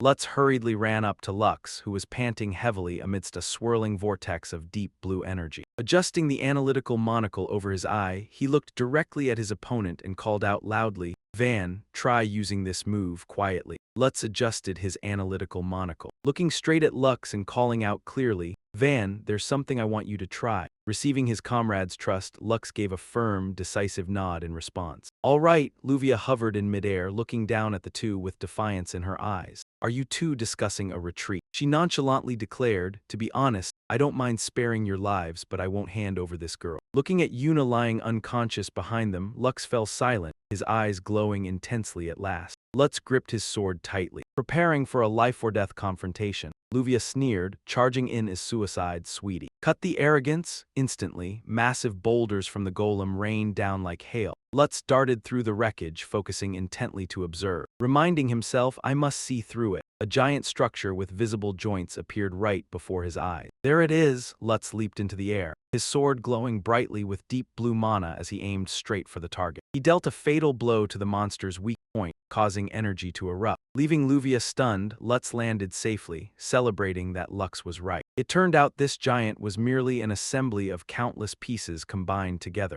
Lutz quickly utilized the analytical monocle to pinpoint the Achilles heel of the monstrous creature. The mana convergence points between the main joints were its biggest flaw. If we attack and destroy these points, the entire structure will collapse instantly. He promised to lead the way and urged Van to strike and shatter every single weak point. Lux nodded decisively, channeling pure blue mana into his legs before darting forward like lightning through the dark night, charging straight at the stone titan. He locked onto his target, within his sight, and let out a fierce roar. Aiming for the ankle, a radiant blue slash carrying immense force severed the golem's leg joint with an earth-shaking rumble. Seeing the precise strike, Luvia clicked her tongue in annoyance, realizing he was targeting the weak points using Lutz's monocle through the tactical lens. Lutz was stunned by the terrifying power of their opponent, realizing this was essentially a massive puppet. Shaping it from the rubble required supreme Vana control, far beyond the capability of a normal person. However, Luvia merely offered a disdainful remark, declaring that her golem possessed the ability to self-regenerate. She gently snapped her fingers, and instantly the freshly shattered rock fragments pieced back together seamlessly as if they had never been damaged. Seeing the monster recover right before his eyes, Lu gasped in panic, asking how something that broke could heal itself like a toy like that. Lu understood that he had to destroy this entity faster than its self-healing speed. It was necessary to shatter everything all at once. With his mastered flow technique alongside his proficiency with the Desolate Strike, Lu gathered Vana and accelerated at full speed. He decided to unleash a new ultimate technique, shooting up like a blue arrow straight toward the golem's core while shouting loudly. In the brilliant Vana light, Lu saw through every joint, concentrating intensely to prepare for the end of the battle. He plunged his blade directly into the core, shaking space itself and leaving Luvia dumbfounded as she recognized a familiar move. Luvia thought she knew all of Lu's sword techniques thanks to game information, but the elf girl was completely mistaken. She had no idea that he had just comprehended the fourth technique of the sword Saint's style, a fusion between Desolate and Chain Strikes. Lu used the destructive power of Desolate as a detonator to trigger Chain Strikes instead of using standard elements. Striking down from above with suffocating pressure, he created an explosive slash with an area of effect, far surpassing a normal chain strike, creating a massive radiant light shaped like a brilliant crown that swiftly enveloped the entire opponent, with every drop of destructive power fully concentrated in this final move named Crown Burst. The massive stone blocks of the golem instantly shattered and pulverized under the horrifying power of that technique. Witnessing the desolate scene, Luvia gasped in amazement at the flawless sword technique without a single opening and its wide area of effect amidst the thick cloud of dust. Lu stood tall with his sword glowing brightly with deep blue Vana. He coldly issued a warning, demanding the opponent surrender immediately if she did not want to suffer another crown strike. Luvia fell silent, her eyes suddenly turning dark and somber. She softly whispered that she had never thought she would have to use this. Lu immediately felt an intense sense of unease spreading through the area upon seeing the unusual expression on his opponent. Luvia began to chant mysterious incantations, invoking drops of water that shook the lake's surface and the temple submerged deep beneath the bottom. Seeing the brilliant golden energy enveloping the elf girl, Lu cried out in horror and shock. Luvia continued to pray for an endlessly chaotic heart and forgiveness for the one who accidentally touched the secret. Sensing imminent danger, Lu shouted loudly, telling him to interrupt her immediately. He must not let her finish the chant. He poured all his strength into his legs, rushing forward like blue lightning with his flash blade windstorm technique. Even so, Luvia maintained an icy-cold composure, her glowing eyes filled with magical intensity as she reached her hand forward and clearly declared she would bring him into her embrace. A brilliant golden droplet fell into the dark void, creating ripples that spread across the illusory water surface. Lu suddenly found himself standing alone in the endless void, his entire body covered in a glowing hue. He looked around bewildered and stunned, completely overwhelmed by the mysterious spiritual world unfolding before his eyes. Luvia gathered brilliant golden energy, reaching out as if to seize everything while continuing to chant the mysterious incantation. O complex and ever-fluctuating heart, grant me the mercy to touch the mysteries, and I shall lift you up. The golden droplet of Vana fell, creating rippling waves beneath Lu's feet that immediately froze his body, leaving him unable to move. Witnessing this from afar, Lu frantically shouted that he was trapped, Ko explained that the elf's bracelet spell allowed Luvia to directly manipulate the rana of a living creature. Since Pana is spiritual energy, being manipulated meant being controlled, both mind and heart, always gritting his teeth in a struggle against the restraint. Eyes glowing with fierce determination to hold the golden energy barrier. A surge of green Pana exploded violently when Lu managed in time, activating the secret technique Heavenly Descent. Panting heavily, he tried to stay conscious against the overwhelming pressure. Exhaled from the enemy, Luvia smiled, commenting that he had managed to activate it in time. However, his appearance showed he was struggling just to resist her spell. Of hers, she wondered how much longer he could hold out, as Lu's vision gradually blurred while feeling a clear sense. Consciousness was being forcefully pulled by an invisible suction,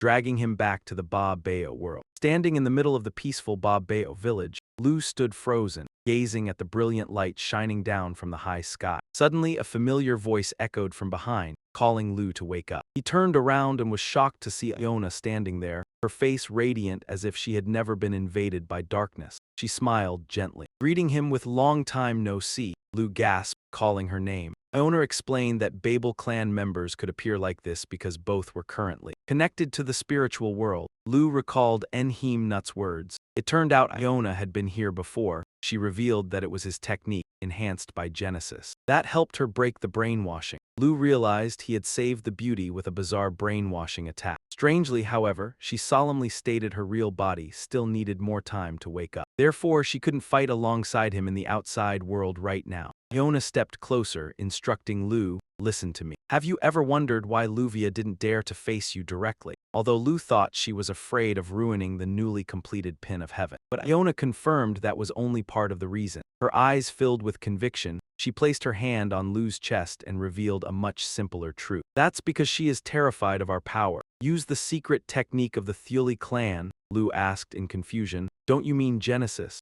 Iona explained that Genesis originally belonged to the Bible clan, their ancestors. She emphasized that the heavenly descent arts Lu often used were actually just meant to purify Pana and connect with Ba Bayo, but that was not the true secret technique of the Tui clan. Iona looked straight at Lu, stating clearly that because he was directly connected to Genesis, he was fully capable of casting the true spell. A gigantic pillar of light-bearing earth-shaking power rained down from above, enveloping Lu. Iona shouted out, "Test it out! The will of the Thule tribe dwelling within us is awakening stronger than ever." Since ancient times, the Ba Bayo clan harbored the desire to overthrow the gods to create a true paradise, a land where all species could live together in harmony. The quality of a leader back then was to point out every possible path and outcome from the council. Thule confirmed that you are the final boss of this paradise. Do it properly before the life-and-death battle against the gods. Looking at Lu, he earnestly urged the leader to stay far away from the front line. But Lu's ancestor wondered, "What are you talking about? I am the strongest in the Ba Bayo clan, yet you tell me to fall back." Enhim Nut patiently explained that even as the strongest, a leader must still set an example, being the one who possesses the suitable power to guide future generations. The final instruction echoed with immense weight: if the situation turns bad, you must retreat. Thule, you are our hope for Ba Bayo and for all humanity. Even if we are defeated, as long as you are alive, the gods will surely be defeated one day. Amidst the radiant spiritual space, ancient incantations began to echo as the clouds faded away. "We, the water drawers, soothe the earth and we. The tree of life shall replace the inviolable eternity under the sun." The spirits of the Ba Bon tribe appeared as if to bestow extra strength, bestowing their message through glowing hands. "Therefore, my friend, you shall not fall. Cast your gaze afar into the distant future. As long as your spiritual core remains firm, what is there to fear?" Returning to reality, the deep blue Lungvana suddenly erupted violently like an energy storm, completely shattering Luvia's restraint. The elf girl was aghast as she felt the terrifying pressure. Her own stolen power was turning back on her. Countless brilliant golden spears appeared in midair surrounding Lu with divine aura. He solemnly unleashed his ultimate technique, the secret art of his tribe. Lu stood tall amidst the blazing blue flames, his eyes shining brightly as he stared straight ahead with the Lung sword in hand. Seeing thousands of dazzling golden spears hovering around Lu, Luvia gasped in shock. That magic. She immediately realized that this was the infinite martial technique of the Load tribe named Infinite Spear Lu. She was completely panicked. unable to believe her eyes, and screamed out, asking how Lu could use this move. The rain of spears descended with terrifying power, leaving Luvia only enough time to groan in pain as she was sent flying. The elf girl was stunned to realize that this was no illusion but real power, and the true nature of the power Lu had just awakened was copying. Lu stood tall amid the radiant blue beam of light, his hands controlling the very energy of his opponent. Luvia bitterly realized that he had copied the key right after being locked up, truly infuriating. She stared blankly at the dazzling light enveloping her. Lu reminisced about his beloved villagers who nurtured his willpower. Memories of his past arduous journeys came rushing back one after another. From life-or-death battles to fateful encounters, Lu told himself he must fight to return and meet everyone again. Even though his shoulders now bore many heavy responsibilities, a mission Lu was willing to sacrifice his life for. It was the expectations from Adu, the promise to protect Vap and Mr. Thomas's trust. He clearly declared that he was carrying a bright future for this power. Therefore, when facing countless glowing spears tearing through the night, Lu still calmly asserted his ultimate objective. This island belongs to me. Anyone who stands in my way shall fall. His eyes shone with immense authority as he glared straight at Love. The dazzling golden spears from the celestial path technique rained down like a brilliant shower of light. Luvia looked up in horror, her eyes showing clear panic before the unstoppable divine power. Giant rock boulders shattered before the raging wave of attacks, creating a continuous series of prana explosions that shook the entire ruin complex. Amidst the debris, Lu charged down like a blue bolt of lightning. With eyes blazing in fury directed straight at his opponent, Luvia completely lost her bearings and could only scream in despair as Lu's figure closed in right in front of her. Lu swung his sword in midair, his entire body enveloped in surging, deep blue prana energy. He concentrated the power of the Beibong tribe into a decisive strike, slamming it directly down on Luvia's position. A violent energy explosion erupted, lighting up the dark night sky in a brilliant glow and swallowing everything around. As the dust and light gradually cleared, Lu's figure emerged standing tall in the silent space.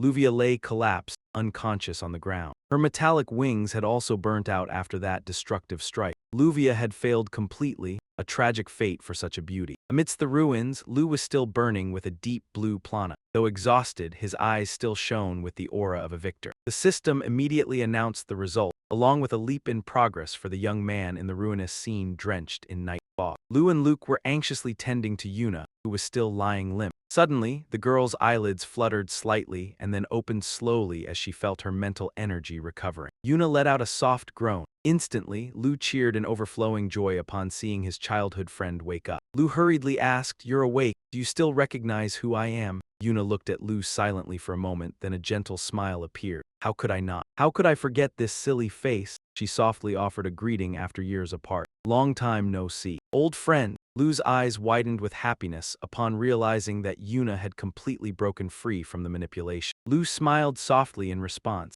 Witnessing this, Luke exhaled and remarked, "So the brainwashing spell has been safely removed." Lu spoke in a low voice. "It was a close call." Luke nodded in agreement. "It seems Van's divine advent technique worked wonderfully well." Driven by curiosity, Luke turned to Yuna and asked, "Yuna-san, you can also use the divine advent technique, right? So why couldn't you break the brainwashing spell yourself?" Yuna gently replied, "Just call me Yuna. My mind was infected with malicious software by them, so I couldn't remove it myself." She explained that she wasn't even aware that the brainwashing was an attack, making her unable to resist, which left both Lu and Luke astounded. Yuna asked them both to stay calm, so they could listen to her reveal critical secrets about the island of the gods. That place possessed a modern civilization so advanced that even the Arillo Republic couldn't possibly compare to it. Yuna began unveiling the horrifying truth about the island of the gods, a place originally seen as a paradise among the clouds, with abundant food and water, where any injury would heal in an instant. They could even manipulate the weather, and every personal need was catered to by high-end advance Venice tech. Facing such luxury, Yuna spoke in a deep voice, posing a chilling question. "Where do you think the immense power sustaining this place comes from?" Lu realized the absurdity because technology always goes hand in hand with energy. He stated in shock that even if such technology existed on the surface, no energy source could possibly handle that load. Lu pondered deeply, speculating about the advanced technology and the mysterious energy source. Could it be Plana?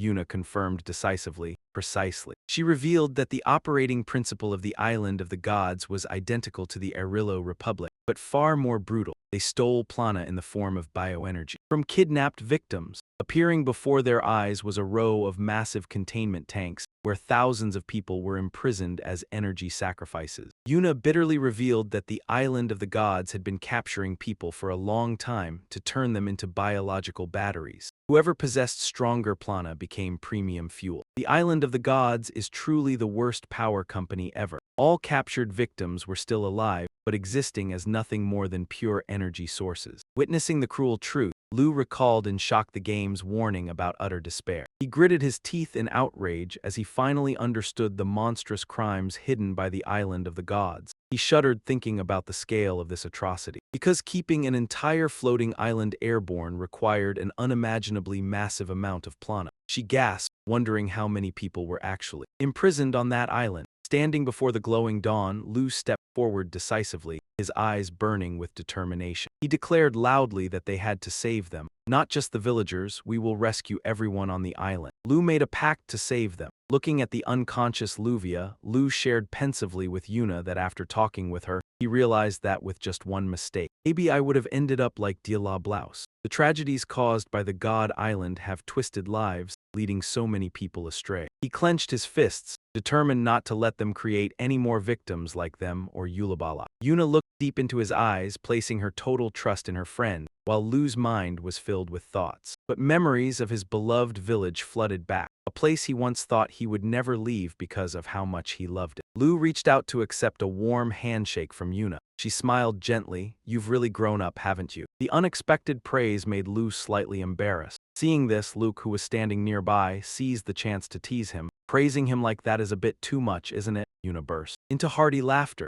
Really? Then I guess my praise was wasted on him. Being teased by the two girls working together, Lu could only snapped back, telling them both to shut up. Yuna's eyes suddenly softened, filled with happiness seeing that her old friend still maintained his pure personality. All three walked amidst the ruined land to discuss their plan. Yuna assessed that they needed more allies to overthrow the God Island. Lu awakening. True techniques was a huge step forward, but their fighting force was still lacking. Lu pondered and repeated, allies, in her capacity as an evaluator. Luke twirled her finger and offered a highly professional suggestion. The first person she recommended was Adal, mentioning his former master, the image of Adal with a muscular build, crisscrossed with battle scars alongside a majestic holy sword appeared. Standing out on the night rankings, Luke firmly asserted that the Sword Saint's capability was beyond question. If you don't believe it, just forget it. Lu nodded in agreement and proposed an additional key factor. We should also invite C, even though she might decline. But Lu believed this female knight possessed a special power that could complement Adal perfectly. Cia's fiery red eyes burned with determination. As she was striving on her own path, Lu decisively concluded, then our next destination is clear. All three stepped forward toward the horizon with overwhelming momentum. Let's set off. Our main target is the Holy Land of the Knights. From afar, C finally found the figure of Adal standing dazed in the middle of the Holy Land. Luke enthusiastically said to Lu,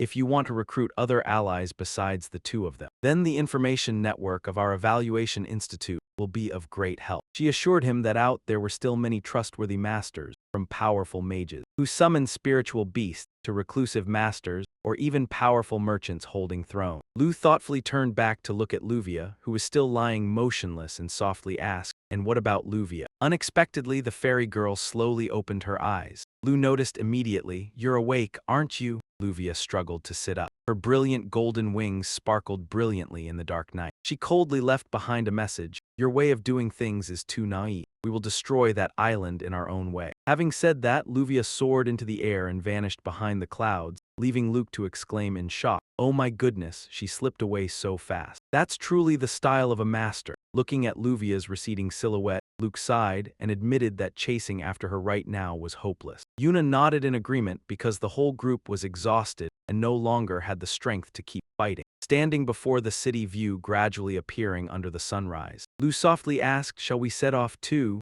Yuna smiled and replied, let's go. If we just stand here, I'll probably fall asleep. All three stepped briskly onto the long, gravelly road. Lu suddenly remembered an extremely harsh condition. Oh, I just remembered. To reach the Island of Gods, I must break into the top 10 adventurer rankings. Hearing this challenging goal, Luke could only tease him. You really are dreaming big. Yuna winked with complete confidence at her friend, top 10. Luke happily continued, That's right, even if we might not achieve it immediately in the next rank update. The results will definitely far exceed expectations. Luke looked up at the brightening sky. Kai smiled and said to himself, "So, dawn has arrived." 3 silhouettes. Luke and Yuna walked together toward the sunlight.